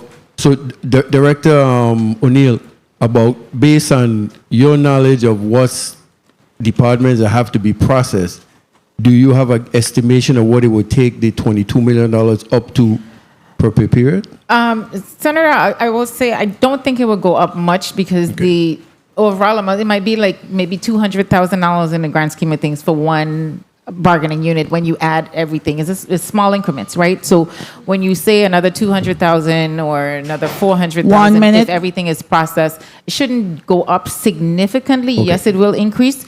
And of course, every little bit helps, but I don't see it going past We're about 22.5. I don't see it going past 23, if that's Okay. a good. Okay, I just want to make sure that number is covered. Yeah. So, Ms. Thomas, I gave you the answer when my time end and the chair's time, but I need the information. But I have one other thing here I wanted to mention before. The ERP system is used for federal monies. 30 seconds. The ERP is used for all transactions. Right, so it's used for those local accounts that we have, tourism advertising revolving fund. For all, yes. So the ERP system is programmed a certain way. So how come if the ERP system is programmed to money in, money out, do we have these type of issues that we having where money can be pulled from another account and we don't know how much is in our account? That's what we're trying to figure out. Time. So I'll take that. Lesson. Cash accounting and fund accounting are two different things. What the ERP is set up to do is to track your accounting transactions. Can it record the cash? It does. Once it's it's keyed in and it's entered, I should say, and it's posted, you will see revenues reflected as well, because we have on any business, government, or whatever, you're going to see your assets and your liabilities, your cash or your assets, all your bills or your liabilities. That's what the ERP is. It's an accounting system. It has nothing to do with the bank accounts. Bank accounts. That's your cash. All your cash comes in there. The two things are not the same. And so it's always going to seem difficult to understand if you're really not like in accounting. And that's fair. Right? I just want to get grasp. So Madam Chair, so Ms. Thomas, you could just go ahead and answer on the chair, and then that'll be wrap up for me. I need to know those agencies. Thank you. Good afternoon again. So for the United States Workers Masters contract, we have 13 departments that are affecting for salary increases for fiscal year 24. The ones that are pending, and pending can mean various things. It can mean that NOPAs are going through the process or request for funding. VIPD, BIR, Energy is partial. They have one pending and one is already processed. DLCA, Human Services, BMV, and Agriculture have processed. Property and Procurement are pending. Finance, Tourism, Lieutenant Governor's Office, and I believe I called Education is also there. Notice has also been processed and completed. The other bargaining units, the United States Workers for Law Enforcement Officers, the PNR, DLCA, and Department of Health, those are pending. For the corrections officers, which are under the SIU bargaining units, BOC and Department of Human Services are also processing, which are pending as well. Education for the EAA bargaining unit, the SIU for the Attorney Generals, the Virginals, LPN, and Department of Health, VISNA, those are also pending as well. And like I said, it depends on where the process is, where there's no NOPAs being processed or request for funding. Okay, thank you. It's a large number. Thank you for the time, Madam Chair. Thank you, Senator DeGraff. Director O'Neill, I gotta go back to this $72 million. This thing have me in a real funk, frankly. Speaking of the grants? Yes, page 3. So the energy that we use to come before and say to the Senate, look, we need a line of credit. But then in your testimony, you all are saying you're in active discussions with the governor to finalize ways to streamline. Like, this money here belongs to the people, and there must be some movement on us getting this $72 million. Correct. These department heads, I don't know whether it's reimbursable. I don't know what is causing this, because it's not in front of us today. But there must be some explanation to the legislature as to what is the root cause as to why we have $72 million on the street in federal funds, not drawn, but spent. There must be a response. We can't take this lightly, because we are saying full-moutedly, look, we need $50 million, but we ain't saying full-moutedly, we have $72 million on the street in the coffers of the federal government that should be here that we have not drawn? Is it that we don't meet the three-way match of providing the info? What is the problem? So, Senator, there are varying problems, and every department will tell you it goes from lack of staffing to not having a proper system to track to all sorts of things. There's always lots of reasons. But again, we are working. We are calling continuously. We are having meetings and asking them to do the draws and following up with them every single week. I just feel like we need to do more than just the calls or just the meetings. It's not moving fast enough for me. So I need the money to come in. What's the more? Let me see if you and I thinking about the same more. We probably are. I ain't gonna put you on the spot. Thank you. We know what the more is. Senator Fonseca, you're recognized for your 5 minutes. Thank you, Madam Chair, so kindly, and good afternoon to all the listening audiences, and especially to our hard-working and dedicated professional panel of testifiers. Welcome, blessings. Through the chair, Madam Chair, I want to request, first of all, I want to make sure with the U.S. government market fund, I know we were saying that fund balances and cash balances ain't the same, but I want to get a clarification if this U.S. government market fund balance is a cash balance. Are we speaking of the money market at JP Morgan, Senator? Yeah, it says fund. In my thing here, it says a government market fund. Okay, what page are you on, sir? I just want to make sure that the balance is a 157, page 7, sorry.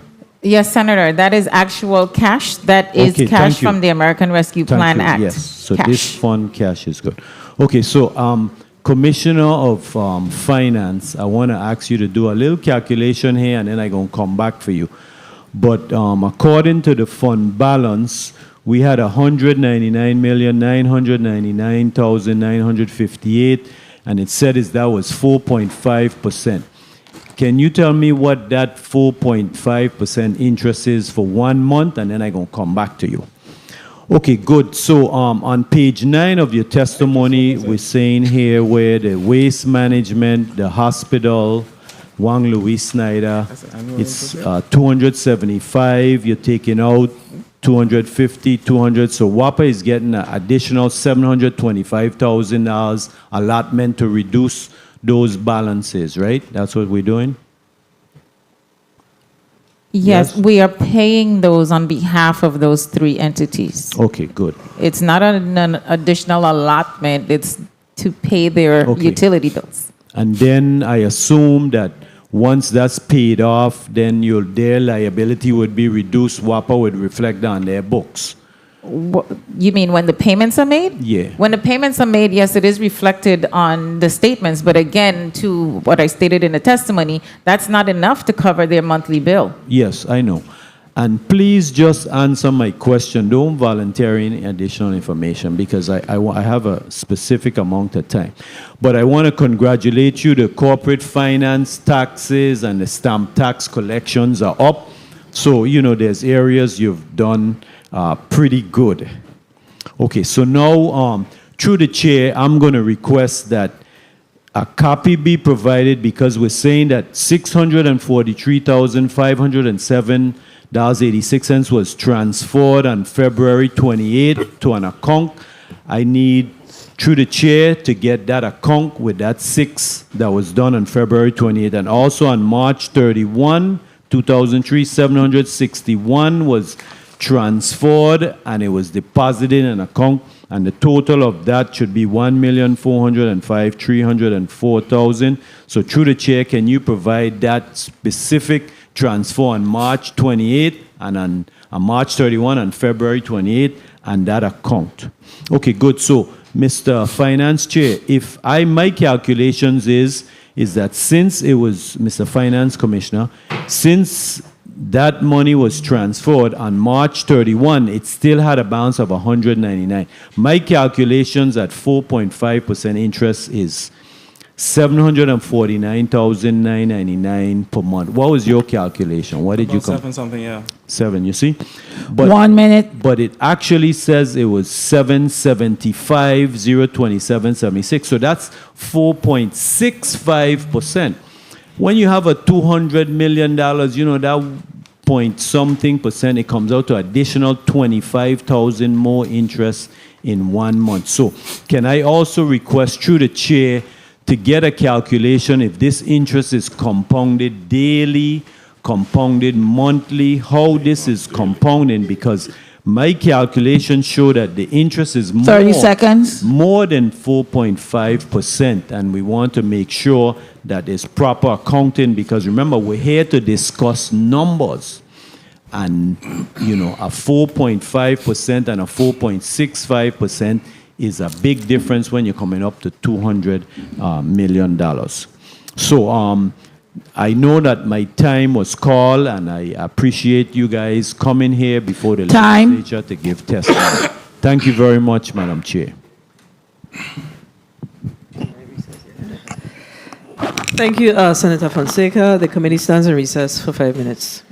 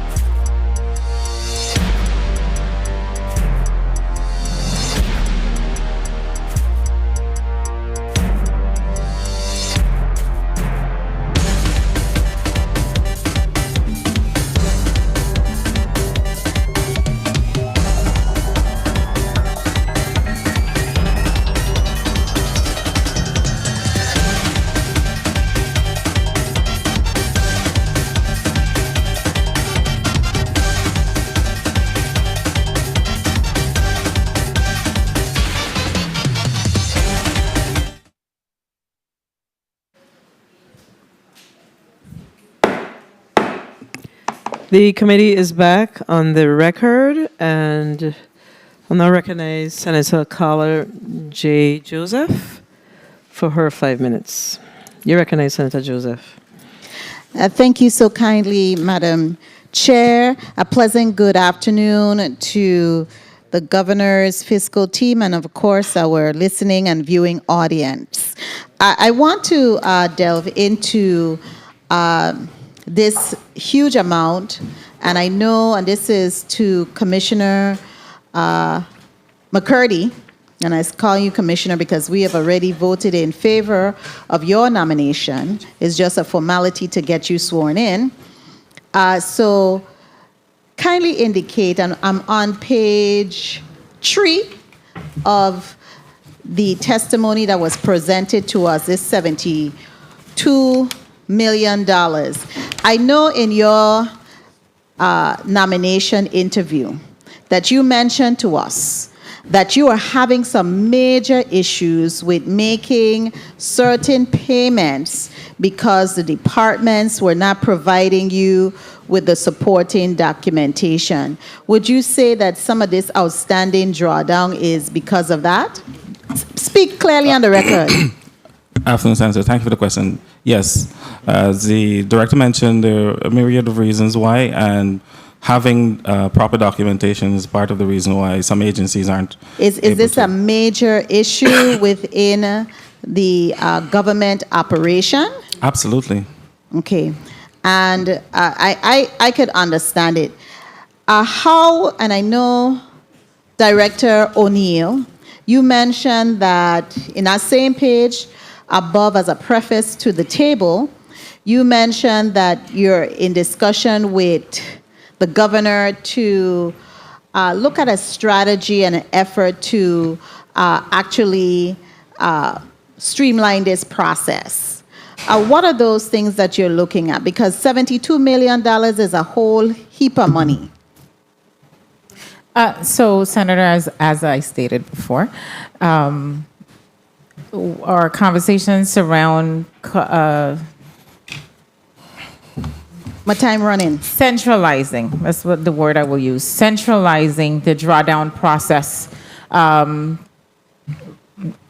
between OMB and finance. There are things that we can centralize. We can have the federal grants analysts or agents or whatever they are in those departments report up through OMB, do the draws, and then have them posted at finance timely. So that would speed it up instead of waiting for individual departments to do a particular draw. We also are aware that payroll-related costs can be drawn 3 days in advance of the payroll. So we are pushing out on that and giving instructions to departments to process that payroll draw prior to the actual payday, so that we are not in the hole on payday. So there are a number of, those are just a couple of the things that we're looking at. Okay, now I understand that, and off the record, I shared with you some of the things that an agency that I worked for and worked with for 5 consecutive years, they had no audit findings, and that's the Virgin Islands Housing Authority.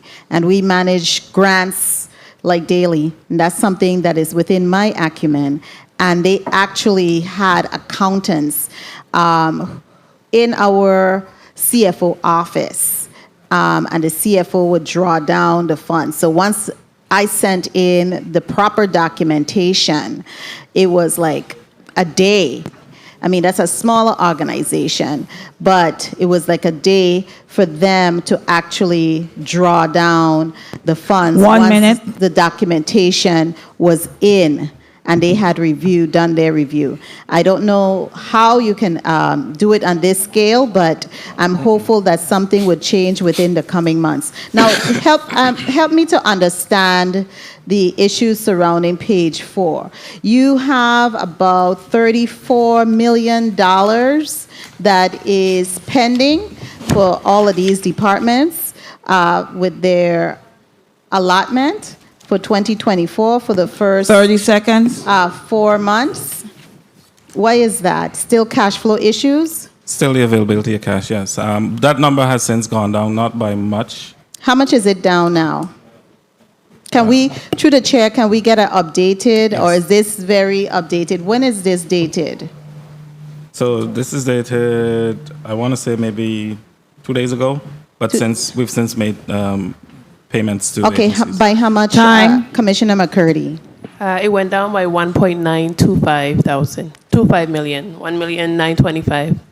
Okay, all right, understood. Now, I want to ask my final question, and I always ask this question, I didn't hear it being asked by any of my colleagues, and if it was, please forgive me. How many days cash on hand do we have? 6.5. 6.5, and that's what, about how much a day? 3.5 a day?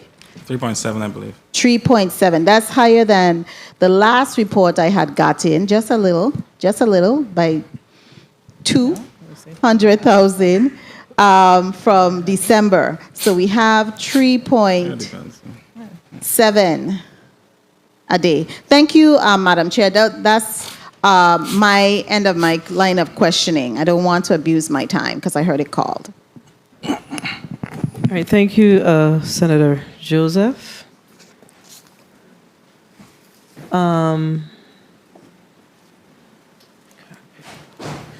So,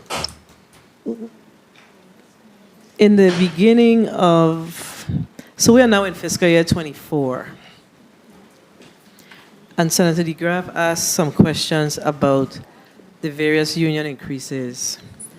What was our obligation, our biweekly obligation in FY 2021 and FY 2022? No, sorry, 22.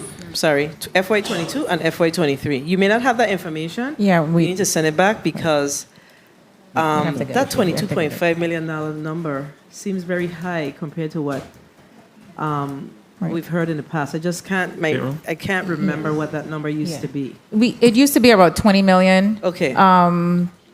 And we can get the exact numbers, but it was running on average $20 million every 2 weeks. So I think that's a number that you would remember. Now, that's inclusive of taxes, so we're going to get the exact numbers for what it was in fiscal year 22 and fiscal year 23 and get that back to you. So would you agree that we've made decisions in the government as far as our financials that are not sustainable based on the discussion that we're having today? I wouldn't necessarily say that they're not sustainable because, with increased salaries comes also increased taxes. So I wouldn't say it's unsustainable. I just think that we need to look at some other areas to reduce our expenditures and do better at collections as well. So that's a key part. Okay, so it used to be 20 million. It's now 22.5, and this is inclusive of federal and local dollars? Or this is just... This is just a local portion, but this is this also includes the insurance, GRS, and all those other stuff. Yeah, your payroll. I get that. So 22 million, and this is just general fund proper. This is just general fund, yes. So then the question that we have to ask you then is, because we're seeing this $72 million that's outstanding, how much is your federal-related payroll? I can get that. What's that number? I can get that information On for a you. bi-weekly basis. Okay. Because if the funds are not being drawn, then that's killing us, as we can see. So that's important for you to understand. But let me ask you, so when do we know what our payroll number will be for each respective department every 2 weeks? The week prior. So this week we would have known, I think a couple of days ago. So this week we'll know for next week. What, let's just use Department of Education as an example. Mm-hmm. What VIDE's payroll will be, correct? Yes. So what do you do in your department to say to all of these respective departments and agencies, your payroll is $5 million. Please forward please conduct the drawdown. What's happening in DOF to ensure that those draws are being made on a biweekly basis? Because that piece seems to be missing. What's happening there? Senator, that's a very good question. I'm not sure I have the answer right now, but I can get that for you. I'm not sure I have that answer. But you understand what your role is? I do understand my role, yes. Okay, because these are very important things that you need to close those gaps. Because if you know a week in advance what the associated payroll cost is for each department, you also know what it is for the federal side of the department. Right. So then those departments need to be, information need to be shared with them so they could conduct their draws. If they ain't getting it, they have, so then the ERP system, as a matter of fact, you don't have to send them the information. The ERP system actually shows you what you're in for against your federal dollars the same week in advance. So why people ain't doing it? Why the draws aren't being made? Why are you not insisting? And this, I guess, accounting, treasury. I see the lady for treasury gone. She had a flight, yeah, so. Right? Why she have a flight to catch? We gonna be here all night. You know, she coming here? She coming St. Thomas? No, she's not. She had a prior. Oh, so she's leaving town. She is leaving. Okay, so why? What? Director of Accounting. Why we're not seeing these draws coming through if we know in advance that my department is in for $3 million for payroll for each, whatever that number is for each pay cycle. Why? Unfortunately, I can't answer that. That's under the purview of the Treasury Division. I know they have beefed up their efforts in working with the agencies to get those funds drawn, but it may take more than the Treasury unit. It may take some further actions to get things moving. The further action is to, if you ain't process your transactions, then your employees don't get paid. And then all heads will roll. That's the problem. I mean, this is a serious situation that we have in front of us here with this $72 million that remains outstanding. Set up the protocols, man. This thing can be done. This is not rocket science.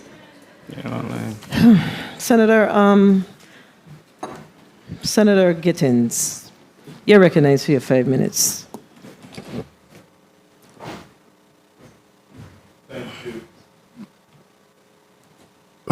Thank you, Madam Chair, and good afternoon to all. You know, after listening to today's discussion, you all have affirmed and confirmed all that I've been saying over and over, and especially what I said at the beginning of the budget cycle last summer. One, we don't have a money problem in this government. We have a money management problem. And two, it really appears that we have lost the ability to not only build, but to grow and manage our own affairs here in the U.S. Virgin Islands, sadly. And I say that because we're under all these consent decrees that we're paying millions of dollars to each year, over and over. Some of these consent decrees have been over 20 years. Do the math. We've had a number of project delays for no real tangible reasons. That is a problem. We have a lack of maintenance in our own government-owned properties, but we continue to be quick to dole out millions of dollars to friendly contracts. That's what I call them, friendly contracts. That said, as the chair alluded to earlier regarding the $72 million in federal monies on page 3 of the testimony, we fell short, But like we were discussing, when will the administration take night and make day out of this and make hold people accountable to do what they're supposed to do? You know what we fell short of saying in the response? And yes, OMB director, it wasn't in your place to say it, but I'll say it for you. People who are to be held responsible for these things need to be held accountable. And if they ain't do what they're supposed to do, they need to pack up and go home. Simply put, we have a government to run. We have services to provide, and we can't continue to do it under that. And who should be held accountable for violating Act 8770? As I go through these things, I'm wondering, because the retroactive payments that we did in Act 8770 stated that the $250 million should have been paid out by December 31st, 2023. 25 million. And to see that we only paid out how much? 2.5. 2.5 million. So, I mean, what's the real reason for this, that we can't even simply adhere to this?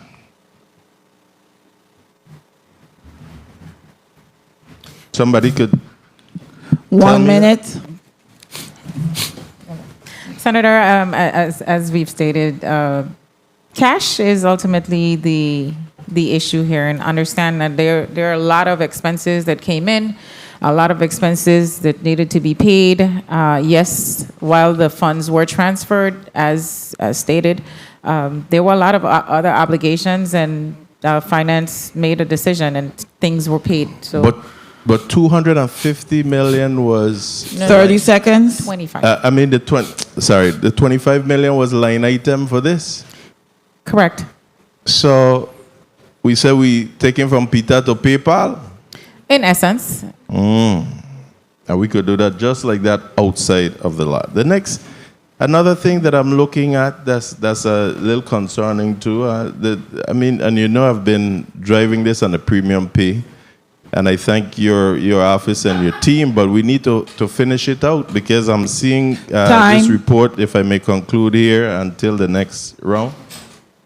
Madam Chair, I'm seeing there was an approved amount of $32.3 million, of which 31.7 of it was already dispersed. When are we going to get out the other little over 600,000? To these folks that should have gotten these monies already? Senator, the last batch was actually sent to finance, I think, on Monday or Tuesday this week. So that is it. There is nothing else waiting to be processed. The payments will be made by next week, because again, that's not a cash problem there. So those will be paid out by next week, and then that concludes that program. Okay, and that will suck up this 600 plus. Correct, Senator. 1,000. All right, and I'll wait for the next round, since I said I'll put the pin there. All right, because I want to come to WAPA too, because WAPA is in my craw, and we have been subsidizing this criminal entity for far too long, and they have not offset anything to this government, but continue to come back and say hospital owe, waste management owe, everybody owe. So I'll wait until the next round. Thank you, Madam Chair. Thank you, Senator. Senator Diane Capehart, you're recognized for your 5 minutes. Senator Capehart. Thank you, Madam Chair. Good afternoon, colleagues. Good afternoon to the people of the Virgin Islands and the financial team that's before us today. I just wanted to reiterate to our constituents, particularly on the island of St. Croix, because every time I'm on the streets, I'm being asked about, what about my retro pay? What about my retro pay? And I hope people are seeing that it is not the legislature's fault. It is not our fault. So I hope that these people who are owed, and only 2.5 million has been paid out thus far, that you do good to these individuals that are waiting their funds. On page 5 of the testimony, Director O'Neill, the Tourism Advertising Revolving Fund. I think in the sentence where it says, however, all funds are being reconciled, including this one, the number reflected may change once reconciliation is completed for the Tourism Advertising Revolving Fund. Can you give us a timeline as to when this would be reconciled? Senator, no. The answer to that is no. I do not have a timeline. All of the funds are being reconciled at this point. He needs to answer that question. Finance is who to reconcile. Let's not play any games in here. Answer the question. There's no time. So you can't say 6 months, 3 months, a year? There's no timeline? So the reason why I imagine the director is hesitant to give a timeline is because it's a process. What we're doing is reconciling the bank accounts and then going into the fund, the reconciling the funds. I mean, do you have people just specifically assigned to doing this? Because it's important for us to know. Yes, we've engaged. Can't always come say, you know, it's been completed or we working on it. We want to hear some timelines. We want to get some dates. I'm going to go to page 3. Some of my colleagues kind of asked about it in regards to the outstanding problematic federal drawdowns. Now the Virgin Islands, we know we have a lot of grants, and grants comes with a price when we consider the matching fund requirements. Is that correct? That is correct. We have matching funds that we have to meet, correct? That is correct. But it also helps the general funds as it relieves the bulk of the burden. Do you agree? My time running. Yes or no? You agree? Senator, I don't know that I understand the question. It does not relieve the general fund of the bulk of it. It only applies to where we have grants, and that's not the bulk of the general fund. I'm just asking, what can we do with these agencies to maximize their federal grant opportunities? Because I have to ask, Director O'Neill, is there a unit in OMB that focuses solely on grants coming into the territory? Yes, there is. And because there are a lot of departments in the Virgin Islands government that receive grants, and in your testimony today, you're saying that you are in an active discussion with the governor to finalize ways to streamline and consolidate the process an effort to afford federal reimbursement. So my question is, how can we get better accountability for these departments that receive grants that are always asking for no-cost extensions because they don't meet their federal guidelines of doing what they have to do? So I'm trying to think creatively, along with the body that's here before us, how can we offer accountability? You have a unit that you say you have in OMB. I think there needs to be stronger accountability and 30 management seconds. of these grants in the Virgin Islands. I am not a stranger to grants, and I understand the whole process. And I would love to see where we have a whole division that just focuses on grants, accountability on all these departments, reporting, even applying for some of these grants. Where does the government, if I may finalize my last question, Madam Chair, because I won't be here for the second round.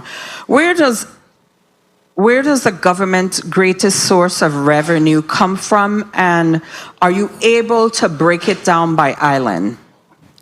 Yes, the greatest source of revenue is individual income, and Director Lee can break it down by island. Yes, on our website, we monthly post all collections per district and specifically what line item those monies represent. For example, income, corporate, gross receipts, or what have you. So that's available. So you're saying I need to go on the website to find this out? You cannot give us that number at this moment? Well, there's a lot of categories, and so I'm not quite sure specifically which one, what specifically you want to see. Thank you. Thank you, Madam Chair. Senator Capehart, what was that information you're trying to get?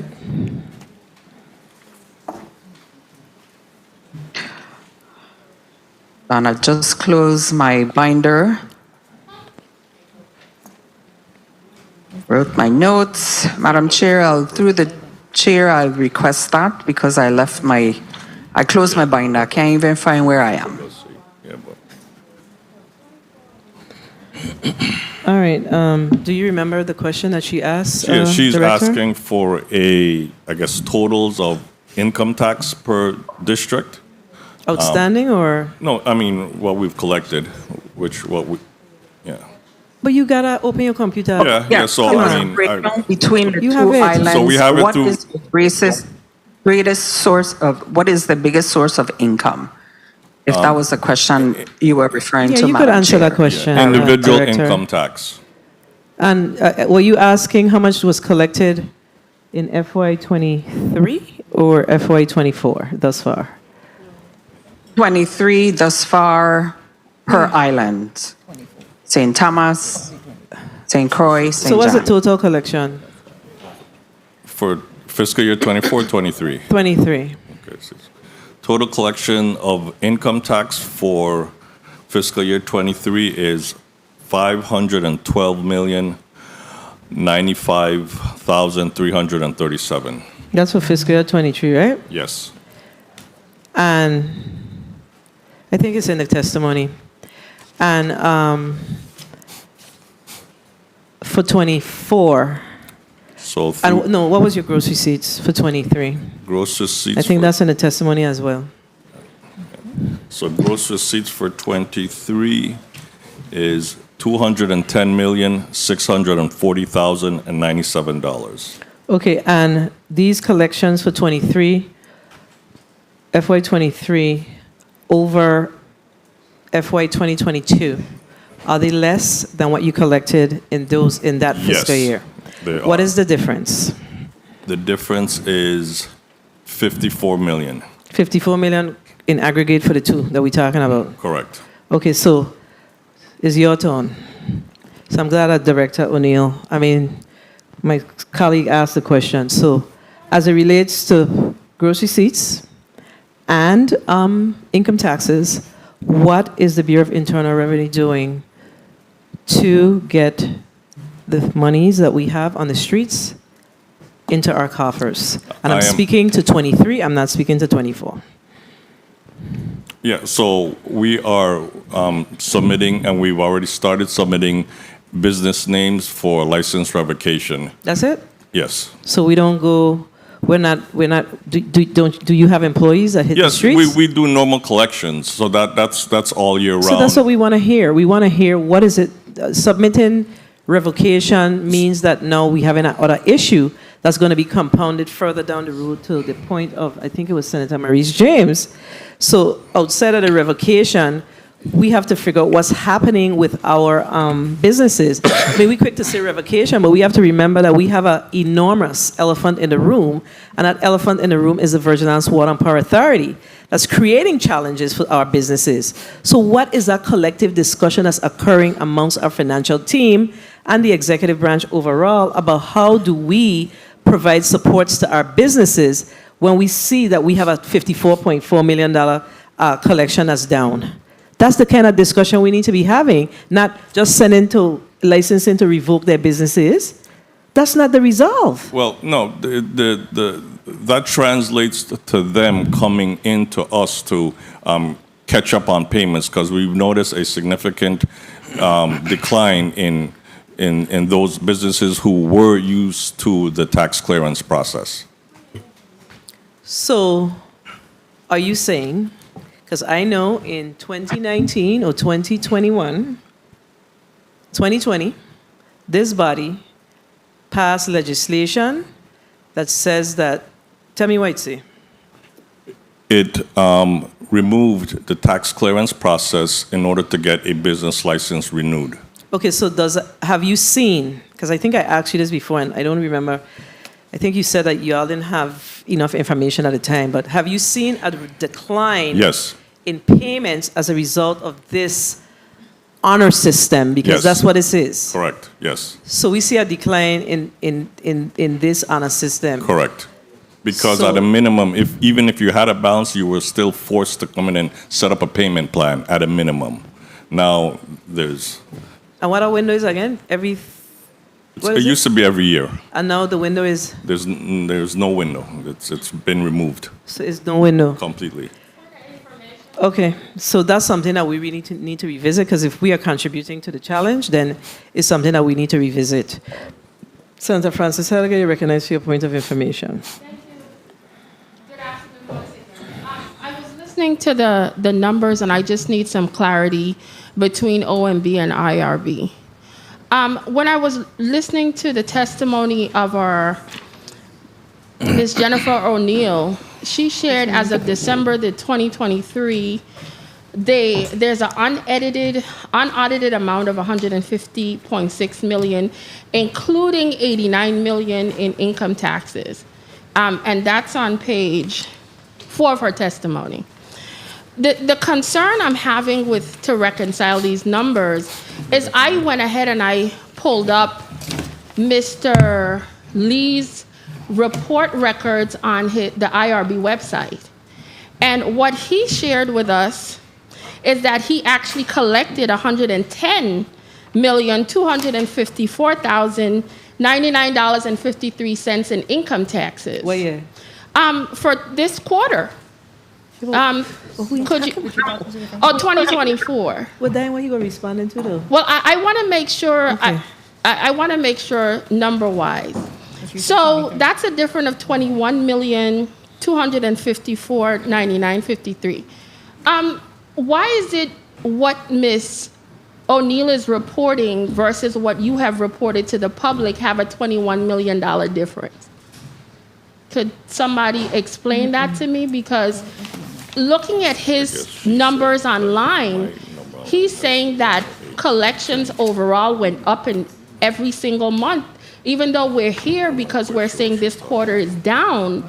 But on his reports, Total income. he has several increases totaling across the board from IRB.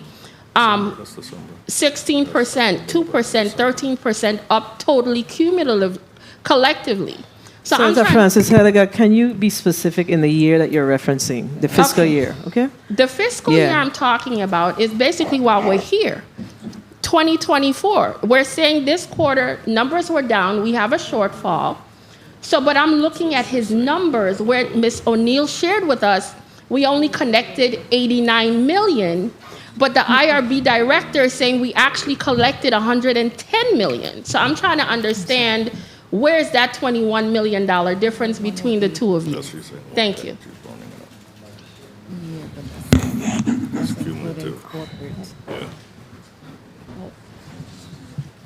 So, Senator, there are varying categories in income taxes. There's corporate, there's individual, There's different things. All I said was it includes 89 million in income tax. I did not list every single category. So the number is not going to be the same. I only gave snapshots of some of the categories that were collected. I also said that we have an updated number, and we are now at $171 million through December 31st, 2023. That was not, so we just got the updated numbers as things are being posted. So that number changed from 150 in totality to 171. So I did make that correction on the record when I did the testimony. Quick question. I understand it, but so are we including that 21 million in your need? Or since you just got that information, would you still need that money as a shortfall if you just realize that it's here now? That's it. I'm not sure. I don't understand the question. Okay. Relative to a need or Could I just shortfall. clarify quickly, and I'm You could clarify, but I think go ahead. When you initially come before us and you're saying you were at 150 and you were saying there's a shortfall that you need access to cash, but now that it's been clarified in a way that you now reconcile that to know that there's an additional 20 plus million, are you still of the same mindset, or are you looking at that holistically? That's what I'm trying to understand. So that you're conflating issues. They're two different things. I actually never said that we had a shortfall and we need $21 million or $25 million. What I was simply stating, the initial numbers were 150.6. The revised numbers are now $171 million through December 31st. That still does not negate the fact that we need to have access to a line of credit to allow for other payments and other things to happen. That $21 million has now been posted, so our revenue collections are now accurately reflecting 171. However, it's being spent every single day. We're spending, just as we're collecting, we're spending. So if the question is, do we still have a need for a line of credit? The answer to that is absolutely yes. That's 21. Okay, so I think where the confusion is coming in is that the issue that we have, so while we are in fiscal year 2024, we do have challenges that we experienced in fiscal year 2023 that's carried over. And those expenses are still sitting on the books, and those transactions are still sitting in the Department of Finance to kick out for those payments. So while you're seeing that there's revenues, an uptick for that matter, in revenues in this year, or this fiscal year is more like it, up to December, those revenues, so it's like the pool. We're going back to the pool. The revenues are still needed to cover those expenses that were not paid in the previous fiscal year. Right. So it's not like you say, this is a can, and these monies here only going to pay what happened in October 1 forward. If Right, you and have Senator, challenges, then you got to fill the delta. So that's what it is. Correct. And to be clear, there is still a difference, a negative difference between fiscal year 2023 first quarter and first quarter of fiscal year 2024.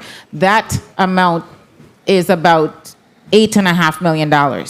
So just to be clear, we collected $8.5 million less in this current fiscal year than the last fiscal year at the same time. So while IRB's numbers appear higher, understand that IRB's numbers are not the only revenues. There's still property taxes and some others that are not included in IRB's numbers. So in totality, all revenues are lower, even though IRB's numbers are slightly higher. So you have to take everything in totality. So we should be able to see that information on the Department of Finance's website. So is that information updated? Not yet. So we have up until December posted, but that number, just to be transparent with you, will be revised.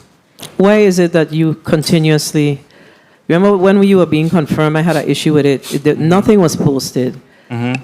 why is it that you continuously have to have this revision discussion? I know that you have to do adjustments. Right. But when Mr. Brent sent his numbers, you reconcile his numbers?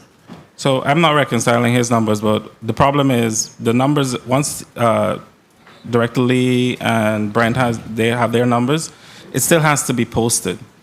Yes. And that's when that's when finance pulls it. Right. To then compile the report. So if it's not posted, they can have it because they're looking at the cash as it came in. I'm looking at what is posted in the ERP to get it. So if I'm... Who's responsible for posting? Who's responsible for posting the Posting. information? So part of it is us and part of it is the department. Departments have to put it in the system. Which department?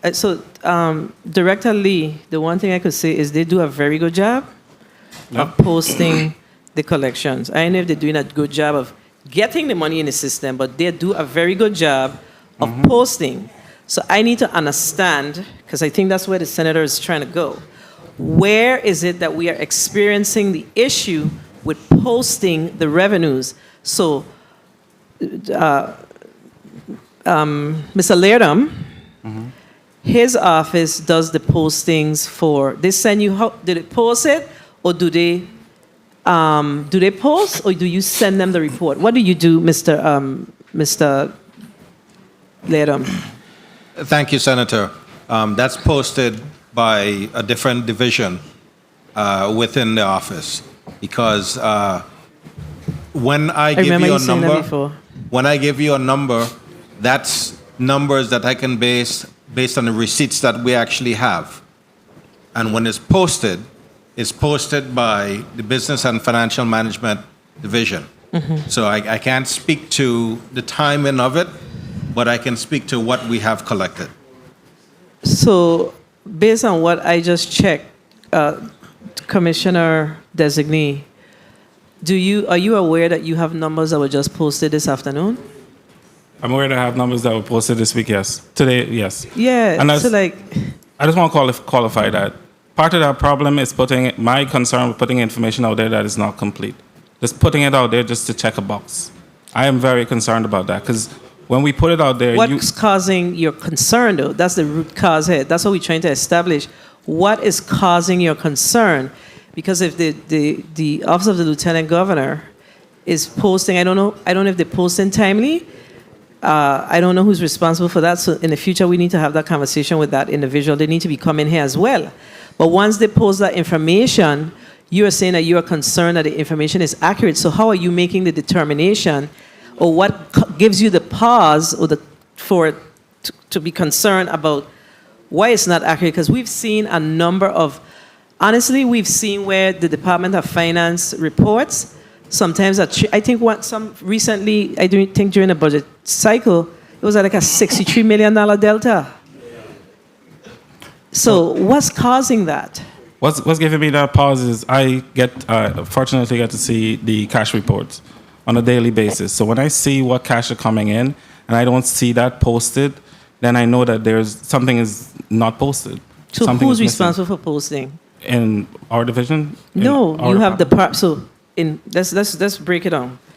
Their office, the post. Who else is a major post those? IRB, all the revenue generating agencies. So IRB. Revenue collecting. So IRB, once the report is up, what's that process for your posting? Believe it or not, the posting actually happens before the report. So, before your report? Yeah, we try to post. We try to post within the first week of the following month. So collaboratively, that's generally how that works. This month was a little late because of the holidays. Right. But understood. normally. So what's the other concern? I'm not following this. No, my concern is, like I said, once I look at the cash report and I don't see that in the system, the numbers are off, then we know that somebody hasn't posted. Who's causing it to posted. be off? Who's the... Okay, how long you been in the department? I've been in the department this week 6 months. So you've been there 6 months. Yep. What agencies are giving you the pause as it relates to the report then? Who's giving you that pause? Because Director of the Internal Revenue is saying, look, I'd post before I put up the report. And honestly, when I look at the report, his reports are usually up to date. Laird wasn't able to say how often his posts, how how timely rather his postings are done. So you should be able then to tell us what agencies you're seeing the challenges with. If you've been looking at the cash, then you should be able to tell us that too. No? No, the cash doesn't tell me the agency, it just tells me the source. So what are you doing about it? Because this is an issue. This is an issue. We've started with training, bringing folks in. Once folks come on for those revenue generating agency, I think just a few weeks ago we had a training with just getting people up to speed on how and when to post, because timely posting is very important. We need to train people on when to post. You send out a memo and say, please post your revenues by X date. Yeah, but Senator, that doesn't always work. Training to post? We have to meet people where they are. Look, these numbers ain't aligning. I just, so to your concern, I'm not, your numbers do not align with what we're seeing at the Bureau of Internal Revenue. We just have, I don't know, y'all have these collaborative meetings and discussions about what's happening internally with your numbers. We don't watch the numbers,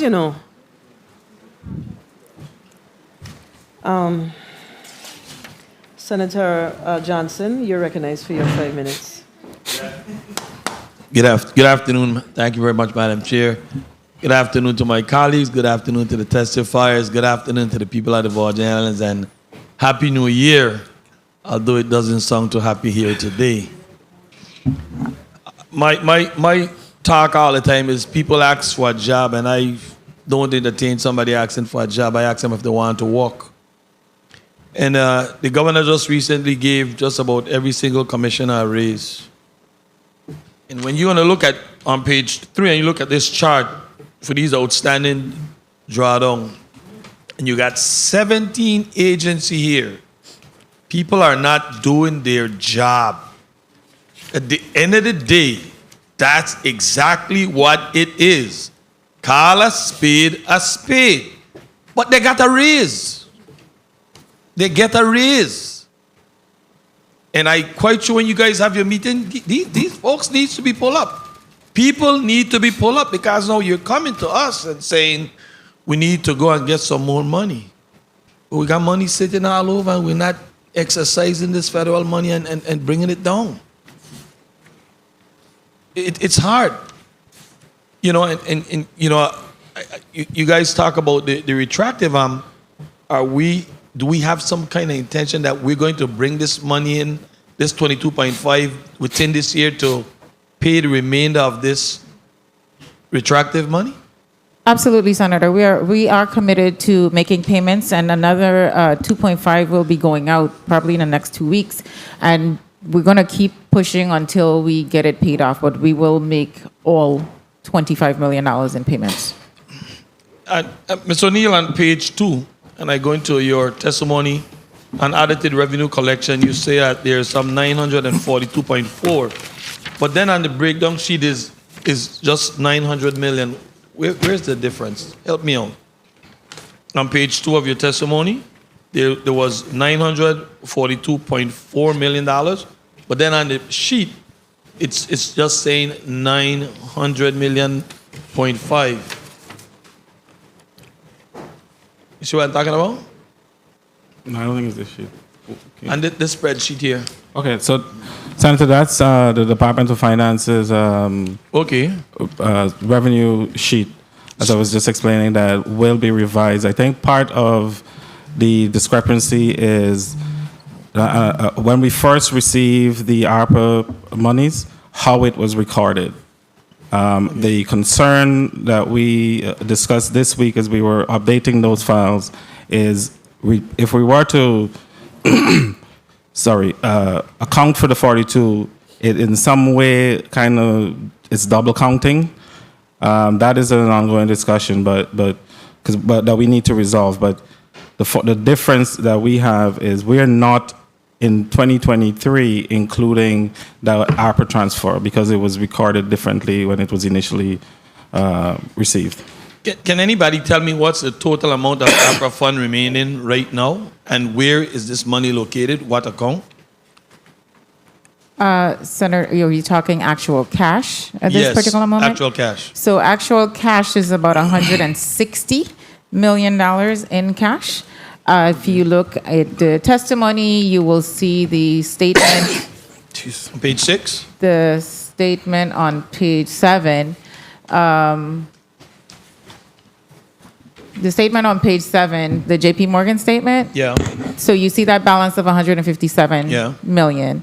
And then at First Bank, we have about 5. So it's about 162 million dollars in opera cash that is still remaining. However, there are obligations against that, so it's being paid as the payments come up. The one at JP Morgan? Yes, so JP Morgan account has 157.5 million. And it's money against it already. Their obligations, we just haven't transferred it to the account at First Bank yet to make the payments, if you understand. So if you look at 30 seconds. Page 4, page 6, I'm sorry, page 6 of the testimony, you will see that total approved amount for projects is basically 439 million. Disbursed amount 366 million of that 438 that's been approved in projects so far. So that's where the difference is in the cash that's not paid out yet. And they're interest bearing account, right? Yes. And what's interest bearing? What's the rate of the interest? Well, of course, the rate is fluctuating, but it's between 4.5 and 5.5, depending on the day. It does go with whatever the market rate is. It's not a fixed interest rate, but it's anywhere between 4.5 and 5.5. And Madam Chair, may I wrap up on this? With the Epstein money, how much money we actually receive from Epstein? And are these monies are in interest bearing account? And if they are, what's the interest bearing and where is the interest funding being turned over to? How it is being used, how it's being used? So I did provide that previously. I'd have to go back to the email and see what we sent, but it was provided to this body in December for a list of all of the monies that had been received. But I'll be happy to send it again. Okay, but off the top of your head, what numbers are you thinking? Honestly, I'm not going to hold you accountable and say that you told me something that wasn't true, but just give me a prefer not ballpark to say. figure. The last time I stated a number, it was not a good response. So I'm going to leave it there and Okay. I'll just resend it. All right. Thank you very much, Madam Chair. Senator James, Maurice James, you're recognized for your point of information.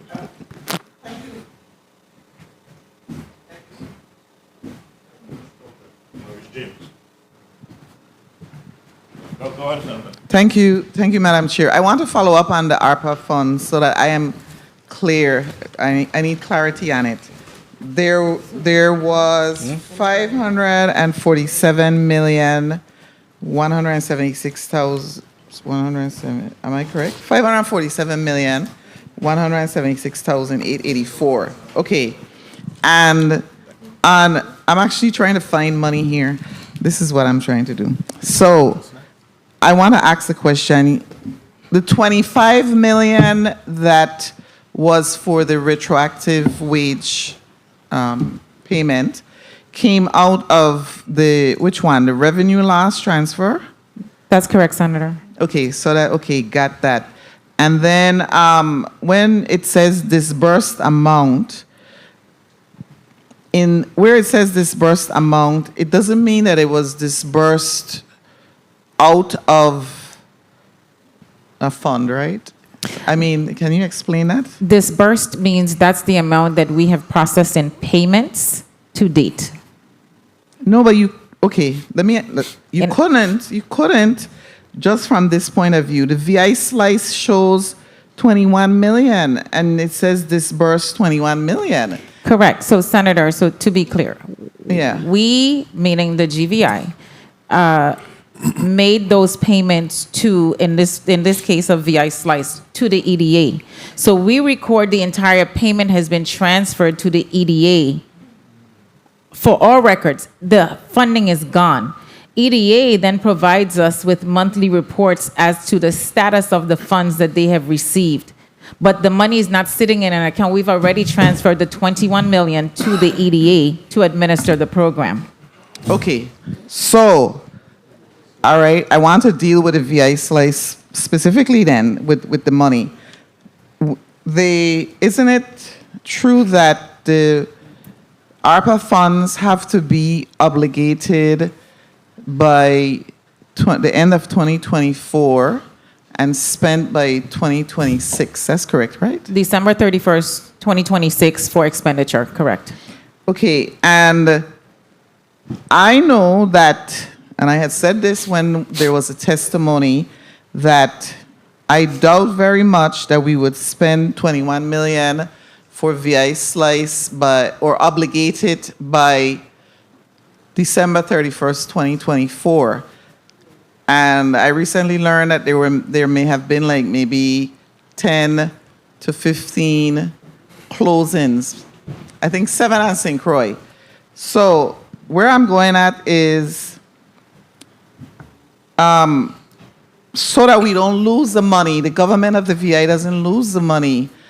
If the VI slice isn't going to be able to use that money in the next 6 months, would you be able to pull it back and direct it to another use that can be obligated before the end of this year?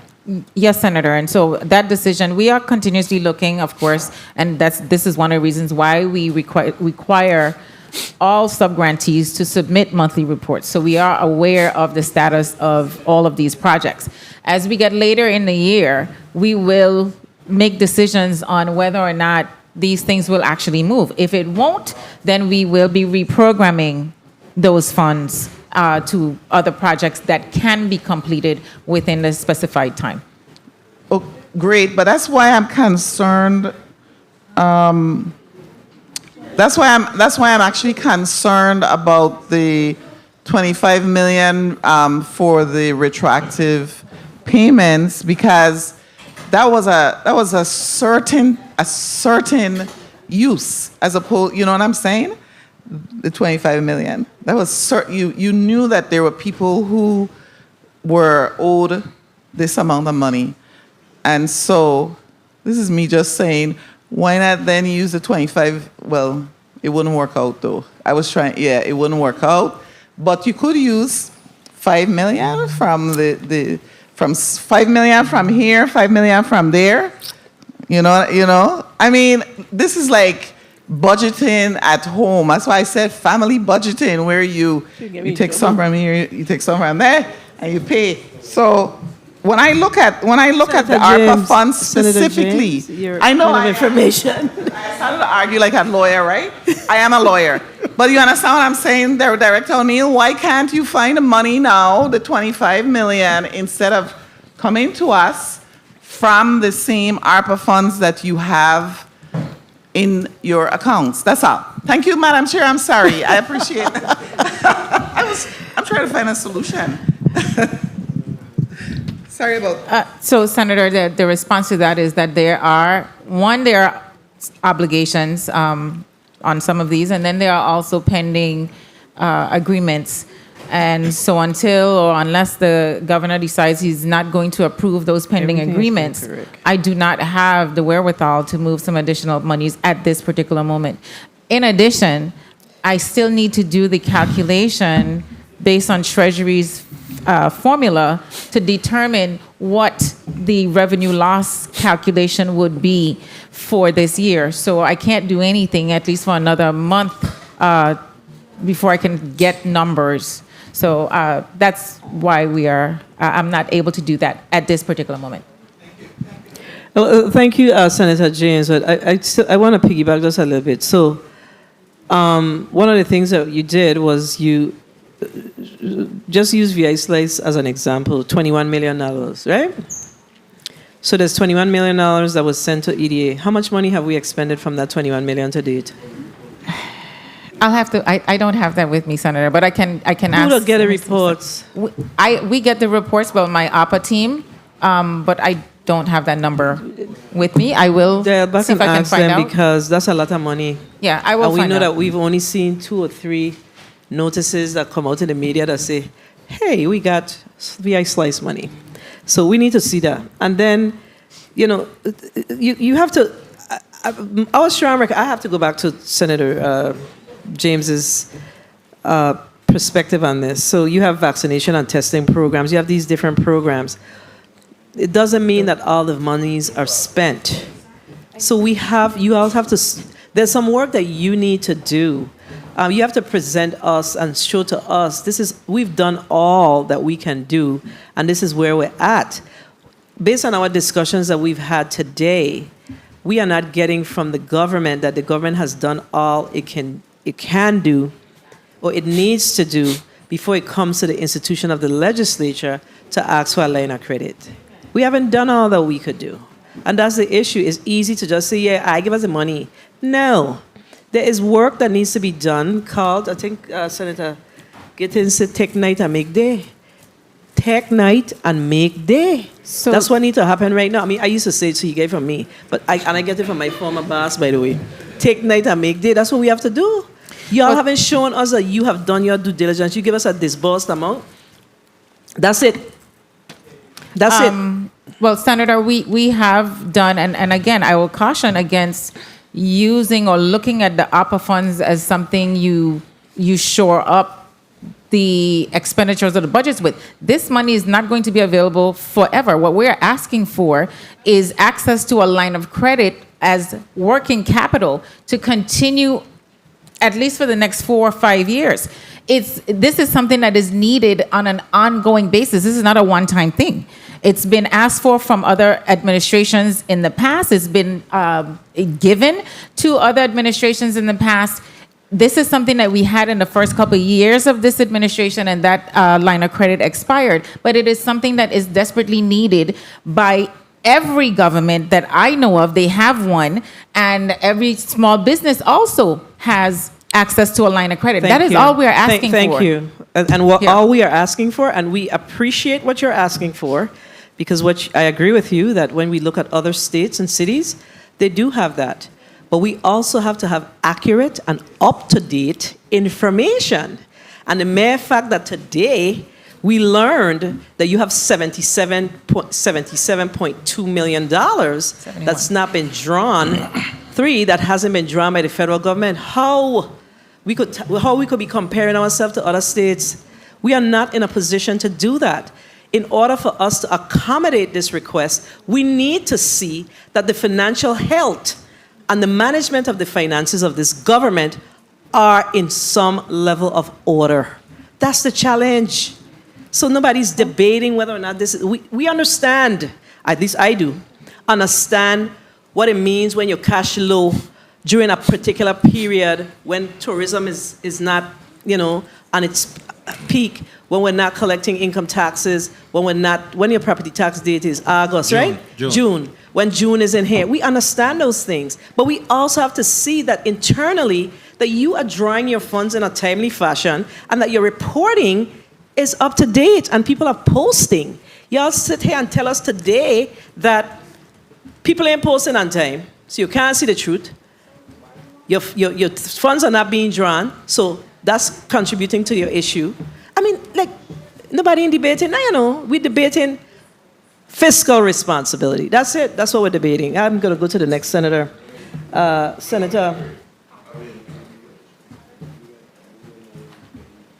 Senator Pata. One quick point of information, Senator. You going to wait? Senator Pata, you may proceed with your 5 minutes.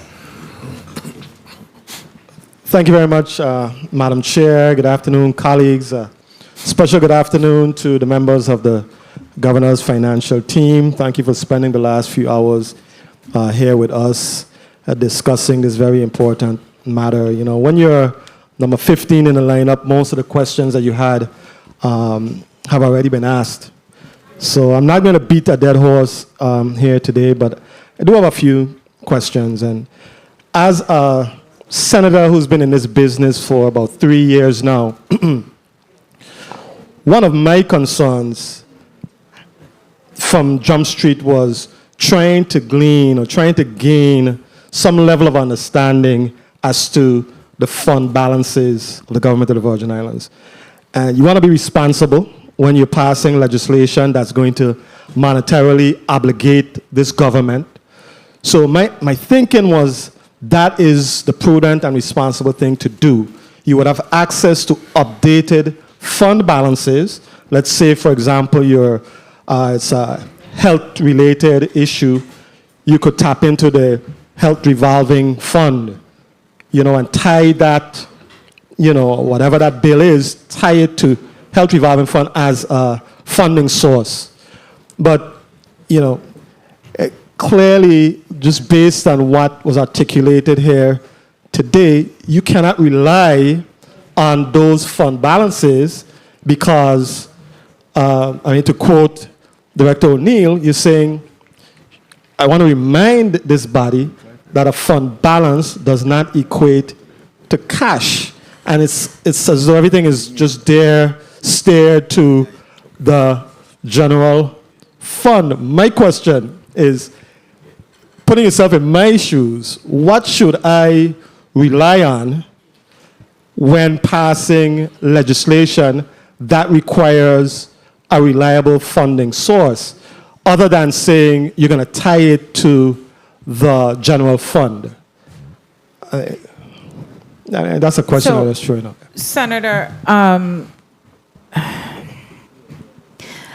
this is one of the reasons why I caution against passing additional bills throughout the fiscal year once the budget has been approved. And I say that because we submit, and this body does the exact same thing, where we come up with revenue projections. We have the revenue projections, and then we budget, for the most part, to those revenue projections. We already tapped out. And then we have those things that were appropriated and available until expended from prior years that we have to bring forward. Then there's the overspending for other things that happens throughout the year. So when you take all of that and you compound it with additional bills being brought forward without new revenue streams, you're going to always have problems. So what I recommend is not to look at any fund balance and say we want to appropriate against that. I urge that new revenues, new monies, new streams, new revenue sources be identified that can then go with what you're trying to do. Because what we have as the existing revenue streams is tapped out. There's just nothing extra. It's tapped out. I hear what you're saying, and I know the fiscal year began October 1st. This is now January, I don't remember, January 18th or 19th. 19th. January 19th. 1 minute. Every government that I'm aware of, you pass legislation that may be required to provide necessary services to the elderly or to some essential service in government that comes up. And the fact that you have these fund balances, it seems as though you're saying that these fund balances are nothing but symbolic and they really don't have any substance to it. And that is what 30 is sort seconds. of, it's amazing to me that would be the reality. But I'm going to stop. That is a reality. Right. Fund balance and cash balance are two completely Yes. different things. Yes. I want to just ask a couple more questions quickly, though. Just shifting a little bit. I wanted to ask about WAPA, and you mentioned that I think between Schneider Hospital, Wang Louis Hospital, and WMA, collectively they owe WAPA about $11 million. I just wanted to know if you could break it down, if I may, Madam Chair, as to what each entity owes the Water and Power Authority. Yes, Senator. So for the hospitals, Schneider Regional in particular, Schneider Regional owes $3.3 million. Wang Louis Hospital owes roughly $2.2 million. And Waste Management Authority owes $6.2 million. Okay. And that's shown on page 10. The breakdown is there on 10. Page 10. Okay. My final question, Madam Chair, is regarding retro. I know everybody here has been stopped along the way during the last month or so by some government employee or retiree asking about retro. And the question that I was asked was, how was the decision made as to, who would have been covered during the initial round of check disbursements? How was that process determined? And finally, when do you expect, and I know in the presentation you mentioned in the next couple of weeks, you want to resume payments.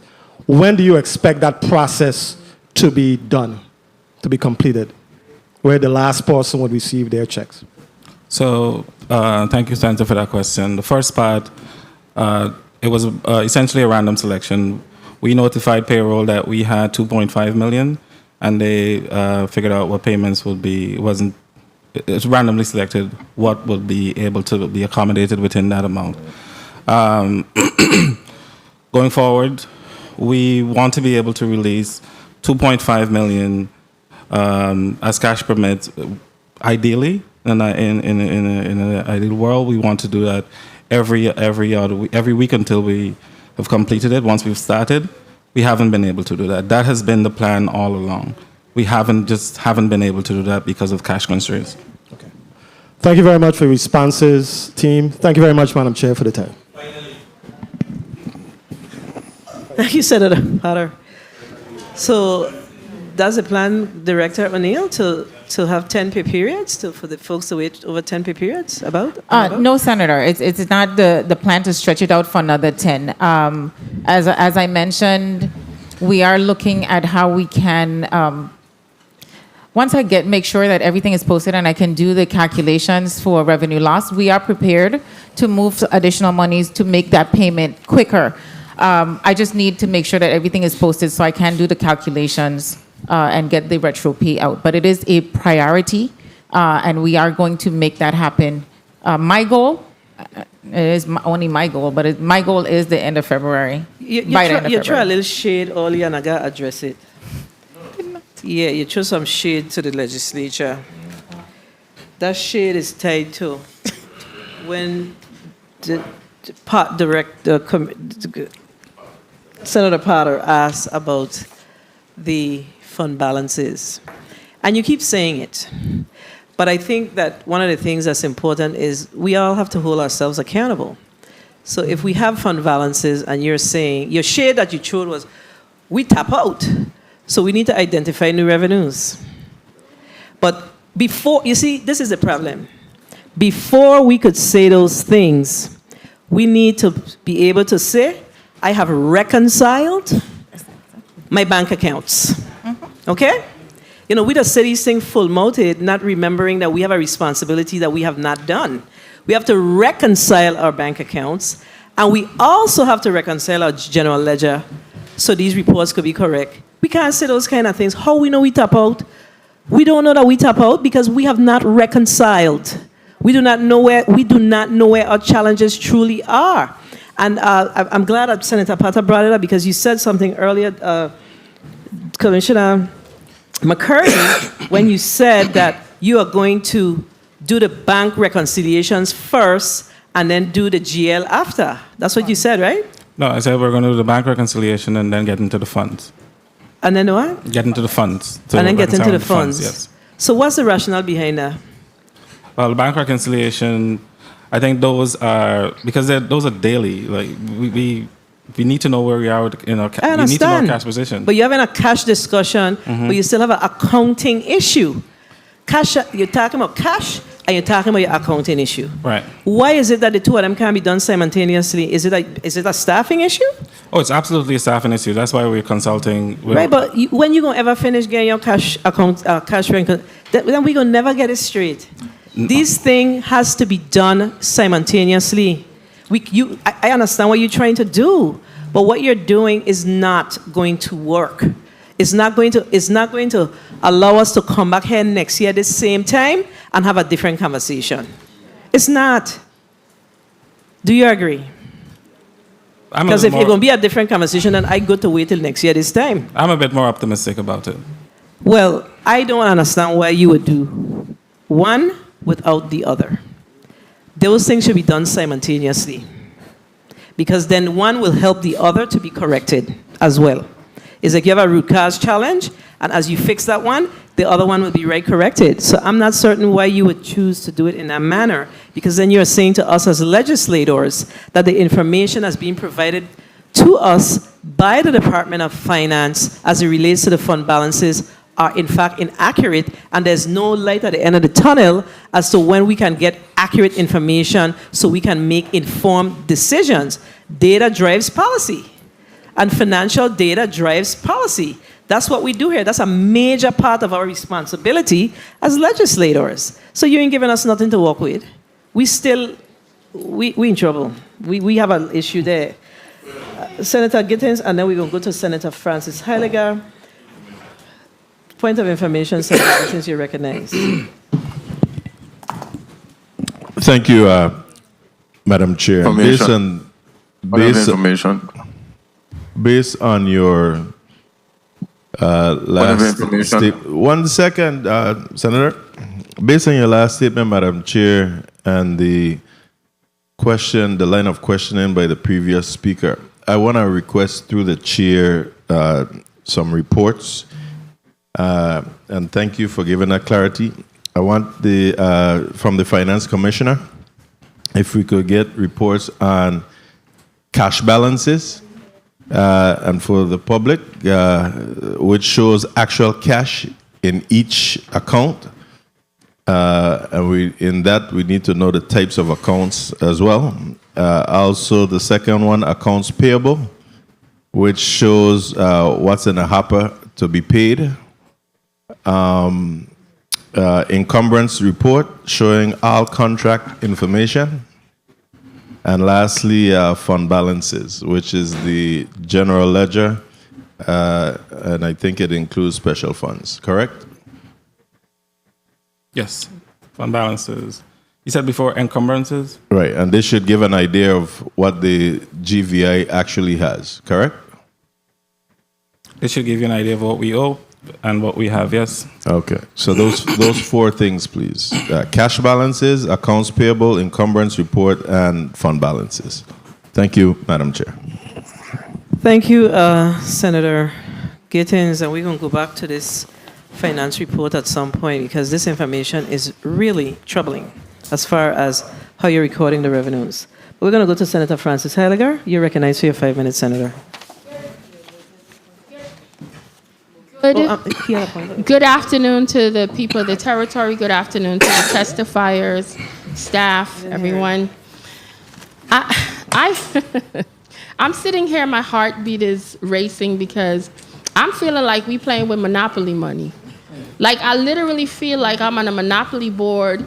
I'm hearing this money isn't real. I'm thinking money was in the bank, and I'm just being told it's just being spent and not being put back, so just give us more money. I am not doing the math on that. Now, I want to explain to you part of the reason why I'm concerned here today. And I'm just going to stick to December's numbers based on Director O'Neill's testimony, based on Mr. McCurdy's report, and based on IRB's report. According to what Director O'Neill shared, after reconciliation, we are at about 171 million. Is that correct? For December? Now, Mr. IRB, when you look at your December revenues, your total actually says 173,926,438.81 cents. Then Mr. McCurdy said that he just recently posted December. His number says 144,590,995. Now you're asking me as a senator to believe all of y'all, but not one of y'all numbers even match up. None of them match up. And I'm trying to understand from a standpoint, how do you expect us to do our jobs if you guys aren't even working together to make sure these numbers are accurate so we could make informed decisions? That's a major problem for me. Because from her number to his number, it's off about $2 million. And from your number, Mr. McCurdy, to her number, it's about $30 million. So I can't honestly sit here and say we as a government need money. I just don't know. I don't honestly know. And when this hearing was reassigned to this date from the 16th to the 19th, I thought it was for more preparation. We would have gotten accurate numbers, but now I am more confused as ever. Now, the first thing I want to ask, when you was in New York, or? I'm looking at the overall numbers as to why this was done, because from his number last year, according to Mr. McCurdy, he said last year we generated 173,760, 459 versus his 144,590, which is down by 17%. We know that's not the recent number because according to IRB, and it's up roughly 30 million. So that percentage that we're down in this quarter isn't that 16 in her testimony or your 17, it's way lower than that. As a matter of fact, if I subtract his number from her number, it's about 165 million thousand surplus. And I'm looking at all, and that doesn't even include the 7 million from property taxes. It doesn't even include that amount. So something is not adding up here. This is strictly IRB numbers and from Mr. McCurdy. That's it. The math is not mathing. It's not. And when you come before this body and ask us, we are in a crisis, we having a cash flow problem, and we need to get access to money so we could float money around and get a line of credit, but you can't come before this body to give us accurate numbers. You think I am going to co-sign on that? I mean, let's be real. One minute. I'm honestly trying to do right by the people, but I can't honestly do it because I'm not getting honest numbers. That's period, point blank. Now, another thing that had me a little bit taken back. Now, when we passed Act 8701, that specific act was very, very specific. 30 seconds. As to how this line of credit was to be spent. The proceeds of the line of credit issued to this act may be applied to disperse funds needed in advance for disaster-related recovery projects that are reimbursable through federal funding and other disaster-related projects. These proceeds may also be applied for providing funding that advance payment. Time. Ma'am, could I just, thank you. $45 million towards the buyout of the infrastructure agreement between the Virgin Islands Water and Power Authority, VTOL, etc.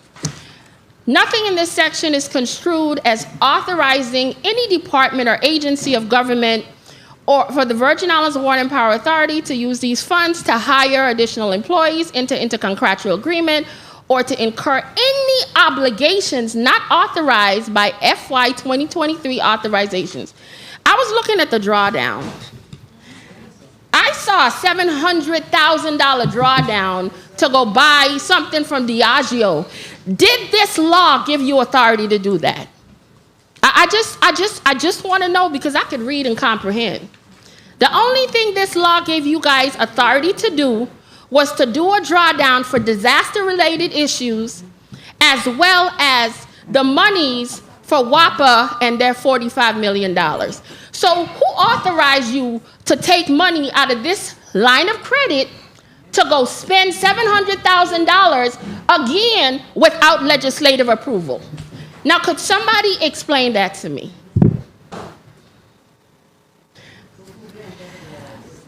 I will speak on Yes, this.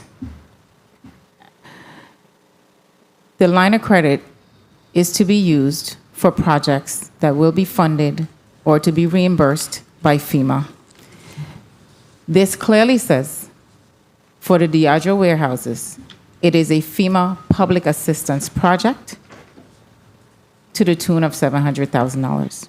It is to be reimbursed, as with all other projects, as was stated when we came before this body.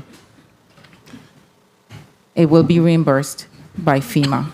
I know, and the 45 million was supposed to be reimbursed months ago too. The 45 million did not have a date, No, and well, we're still waiting on HUD's final approval. When you guys were testifying before us, you assured us that it would be back in a short order, like right away. We do not control when HUD approves. Well, then you should have said that. Well, I You mean, I didn't think say everybody that. knows that. That's not what you relayed to us. My final question, Madam Chair. My last question I want to ask quickly. The $45 million that was illegally removed out of the government's treasury at the time to spend for WAPA, how much, I know you guys did put it back. What I want to know is how much days of cash would that have represented, and how long did it take you to put it back in the coffers of the general fund? Do you recall? From the time it was removed. We don't know. But they said they put it I back. don't know.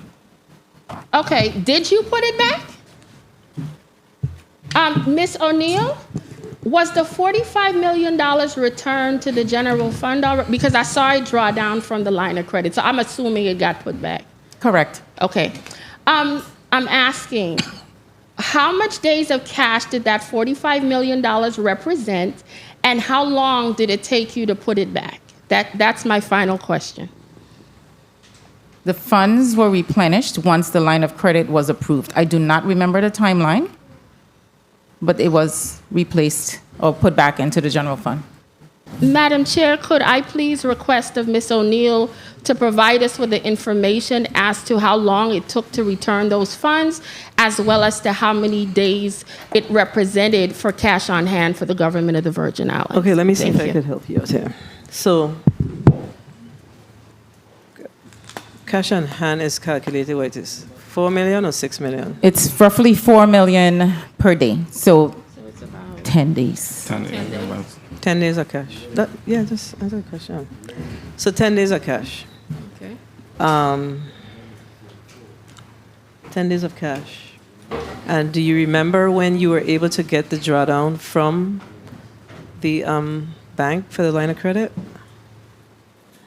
So, it doesn't. This does not state the date on this, but Financing got anything? This was done through with PFA, so I do not have the date, and Mr. Simmons but was it had unable. to hit the finance bank, right? No. What do you mean no? The money, where the money come from? Where From did the the li- money come from? The line of general fund? credit. The line of credit back to the general fund. But that so Right. this was last year, would have been around April, May, when the line closed. That's when it was done. That's basically when it went back to the GE. Correct. When the line closed, whatever date that That was. was the question. All right, so let's go back to because I'm going to go to Senator. Actually, I'm going to hold my questions, and I'm going to go to Senator. But we need to get back to this because we're waiting for the second round. But Senator Francis Heidegger opened the gate, so we're going to go to Senator Bulkers. What we're going to allow you to do is you had a point of information, and I didn't hear you. So you ask your point of information, and then you are recognized for your 5 minutes. So start with your point. Thank you, Madam Chair. I'm sure that right on is the point was that I did not get my 5 minutes and the round started over. So I'll just proceed with the 5 minutes. Yeah, you were last on the list, Senator. That's why. Go ahead. Okay, well, good afternoon, Madam Chair. Good afternoon, colleagues. Good afternoon to the listening and viewing audience. Colleagues, we definitely have a problem here, and we're now being tasked to breathe life back into the executive branch, in a sense, to appropriate this line of credit. And much like a CPR, and I use that acronym because the root cause of this problem are three things. It's a collections problem, a procurement processing problem, and a reconciliation problem. From the collection side, we need to improve our efficiency of revenue and tax collection mechanisms, and our procurement processing needs to be streamlined.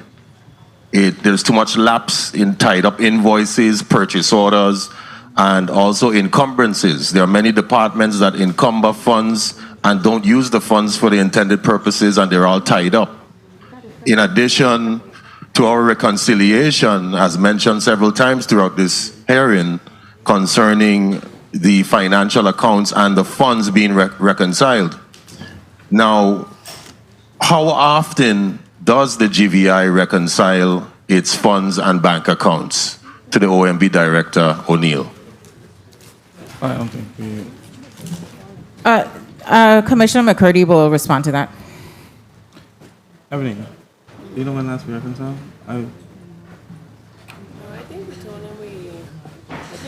Can you put on the record? Okay, so that already answers the question. We don't reconcile them often enough.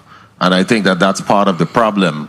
Perhaps we should be reconciling those funds every 365 days, every year, or even more frequently. Because as my colleagues have indicated throughout this hearing today, you know, a part of our job is to collaborate with you in that sense in receiving data and information that we can utilize to be able to do our jobs as senators and therefore assist you in times of need such as this. Now, the revenue shortfall obviously is affecting the GVI operations and your debt management and your credit ratings. Now, I assume that OMB and the Department of Finance are planning ways to streamline and consolidate the processing of the federal funds more quickly. Now, given that there's been a significant deficit of 83.6 million, which is 8.4 decrease in the revenue collections for 2023, what plan is in place to address these fiscal challenges without compromising essential public services? So for one, at the Department of Finance, part of what we're doing is putting flags on spending categories, just to ensure that we are better connecting with our departments and agencies to, you know, just let them know when they are overspending, so that we can better control costs. I did see that you have a stop on miscellaneous funds. You don't believe that that will prohibit agencies and departments from conducting what they would be deemed their responsibilities? Are you assured that that's not going to hinder them? So we don't have a stop on miscellaneous at all. Miscellaneous is just released on an ask basis. When people ask for it, that's when we release it. It's not just an automatic release. That's what's happening. Noted. Thank you for the clarity. Also, would you be able to provide a breakdown on which revenue collection sources underperformed between fiscal year 22 and 23? 1 minute. So I did actually provide a sheet, but we can provide further detail on which categories were lower. We can provide that to the chair. Okay, thank you very much. And could you also explain the current process in reconciling incorrect fund balances within accounts? Because we know that the account that has been in question for quite some time now is the 30 tourism seconds. revolving fund. What is the process in reconciling funds when it comes to that? And are you going to reconcile all of the other funds that exist in the government of the Virgin Islands? Hi, good afternoon, Senator Serrano. Right now, like the Commissioner said, the bank reconciliation is the first tier of the reconciliations that's happening with the fund balancing. Time. And the reason for that reconciliation is to make sure that what is on the bank balance equates to what's on the book, so that requires adjustments. And then a further as we go further into the reconciliation of the funds, we have to look at those expenditures and to make sure that based on the VI code, for those specific funds, that the cost that's there is what should be, what the fund should be used for. Other things we look for is to make sure that the payroll reconciliations are done, that the actual expenditures for those funds are accurate, as well as any closing adjustments for the year end, and that would help us see what the true fund balance is for all the funds. So it's a huge reconciliation. It requires us to look at several areas of our financial transactions throughout the year. And so the bank reconciliation have already begun. We also have already started collecting data on a lot of the funds to really scrutinize and see what are the payments that are coming out of the funds and if they are allowable. And so we've already started those tasks. And so we believe that with the efforts that's happening now and any additional resources we get throughout the year, we will be able to move that needle further along. I appreciate the explanation, and I'll quickly wrap up as my time has expired. I really do hope that the financial team of the government of the Virgin Islands does start planning long-term strategies to put in place to prevent similar fiscal shortfalls in the future. Thank you for the time, Madam Chair. Thank you, Senator Bolkes. My colleagues want to have another round, and I am going to accommodate them. So they want a 3-minute round. We're going to take a recess for sure, but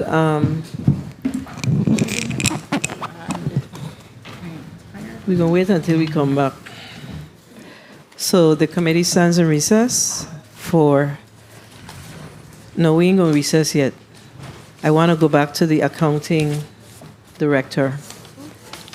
The response that you gave with regards to the reconciliations. I remember when the previous commissioner and the previous to the previous came before this legislature, since I've been here, I specifically asked about the reconciliation of these fund balances. So are you saying that these fund balances, there was no work being done prior to all that's happening now with regards to the fund balances?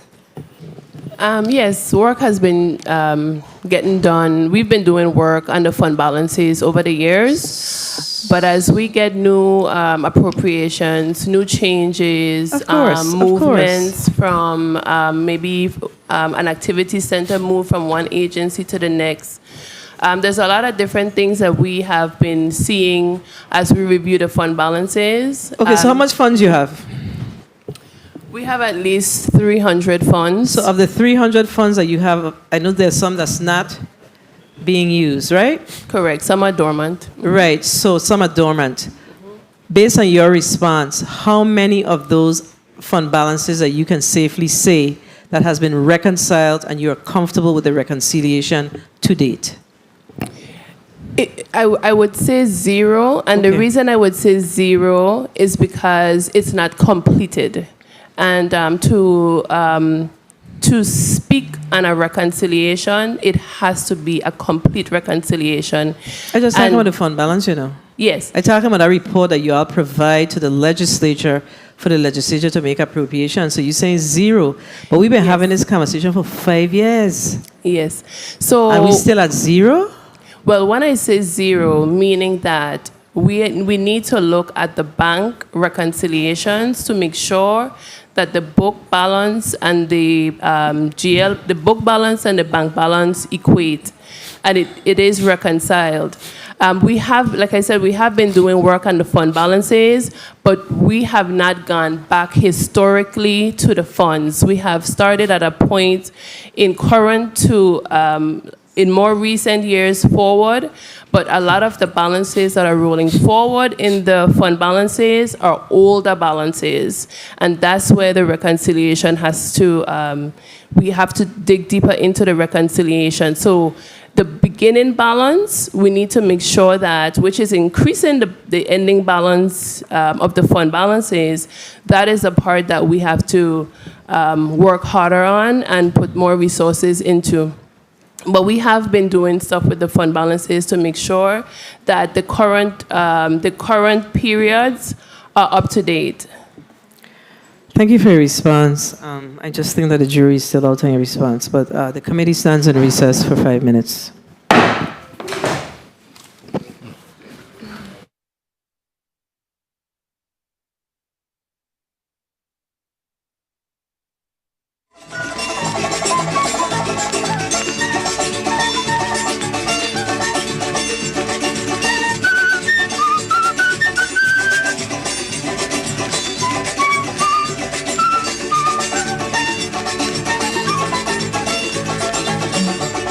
Thank you.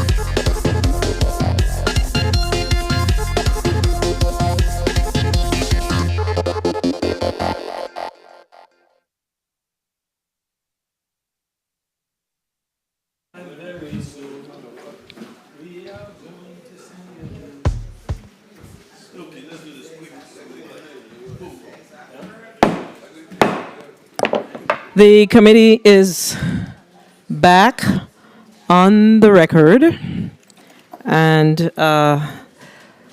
there seems to be a concern with us going a second round, but there's some questions or some sections of the report that we have not touched, and we have a responsibility to do that. So my colleagues have asked for another round, and I am definitely inclined to move forward with the next round, because I don't believe that this is a matter that we should rush through.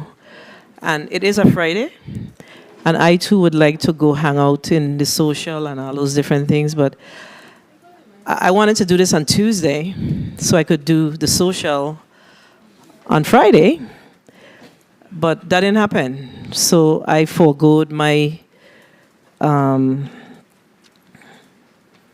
partying, so y'all gotta do the same thing. I'm only one vote in this institution, and my colleagues have asked for another round, and I'm going to oblige them because they have a right to get the information and understand exactly what's happening here. So, Mr. Senator, Senator Blyden, you're recognized for your, wait, it's 5 minutes? 3 minutes. 3 minutes. Thank you. Thank you, Madam Chair. Yeah, it's been a long day, but necessary. In respect to what I'm hearing thus far, we're hearing a lot about drawdowns. We're hearing a lot about appropriations, etc. Let me just simplify for those elders listening. It's like you have your personal account in your house, and you have your expenses, you have your mortgage, you have your car note, you have cable, you have telephone, you have other expenses, movies, etc. And then you have your revenues in terms of your income. And what we are seeing here today with cash flow issue in the government of the Virgin Islands is that we have a cash flow issue because those expenses is more than the money you're bringing in, the revenues. And I see, in my opinion, I see a path forward in respect to the government basically having its expenses decrease and try to collect the monies off the street. In addition to that, I believe that we really need to streamline processes, as the director stated, they are working on, and they are close to completion in respect to those processes, and bringing online all of those major capital projects that brings in hundreds of millions of dollars to our government. I see that's the biggest challenge we have. Because the IRB director spoke about taxes, income tax, gross receipt. Capital projects solves both of those areas, straight up front. So we really need to streamline those processes and assure that we bring those projects online in order to help bridge the gap with the challenges that we are facing thus far. And I just wanted to put it on the record because I think it's important to state that. And I believe that the solution we need to see moving forward, in addition to financial management and operation, and also making sure we tighten those areas moving forward. Of course, we have many hardworking employees in the government, but at the same time, we all need to clamp down and really focus on what we're doing in order to really find ourselves in a better position moving forward. So with that being said, I just wanted to say again, before I close, we have our work cut out for us. We really have some work to do. And at the end of the day, we must do it in order for our people to be better off as a result of what we do moving forward. Madam Chair, again, I want to thank you for the time. I want to thank the testifiers for the responses and for basically putting in the work, but we really have work to do. Thank you so much, Madam Chair, for the time. Thank you, Senator Blyden. Senator Maurice James, you recognize for your 3 minutes. Thank you, Madam Chair. My question is really if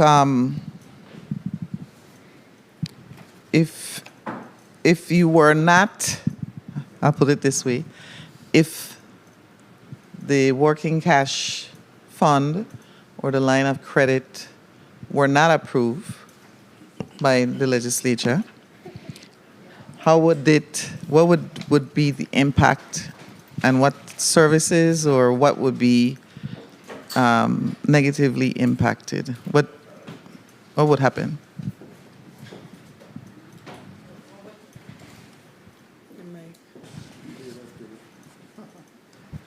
What would happen is exactly what's happening now. It would be based on availability of cash. Whenever cash comes in, then payments would be made, but understanding that there is a priority to payments, with payroll being first, and then and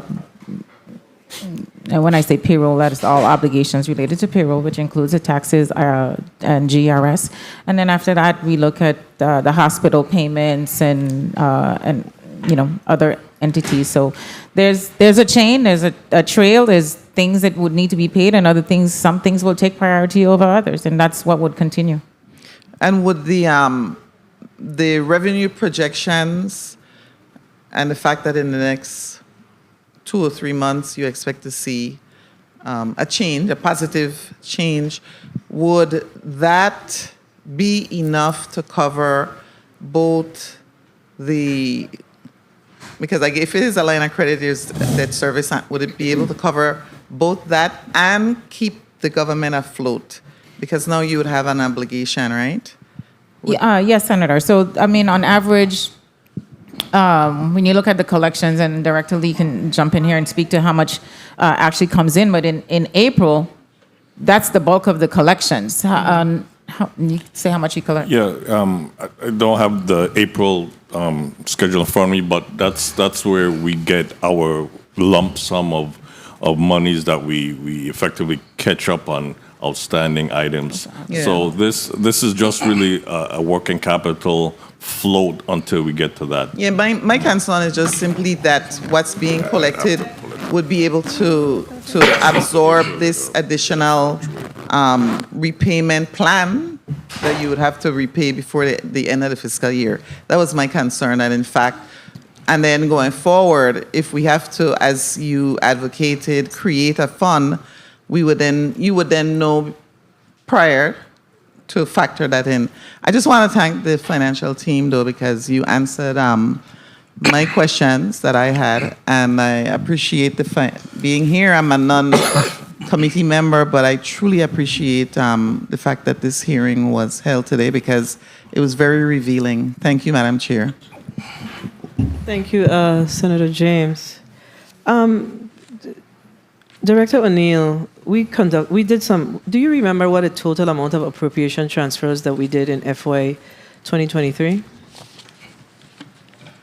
I think it may have been, it wasn't a lot in 23 because we limited that. I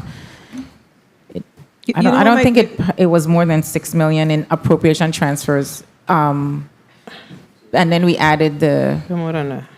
No, remember it was new appropriation, which was the retro, and then the transfers itself wasn't that much. We did not have too many in transfers. But in 22, we had a lot. This is a concern I have. So we did those appropriation transfers in September, right? And y'all brought them to us, so that means there's a comfort level that there's sufficient funding to cover these things. I know that you are the director of OMB, and I know that departments and agencies have needs. But I don't know what your authority is or what your pushback strategy is. I don't know. But those appropriation transfers should not have come to the legislature. Right. Because when you look at the revenues, and I wasn't going to do them, as you know. Let me just give full disclosure. Okay? We look at the revenues and we saw the issue, but we were comforted because we got information from tax collect from property tax that we're going to see $58 or $59 million. We got these confirmations. We can't keep doing this. So please do not bring no appropriation transfer before this institution in this fiscal year. I wasn't. When we already seen when we don't have no money, because we are not going to continue to make decisions. I don't think we should. Let me just put it that way, because I can't speak for everyone. But we cannot continue to make these decisions on a promise because of where we are now. Correct, Senator. And to your point, there's a number of things that need to change. A number of things. One is this continued process or practice, I should say, of getting these purchase orders and quote unquote tying up funding that you don't have. And they should be zeroed out every single year. That's something that we're working on now. I've asked, and we've had a conversation with the governor. They need to be closed. Finance and DPP needs to close out all purchase orders at the end of every fiscal year. Nothing should be carried over. There should be no purchase orders that are quote unquote available for multi-years unless it is for a federal grant. There are a number of things that have to change that we are working now to change. This was a lot worse, and we're getting someplace now we can see changes happening. We can kind of see the light. So we're working on that. We know what the issues are. We're pushing forward to get those changes in place so that we do not have this as an ongoing issue relative to payments and being tied to purchase orders. We have departments that are overspending. We have a number of things. And I'm tired. So I know you're tired. Nothing prevents the administration from setting a policy right now, today, that says that come X period, you cannot process any transactions that's tied to your supplies account. You could do that now. Come into as a certain part of the fiscal year, people buy all this paper and pen and all kind of thing, and then you have all these open purchase orders. That was an issue that was happening in previous years. I can't believe we buy back here. Finance should be closing those POs. What's the status of what's the age of your purchase orders, Mr. Commissioner? I'll ask Director Serrano to respond to that. I could get that information for you. We have that information.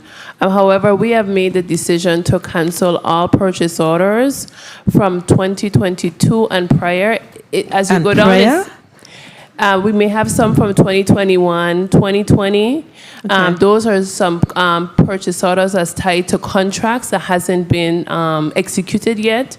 And so we're canceling all of them and having the departments come back to the table to justify why they need these funds. And we may be forcing them to use current year monies. So that is in effect. So when that changed though?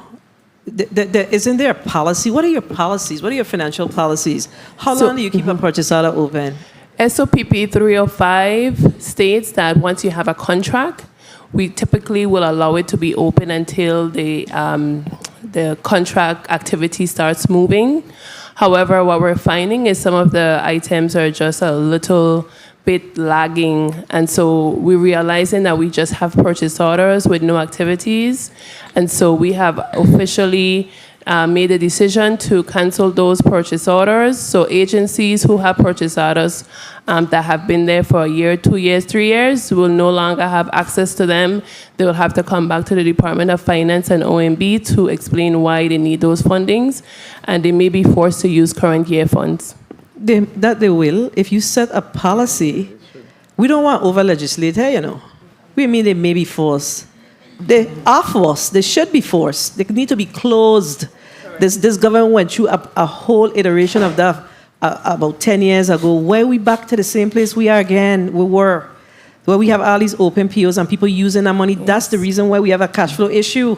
And I also would encourage also sometimes some of the appropriations at the end of the year, sometimes the agencies then have to encumber those funds at the end of the year that rolls forward. I think we need to have a cutoff as to when we moving monies and appropriations at the end of the year, because agencies then take that money and try to encumber it real fast at the end of the year. So we have to pull that back. Policies. We have a financial team. This issue is not a new issue. That's why you have a financial team. Policies. And you can't just have one person in the middle.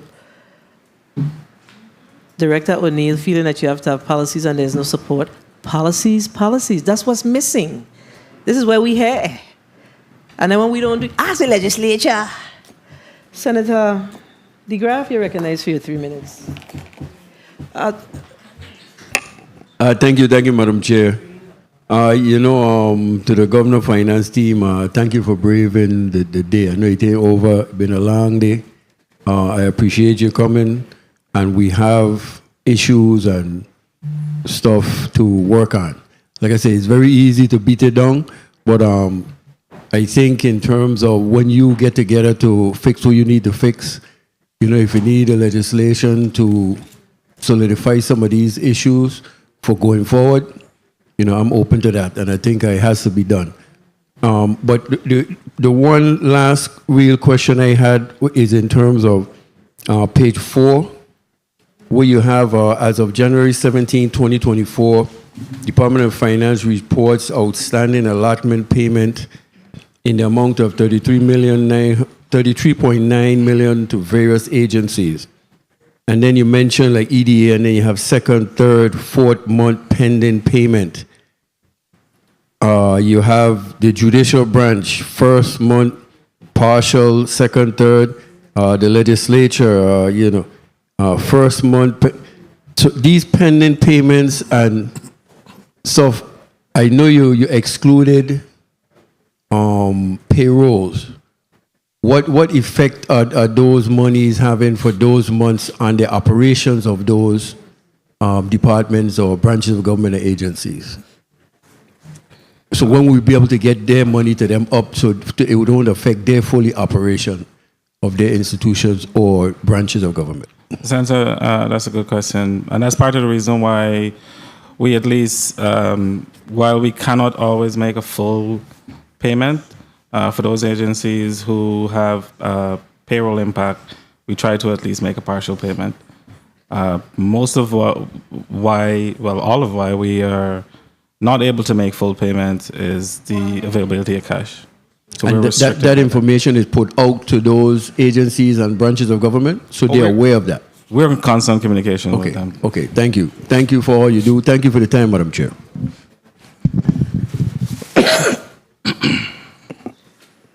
Thank you, Senator DeGraff. Senator Fonseca, you're recognized for your 3 minutes. Yes, thank you, Madam Chair, and a pleasant good afternoon once again to all the testifiers. Real quick, with the Vital WAPA, what's left for us to, get Vital paid up? Vital, V-I-T-O-L, Vital paid off. What's left to get Vital gone? I don't understand the question, Senator. Well, I remember we had an agreement where I think we were going to give them $145 million. You were going to deposit the 45, and then within 90 days or something like that, it was going to be gone. Where are we with Vital now? Do you know? The agreement is still in place, and there is a remaining $100 million. It still needs to be paid by WAPA to Vital.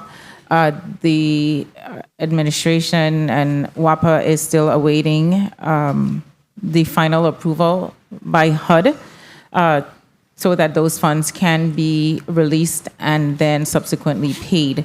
Right now, everything is in environmental, going through some environmental studies, and that is the status as far as I am aware. Okay, good. Mr. IRB Director, income taxes, How many, what's the total outstanding income taxes left as of today? Income tax refunds. Oh, let's see. It's about, 1 second, about 60 million. That's process. You know, we entered on a daily basis returns, but as of last Friday, it's 58 million. Okay. You know, you and I had a little sidebar discussion that I want you to explain to the people of the Virgin Islands, because, you know, it also enlightened me because, you know, as a senator, one of the things you look for is ways to increase revenues from the government, for the government of the VI. And I think, well, you can explain it. If I say walk in on a job, a construction job, I get a full check, I ain't pay no tax on the money. I go and I want to send my money out to my family in Timbuktu. Is there any way that the VI government can tax that money? On the transaction to sending your money to Timbuktu? Yeah. No, that's not a sale. That's not like, you know, you're just gifting money or sending money to whoever. So there's no financial consequence of that transaction. Yeah. And that's very important. Thank you very much, Madam Chair. Thank you, Senator Fonseca. So Senator Blyden and I actually worked on that legislation, and we were told that it's interfering with interstate commerce. But I think the word is tax. We probably need to change the word to fees. So we need to have a further discussion on that because it is an issue. It's billions. So tax and fees, but we won't get into that right now. Going back to the discussion around the line of credit, Director O'Neill, I note that we've only paid back $3.7 million thus far. Is that interest or principal? No, Senator, that 3.7 million was actually a project for waste management. And so those funds came back in from FEMA. Okay, so that's right. So is it wash? Yes. So yeah, that's okay, not so a. This is the question. So you have two requests. So request 2, 3, 4, and 5. So you have this Diageo property acquisition is part of the CDBG DR funds, economic development. What is the FEMA fund that authorizes us to purchase property, and for what purpose is this? What is that? Yeah. Assistance. Public assistance. I'm sorry. It's part of the public assistance, which comes through FITEMA through ODR. That's that part. So it's So these funds should be drawn down when? To my understanding, it's going through the process now. That's what was reported by ODR. So it is going through the process to be reimbursed back to, to pay back the line, along with those other projects that they have on that list. They're all in varying stages of review by FEMA for repayment. So these are upfront costs. So when we approve the line of credit, this is what y'all said to us. Y'all said to us that, you know, in many instances, you need mobilization funds to start the projects, right? And then you submit and you reimburse and we revolve. Correct. But I'm concerned that we're only seeing that we only have $42 million left in this. And we've spent, how much? 60 million. Okay, we take out the 46 because we know. And then that 46 number changed. I tell us 45. Now it's $2 million more. So there's a lot of variations that we're seeing that looks different. It's 45 that was done and as a loan to WAPA to pay VTOL. The rest of that initial amount is for fees. 1.7. Right, that was fees for the transaction to close to the bank. So it included the fees. I see. So it's not, it says WAPA, Vital, and fees for the Correct. closing of the transaction. Yes, Senator. I see. Because how it's read, it seems as if we gave the Vital 46.9. No, So it's that's 45, and then the rest was the the fees to the 1.9. bank. Okay. Yes, to close. So these drawdowns, the concern that we have is, are these draws going to be slow? Because then what we've done is for naught. So You see? it's not supposed to be slow, Senator. They're all tied to project worksheets. They have approved worksheets. The only issue here is that even though we have the approved PW, it does still have to go through some environmental, in some cases, some other things that FEMA is reviewing before the final That's the payment. part, though. That's the part. That's not what y'all sold us. Y'all sold us at shovel ready. So once these projects are ready, they go through the environmental, you need the money to start, to pull on so we could start the project mobilization. So when all of that should be done, so FEMA should have already given you the approval. That's not what we discussed. This is why we continue to have the level of frustration, because as I look at this line of credit reconciliation summary, I'm seeing this and I'm like, okay, so this seemed to be going ahead with these projects prior, similar to how we did the Vital. That one is understandable. But these others, that's not what we agreed to. That's not what we agreed to. And this is what needs to stop. We can't keep coming before the institution of the legislature asking us for these considerations. We give the consideration, and then the things that when we look back at the data, it's not in line with what we asked. This is not what we approved. We did not approve this. The approval was to shovel-ready projects that went through the process, and once you hit the button for payment, that happens. Is that accurate based on our meetings that we had, Director O'Neill? As to what your understanding was? That's accurate. As to what we approved in our legislation. That's correct. Yes. This got to stop. We can't keep doing this. And the ODR director isn't here.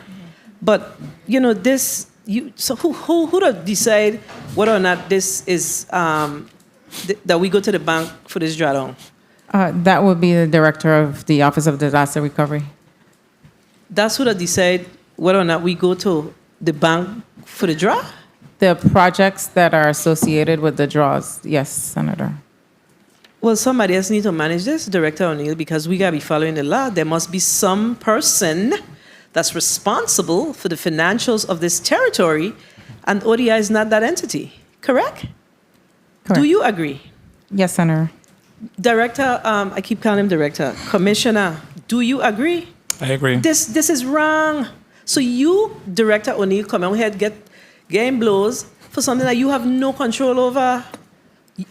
Are you in charge of saying to, what a bank name? First Bank. First Bank, that I want to draw down $5 million for Project X? So I am part of the process, Senator. I will say that. I am part of the process. So the process is that ODR identifies the projects, and they send that forward with justification, associated project worksheets, and a ranking of whether it's high risk, low risk, which means 30 days, 60 days, or more. Once that's presented to me, and we saying, okay, 60 days or 30 days, those typically the ones I like to say yes to, and then those go to Director Simmons at the PFA. Director Simmons is the entity then that makes the request for the draw from First Bank. So it's three persons. Honestly, I thought we would have seen something here for the hospitals, the demolition of Shelter Mali. Like, what are we dealing with here? This is not right. What is the PFA projects? What projects are those? They are FEMA projects too? I'm not sure, Senator. I'll have to get that data for you. Did FEMA give the Virgin Islands government money for PFA projects? Not that I'm aware of. But then this request too. Like, what are we doing? I want the legislature to meet next week and revoke this whole thing? What are we doing? Yeah, I am going to ask Director O'Neill and Mr. Commissioner, please take hold and buckle at this thing. And did we ask for a monthly report to be provided to the legislature? Yes, you did. When was the last time a report was sent? Senator, I will check with Mr. Simmons on that. Elsa, this what we see in here is a little issue, Director O'Neill. Understood. Okay? It's a big issue. We can't keep doing this. I lose my way. Who talk already? Senator Joseph, you're recognized for your 3 minutes. Thank you. Thank you, Madam Chair. I'm going to continue with your line of questioning because I think you also missed a very salient point regarding the line of credit. Now, we got this documentation regarding a line of credit reconciliation summary in December 19th specifically.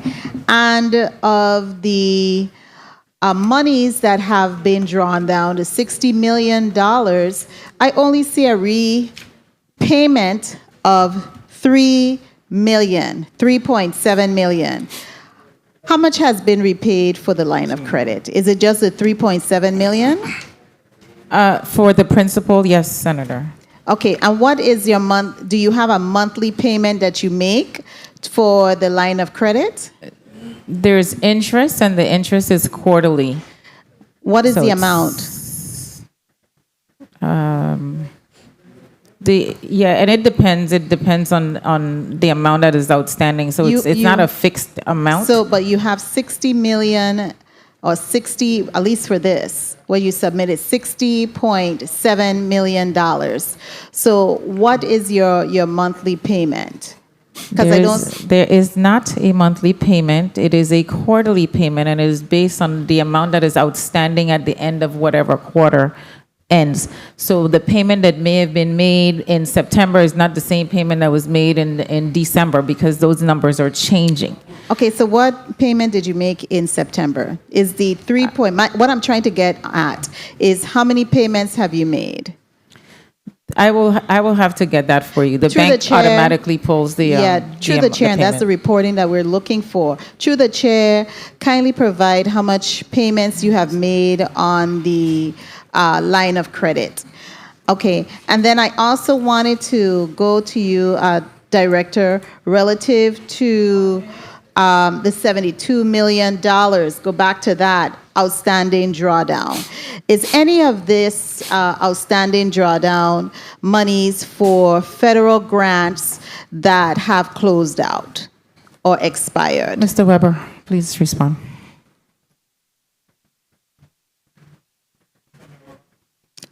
Kindly recognize the mic of Mr. Weber. He's seated in the at-large senator's seat. Try again, Mr. Weber. Yes, good afternoon. Good evening. Yeah, some of those grants have closed. However, we did choose a target date of grants that we feel is feasible for us to recover these funds. Stop. How much money is from this amount? Because I know typically when a grant is closed out, the grantor isn't going to give us back any of this money. Okay? That's typical, and I'm the guru. All right, for federal grants. I don't know how you're going to get that money back. Have you done an assessment internally to determine how much of this money we're going to be able to get back? And how much of this money has been closed out? The federal grantors have closed out on these grants. Because a closeout is, the grant is done. A closeout don't necessarily mean the grant is done. When? A closeout don't necessarily mean the grant is done. There are situations even with us at OMB where grants have closed 2 years ago, and we speak into the mic. Yeah.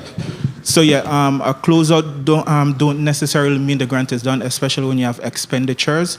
on this grant. If you reach out to a federal agency, there are some federal agencies that will work with so you. tell us which ones are you're having discussions and the amount that you're having discussions with your federal grantors that have closed out, because that's what we need to know. That because it's up to the grantor to actually say yes and that they are going to allow you to draw down on their money. So could you tell us which one or the amount? That's through the chair, because I don't know if you have that information, that you're in discussion with right now with the federal grantors that you have included in this outstanding drawdown, the amount. I don't have the amount. My Okay, laptop is so dead, send it through the chair, those that have been closed out. Okay, and be sure you put it in a chart. We need to know the amount, which agency it is, the local agency, and who the federal grantor was. Okay, and also include the year. Okay, when the grant started and when it expired, because you are looking at monies that are closed. I know when you close out a grant, you can't have access, but I understand what you're saying. It depends on what you are able to build a case so you could still have access to those grant funds. But if you don't, then we are holding the bag for some of these monies. Thank you so much, Madam Chair, for the leeway. I appreciate it. Thank you, Senator. Joseph, I see $15 million for education. The third party in processing the education transactions? What's going on with that? Senator, I'll speak to one. A lot of it is payroll. Same thing. And payroll is not processed. It has to be processed by the department before it even gets to the third party. They just probably processed November payroll recently. So we got third party in place that we pay millions of dollars and they just process November? No. But them the two need to take department. night and make day? No, it's not the third party, it's the department. And we have meetings and I'm communicating with the commissioner as well, so she's aware. Because a lot of times, anyway, she's now aware that draws are not being done by the staff, especially for payroll-related expenses, timely. They have been running on average 2-3 months behind on posting their payroll. That is the department. It's not the third party. It's the department. We have to move on the staff in the department. That's where the issue is. It's the department. They have to do the draws, and that's where we are.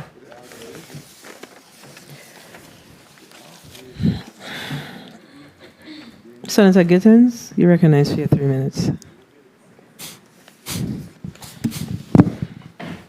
Thank you, Madam Chair. Quickly, can you tell us about the $200 million that was transferred to an off-island account? Tell us about that. I think you also mentioned that the U.S. VI received somewhere in the tune of $547 million in ARPA funds. I'm going to just ask my questions quickly. So I want to know about the $200 million sent to the off-island account, what interest and whatnot we're getting on that. I think you also mentioned that the USVI received somewhere in the tune of $547 million in ARPA funds. And for the record, can you also make public the breakdown of what was spent thus far, obligated, and how the remaining balance will be spent? And lastly, I'm going to make a comment that you probably wouldn't be able to answer, but I want it on record, and I want WAPA to think about it, because as this criminal enterprise, as I call it, continue to not only rob from the people of the Virgin Islands, but reap from the people of the Virgin Islands, have yet to offset any amounts owed by our hospital. Imagine that. And we're talking about somewhere in the tune of $3 million or something. We have given, from the time I know myself, we bailing our WAPA. WAPA got about $97 million in subsidies over a span of 6 months, $5 to $6 million a month. Then another, I think, $100 million or something over the last year. We continue to bail them out. At what point is WAPA going to offset any of these payments owed to them by our entities, especially our hospital? So at least the first two you could tell us about. The $200 million to the off-island account and the ARPA funding.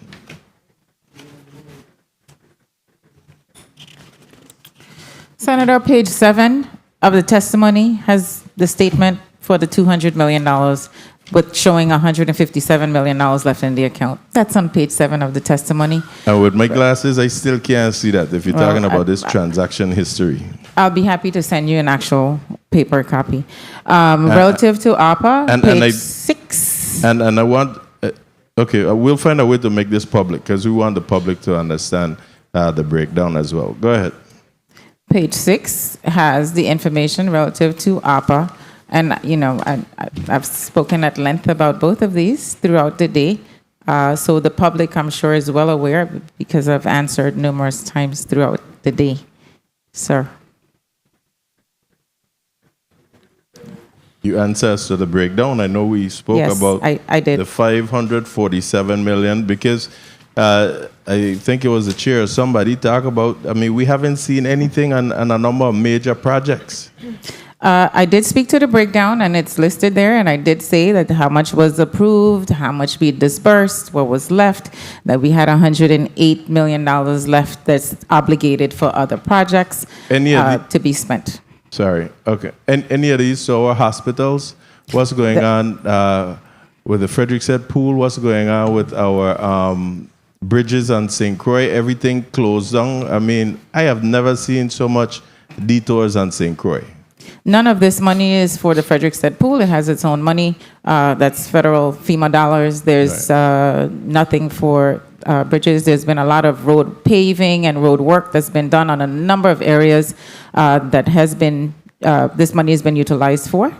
The hospitals did receive monies from this, and as a matter of fact, some monies were reprogrammed in the last month to allow for build out of the hospitals, both of them, to allow for increased services for dialysis should the kidney center close. So there's a number of things that's happening with the funds that have been awarded to the hospitals.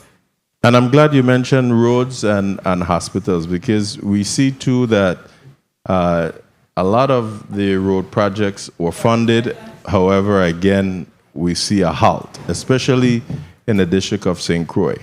And our hospitals, I was concerned the other day, I wrote to the CEO of the St. Croix Hospital because I think y'all gave them somewhere in the tune of $10 million, correct? Each hospital? Correct. And I asked about a breakdown of the spending and whatnot. And from October, November, I just got a response yesterday, if I may conclude here, Madam Chair. I just got a response yesterday with him now stating that's the CEO on St. Croix, that they will be looking to pay out the next set of payments come January 26. But these things will be happening just at the time when they know that these things are going to come to the floor. These monies were given how long ago and should have already been in those employees' hands. So I'm asking us again for these entities to be accountable for these monies that we're giving them and have them give you reports on how these monies are being spent as well. Thank you for your responses. Thank you, Madam Chair and Finance Commissioner. I hope to receive those asks that we asked earlier today. Thank you. No problem. Thank you, Senator Gittins. So, Director O'Neill, there's $108 million, give or take, that's remaining, correct? Correct, Senator. And the this $108 million is basically obligated. I see you have $14.8 million for prevention in congregate settings, vaccination programs, healthcare capacity, territorial crime initiatives, and community violence interventions, mental and public health services. So that's just the category. It's not for. So wait for what is $14 million for? So it's the category is public health and medical. Right. So it could be it's right now to be used for mostly for the category that has not been used yet is the prevention in congregate settings. That one and we are required. We have to spend money in that category. And mental health. Mental health. Those were the two areas that hadn't really had much spending yet. Are we required? No. We can still reprogram some of these to another area, which is what the governor is looking at right now, to see where there's the greatest need to then shift some of the funding. So. And what's public sector capacity? 4.1 million. 4.2.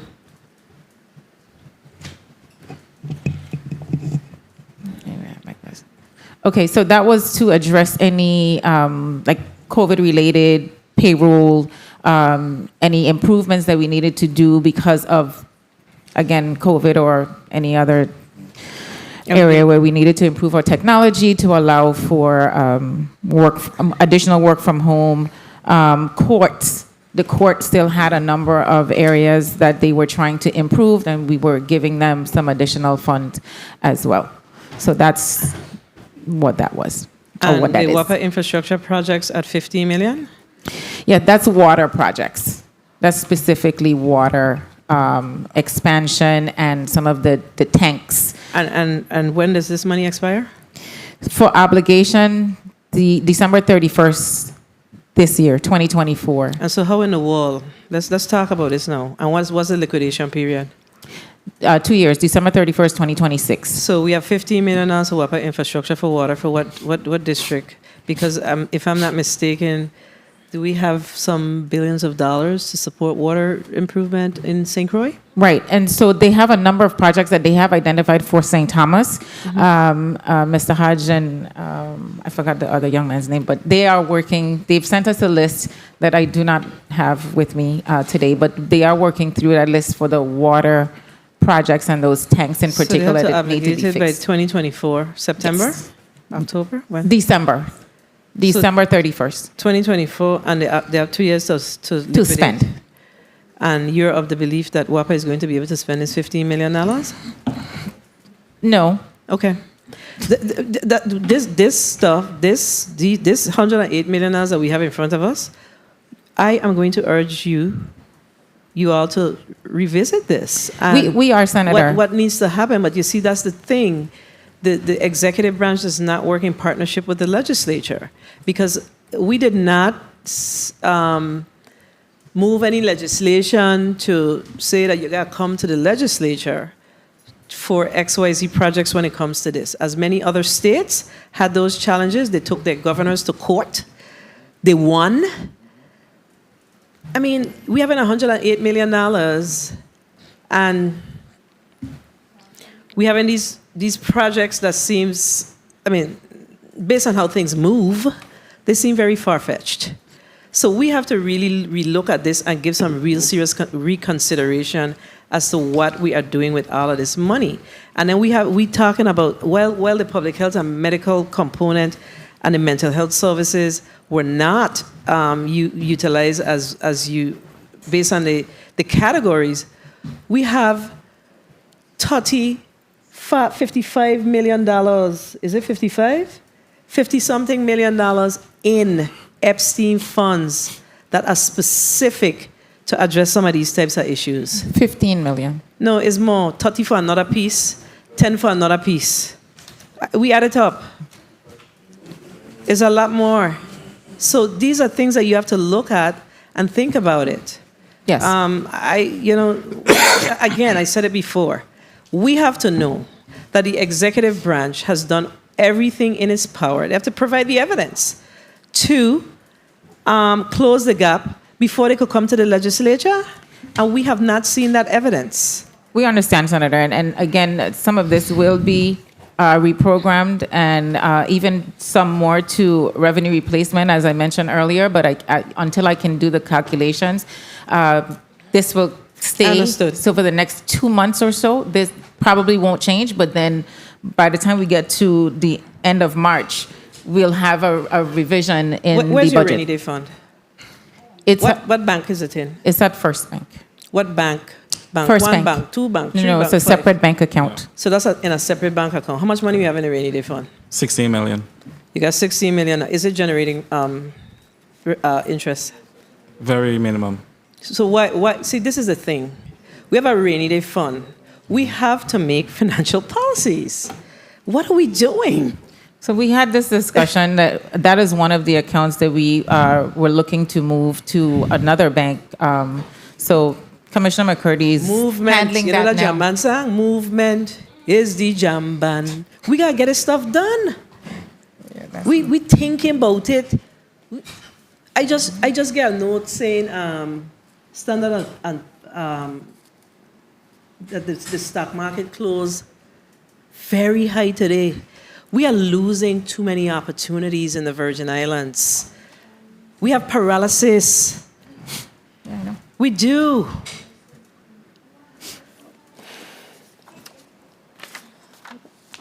Senator Senator Capehart is not here with us. Senator Johnson, thank you for your patience. You recognize your 3 minutes. Thank you very much. I pretty much got one simple question. What other austerity measures has the financial team put in place since we're in such a crisis? What are some of the other austerity besides trying to go to a borrow? So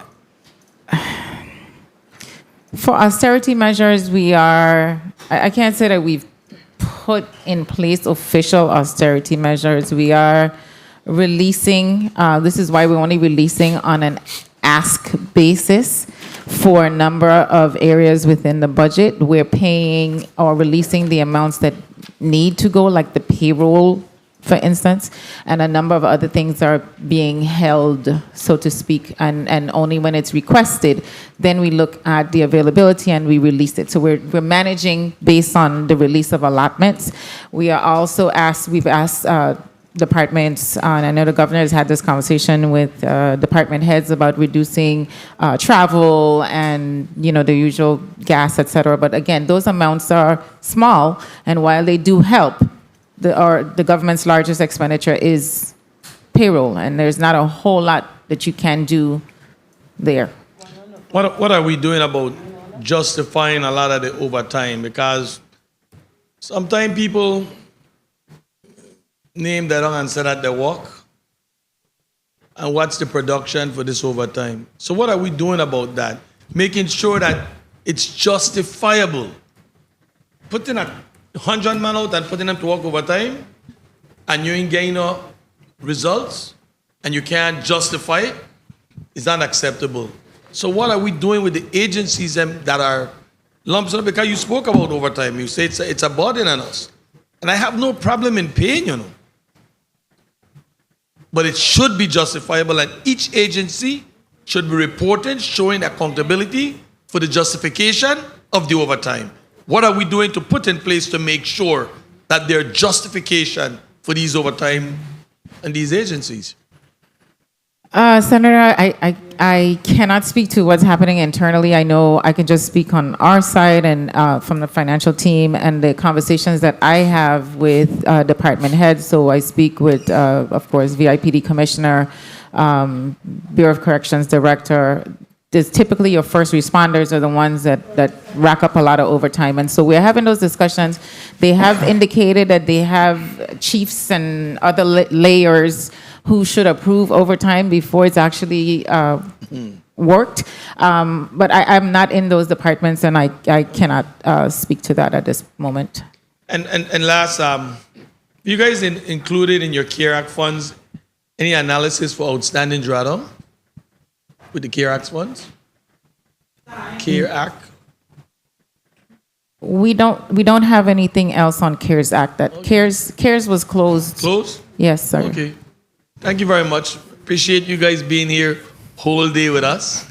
And we got a lot of work to do. We surely have a lot of work to do. And I think this entire body is here to work, but we want to see the right numbers. We want proper information for us to make a real conscious decision too. We can't see money sitting on the table and just saying, let's go borrow. You know, and I appreciate all that you guys are trying to do, but we want to see real numbers and be accurate about the physical status of this government. Thank you very much, Madam Chair. So, Senator, I'll just say that one thing on, especially on these federal dollars, as you look at APA in particular, we can only spend it on certain things. So it can't just be used for whatever, which is why, there's only a certain amount that can go or be replaced as revenue loss, and it's based on the calculations that Treasury put out. So you're kind of limited to those categories that are established because these are federal dollars. So it looks like, oh yeah, there's a lot, we can just move it, but we really just can't do that because it does have some strict policies around it. Okay, thank you, Senator. So in total, how much money we gave up? Like 98 million? Yes, $98.5 million. 98.5, and they're saying that the hospital owe them 11 million on waste management. Why we don't make these the hospitals agreements? well, there are 3, 11 5. and 5, 16. Yes. Right? When we were doing a deal with the GRS, they should be treated no different. When we were doing a deal with the GRS, we said to the GRS, look, all of this outstanding amount I claim in the government OIU, y'all got to sign off on this agreement and move away from your court case so we could deal with this bond issuance. They took forever to do it. We went through the whole process. I was at Senate President at the time. We had to have a sidebar meeting with them to get them to do that before that was done. Right? Correct. Why are we having a conversation with WAP about our hospital owing them 16 million? Our hospitals, we know, are underfunded because we provide universal health care. So why, we got to get some balance in the way we deal with these things. There's zero balance. Universal health care. Anybody could come off a plane from any place, whether they're legal or illegal in this country, in this territory, and receive health care. And we beating our hospital them for $11 million. I'm not saying that they're right, but I'm saying that when we are making these decisions, all things have to be considered. $98 million. Who's the last person? Because I think I have Commissioner McCurdy. I'm going to ask you to please revisit your report that I don't know who updated this for you today, but you need to have a huge conversation with them. Yep.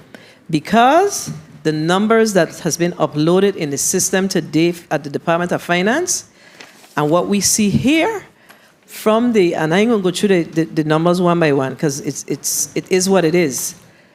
It is off. 30-something million dollars. And so we saying that y'all interested in IRB numbers, what going on here? Please take your time and look at this thing yourself. Absolutely. Yourself. Do the comparison yourself. So, Senator. Yes, ma'am. I will say, because I think a lot of people don't note, and this may be part of the issue, IRB's numbers, IRB reports what IRB collects. And what I see Department of Finance posting, it says general fund. There's a lot more. If you look at that report, it says general fund. It's not total collections. And that's what we're working towards to show. What we should be showing is total collections, not just general fund. Because there are categories of revenues that's not on that report. One thing with you is a good defender, but let me share something with you, right? I'm going to give you one example. And you tell me if corporate income ain't general fund. Corporate income is general fund, right? Yes. It says $95.9 million on Director IRB, Lee, report. And on the report for our Commissioner of Finance says 82,684. So we ain't looking at the bottom line, you know. I looking at the categories. So you're a good defender, but they need to go back and see what it is they're doing. No, you're absolutely not right, arguing Senator. that point. No, yeah, I won't put up no argument against that. Okay? Yes. Good defender. But we don't drill long in these numbers. You have 1, 2, 3, 4 categories that are off. So whoever is updating this or doing this for you. And another thing, Director of Treasury need to date these reports. You don't just sign your name on these reports. These reports need to be dated. These are important. These are accounting principles. You got to date them. All right. And then one more thing, Senator. Director O'Neill. You and I had a discourse around the 1,042,000. You said that this is tied to some money that we pass. I know I have been talking to my colleagues about being very cautious about moving additional money while we're going through this situation. So I'm going to need to get from you the difference between that 1,042,482,900 that we appropriated and your 1,044,206 that you are representing, which is $2 million more. Yes, Senator. I've already asked billion. Yeah, I've already asked the staff to provide or get the validation of the sheet, And the allotment log. The CARES Act is not closed. Is it closed? CARES is closed. The 75 million. Oh, that's right. CARES is closed. CARES is closed. So if CARES is closed, we had an issue with some $200 million to the Department of Education. Oh, their Department of Education stuff is different from the central You're government. talking about this Central government. the amount that was given to the central government. I Correct. got you. Correct. All right, thank you, Senator Alma Francis Heiliger. We're going to allow you to wrap up this evening. You're recognized for your 3 minutes. Thank you. Good afternoon again to my colleagues, to the people of the territory. My first set of questions is, we gave WAPA $100 million of opera funds, basically to keep our electrical costs low. We keep having a pattern in this territory of people in management positions making bad decisions that are supposed to help the people of the territory, but end up hurting us greatly. And because of this, $100 million that could have been invested into the community directly had to go to help keep electrical costs down. I see situations like that as why my colleague mentioned previously about them saying we still owe them when we gave them $100 million of free money. That's like sending a Chihuahua in to negotiate with a pit bull. And we keep having these bad situations over and over and over. And I keep questioning, at what point do people be held accountable for a lot of these bad decisions that put us here today? Now, when it came to, I want to ask a quick question. Mr. Leardom, repeat for me exactly, because this is important for me to make decisions. And one of the reasons, well, report to me again, what exactly did you guys collect for the month of December? For the month of December, or Yes. as of the month of as of the end of the year? December 31st, as of December 31st, that month, how much did you guys collect? In the month of December itself, we collected some 1.8 million. Okay. $1.8 million. Okay. And IRB did 173.9, so that's 174. Wait. So that's roughly, I'm only going based, well, let me speak to the IRB director.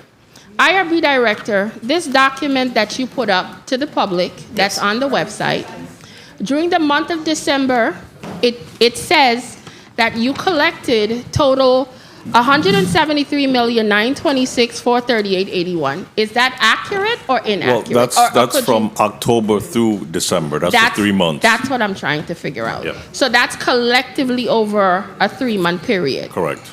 Okay. Now, so you're saying that up until that time period between, that's where the 7 million came from, total from her report. So can I just quickly wrap up? 174 plus 7 is $181 million. And if that is collectively over a 3-month period, is that accurate between your two departments, roughly? No, Yes. Senator. We collected, as of the end of December, 8.7 million. Okay, well, I was only going based on Ms. O'Neill's testimony that said it was 7 million by December 31st. That's why I kept repeating 7. That's what the account shows. Okay, so it's more than that. Yes. So 174 plus 8 is 182. Okay. $182 million is more than what we collected during the same period last year. So I'm confused again at this conversation. The message that was put out to the public is around this time, this is when revenues have dropped and it was low, and this is why we need this line of credit. But just based on 2 departments alone, not any other collections from the government, just you two, you have already surpassed the total collection in the same time period last year. So this is where I'm sitting here confused at the math. And why I came here so ready to deal with this is because the bill to amend the line of credit, I am the author of it. So I have to sit with my colleagues for us to decide how we could do this if the need, but you guys have not relayed to us collectively this need. And that's a major concern for me, because if we go in and amend that line of credit, how are we going to pay it back? How are we going to have those funds readily available to do continuous drawdowns if we eat all of it up with operating costs? That's a major problem for me, because then what happens when we don't have those monies? How are we now going to find monies to do the other drawdowns? So then we have to go back to go get another line of credit? These things scare me. And that is where I am very, very concerned as what is happening and the information that is being relayed to us. I am a fair person, and I am hoping that you guys are going to work together to reconcile these numbers so they could actually match up based on what the different agencies is telling us and departments. Because until we get accurate numbers, I don't feel secure in making decisions. And that is just my facts right now. But I do appreciate you all coming here and sharing the information with us. And I hope that we will have more up-to-date and accurate information if our chair brings you guys back. Thank you, Madam Chair. Thank you, Senator Francis Heiliger. I believe we've exhausted our questions for today. And we do have some information to get back from the government's financial team. But I have to agree with my colleagues that, data drives decisions. So we have to get accurate information. And, we have to have that commitment that the financial health and the way we operate from a financial perspective, our reporting, our policies, etc., are tight. And we're not seeing that. And we've talked about it. I mean, I've talked about it since 2019. That's how long I've been here. And we're just not seeing the improvement. It's going downhill. And, I think this is the very first time we have dug this deep in the last 5 years. So, we will continue to dig deeper. So let's, try to provide the information that's needed. And we're going to have to dig a little deeper. So we probably will have a meeting with y'all, not necessarily on the Senate floor, but we need to dig a little deeper because we need to understand what's happening with those federal drawdowns, whether they're in the liquidation period, whether it's lost forever, there is more information that needs to be provided, and I know specifically that that information came from Mr. Weber. You work for the Department of OMB, correct? And that information, as it relates to drawdowns, really should be coming from the Department of Finance. Okay, so we know this. So finance, you need to be working with your team to make sure that these funds are being drawn. Director O'Neill should not continue to be the buffer with what being drawn or not. You are the ones issuing the checks. That's the issue. That is the issue. She's doing her best. We need to see other people doing their best. Really. So we ain't gonna walk away from tonight acting like the drawdown problem belongs to OMB. It's yours. Your department is responsible for ensuring that when you issue a check, a draw is done. If that's not happening, we have a problem. And we are processing goods and services, and the draw isn't done. Unfortunate. At what point are we going to hold our commissioners accountable for not drawing down their payroll? I mean, come on. And then y'all have to come in front of us and make us look like we're the bad guys? We have a job to do. And we are not perfect, as you are not perfect. But this one come to our head today. I think we've exhausted all of our questions, and I'm not sure where this is going to go, because I don't know about this. So y'all need to go figure it out. Come back to this legislature with something that is feasible for us to discuss. Colleagues, you all don't have any other questions, correct? All right, I'm going to ask Director O'Neill. She probably don't want to close, but I'm going to ask her to give me a close, please. And we will close the meeting and bid everyone a happy Friday. As the Friday is still time, you got time. The party them starts after 7. You still got time. So we're going to bid you a happy Friday, and thank you for your information. However, we really need to get more accurate data. Director O'Neill. Thank you, Senator. On behalf of the team, Governor Bryan, Office of the Governor, thank you all for the 10 hours I've spent in this building today. I bid you all a great weekend. Thank you. Thank you, Director O'Neill. 10 hours is light favor. The Committee on Budget, Appropriations, and Finance stands. Are we in recess? We are adjourned.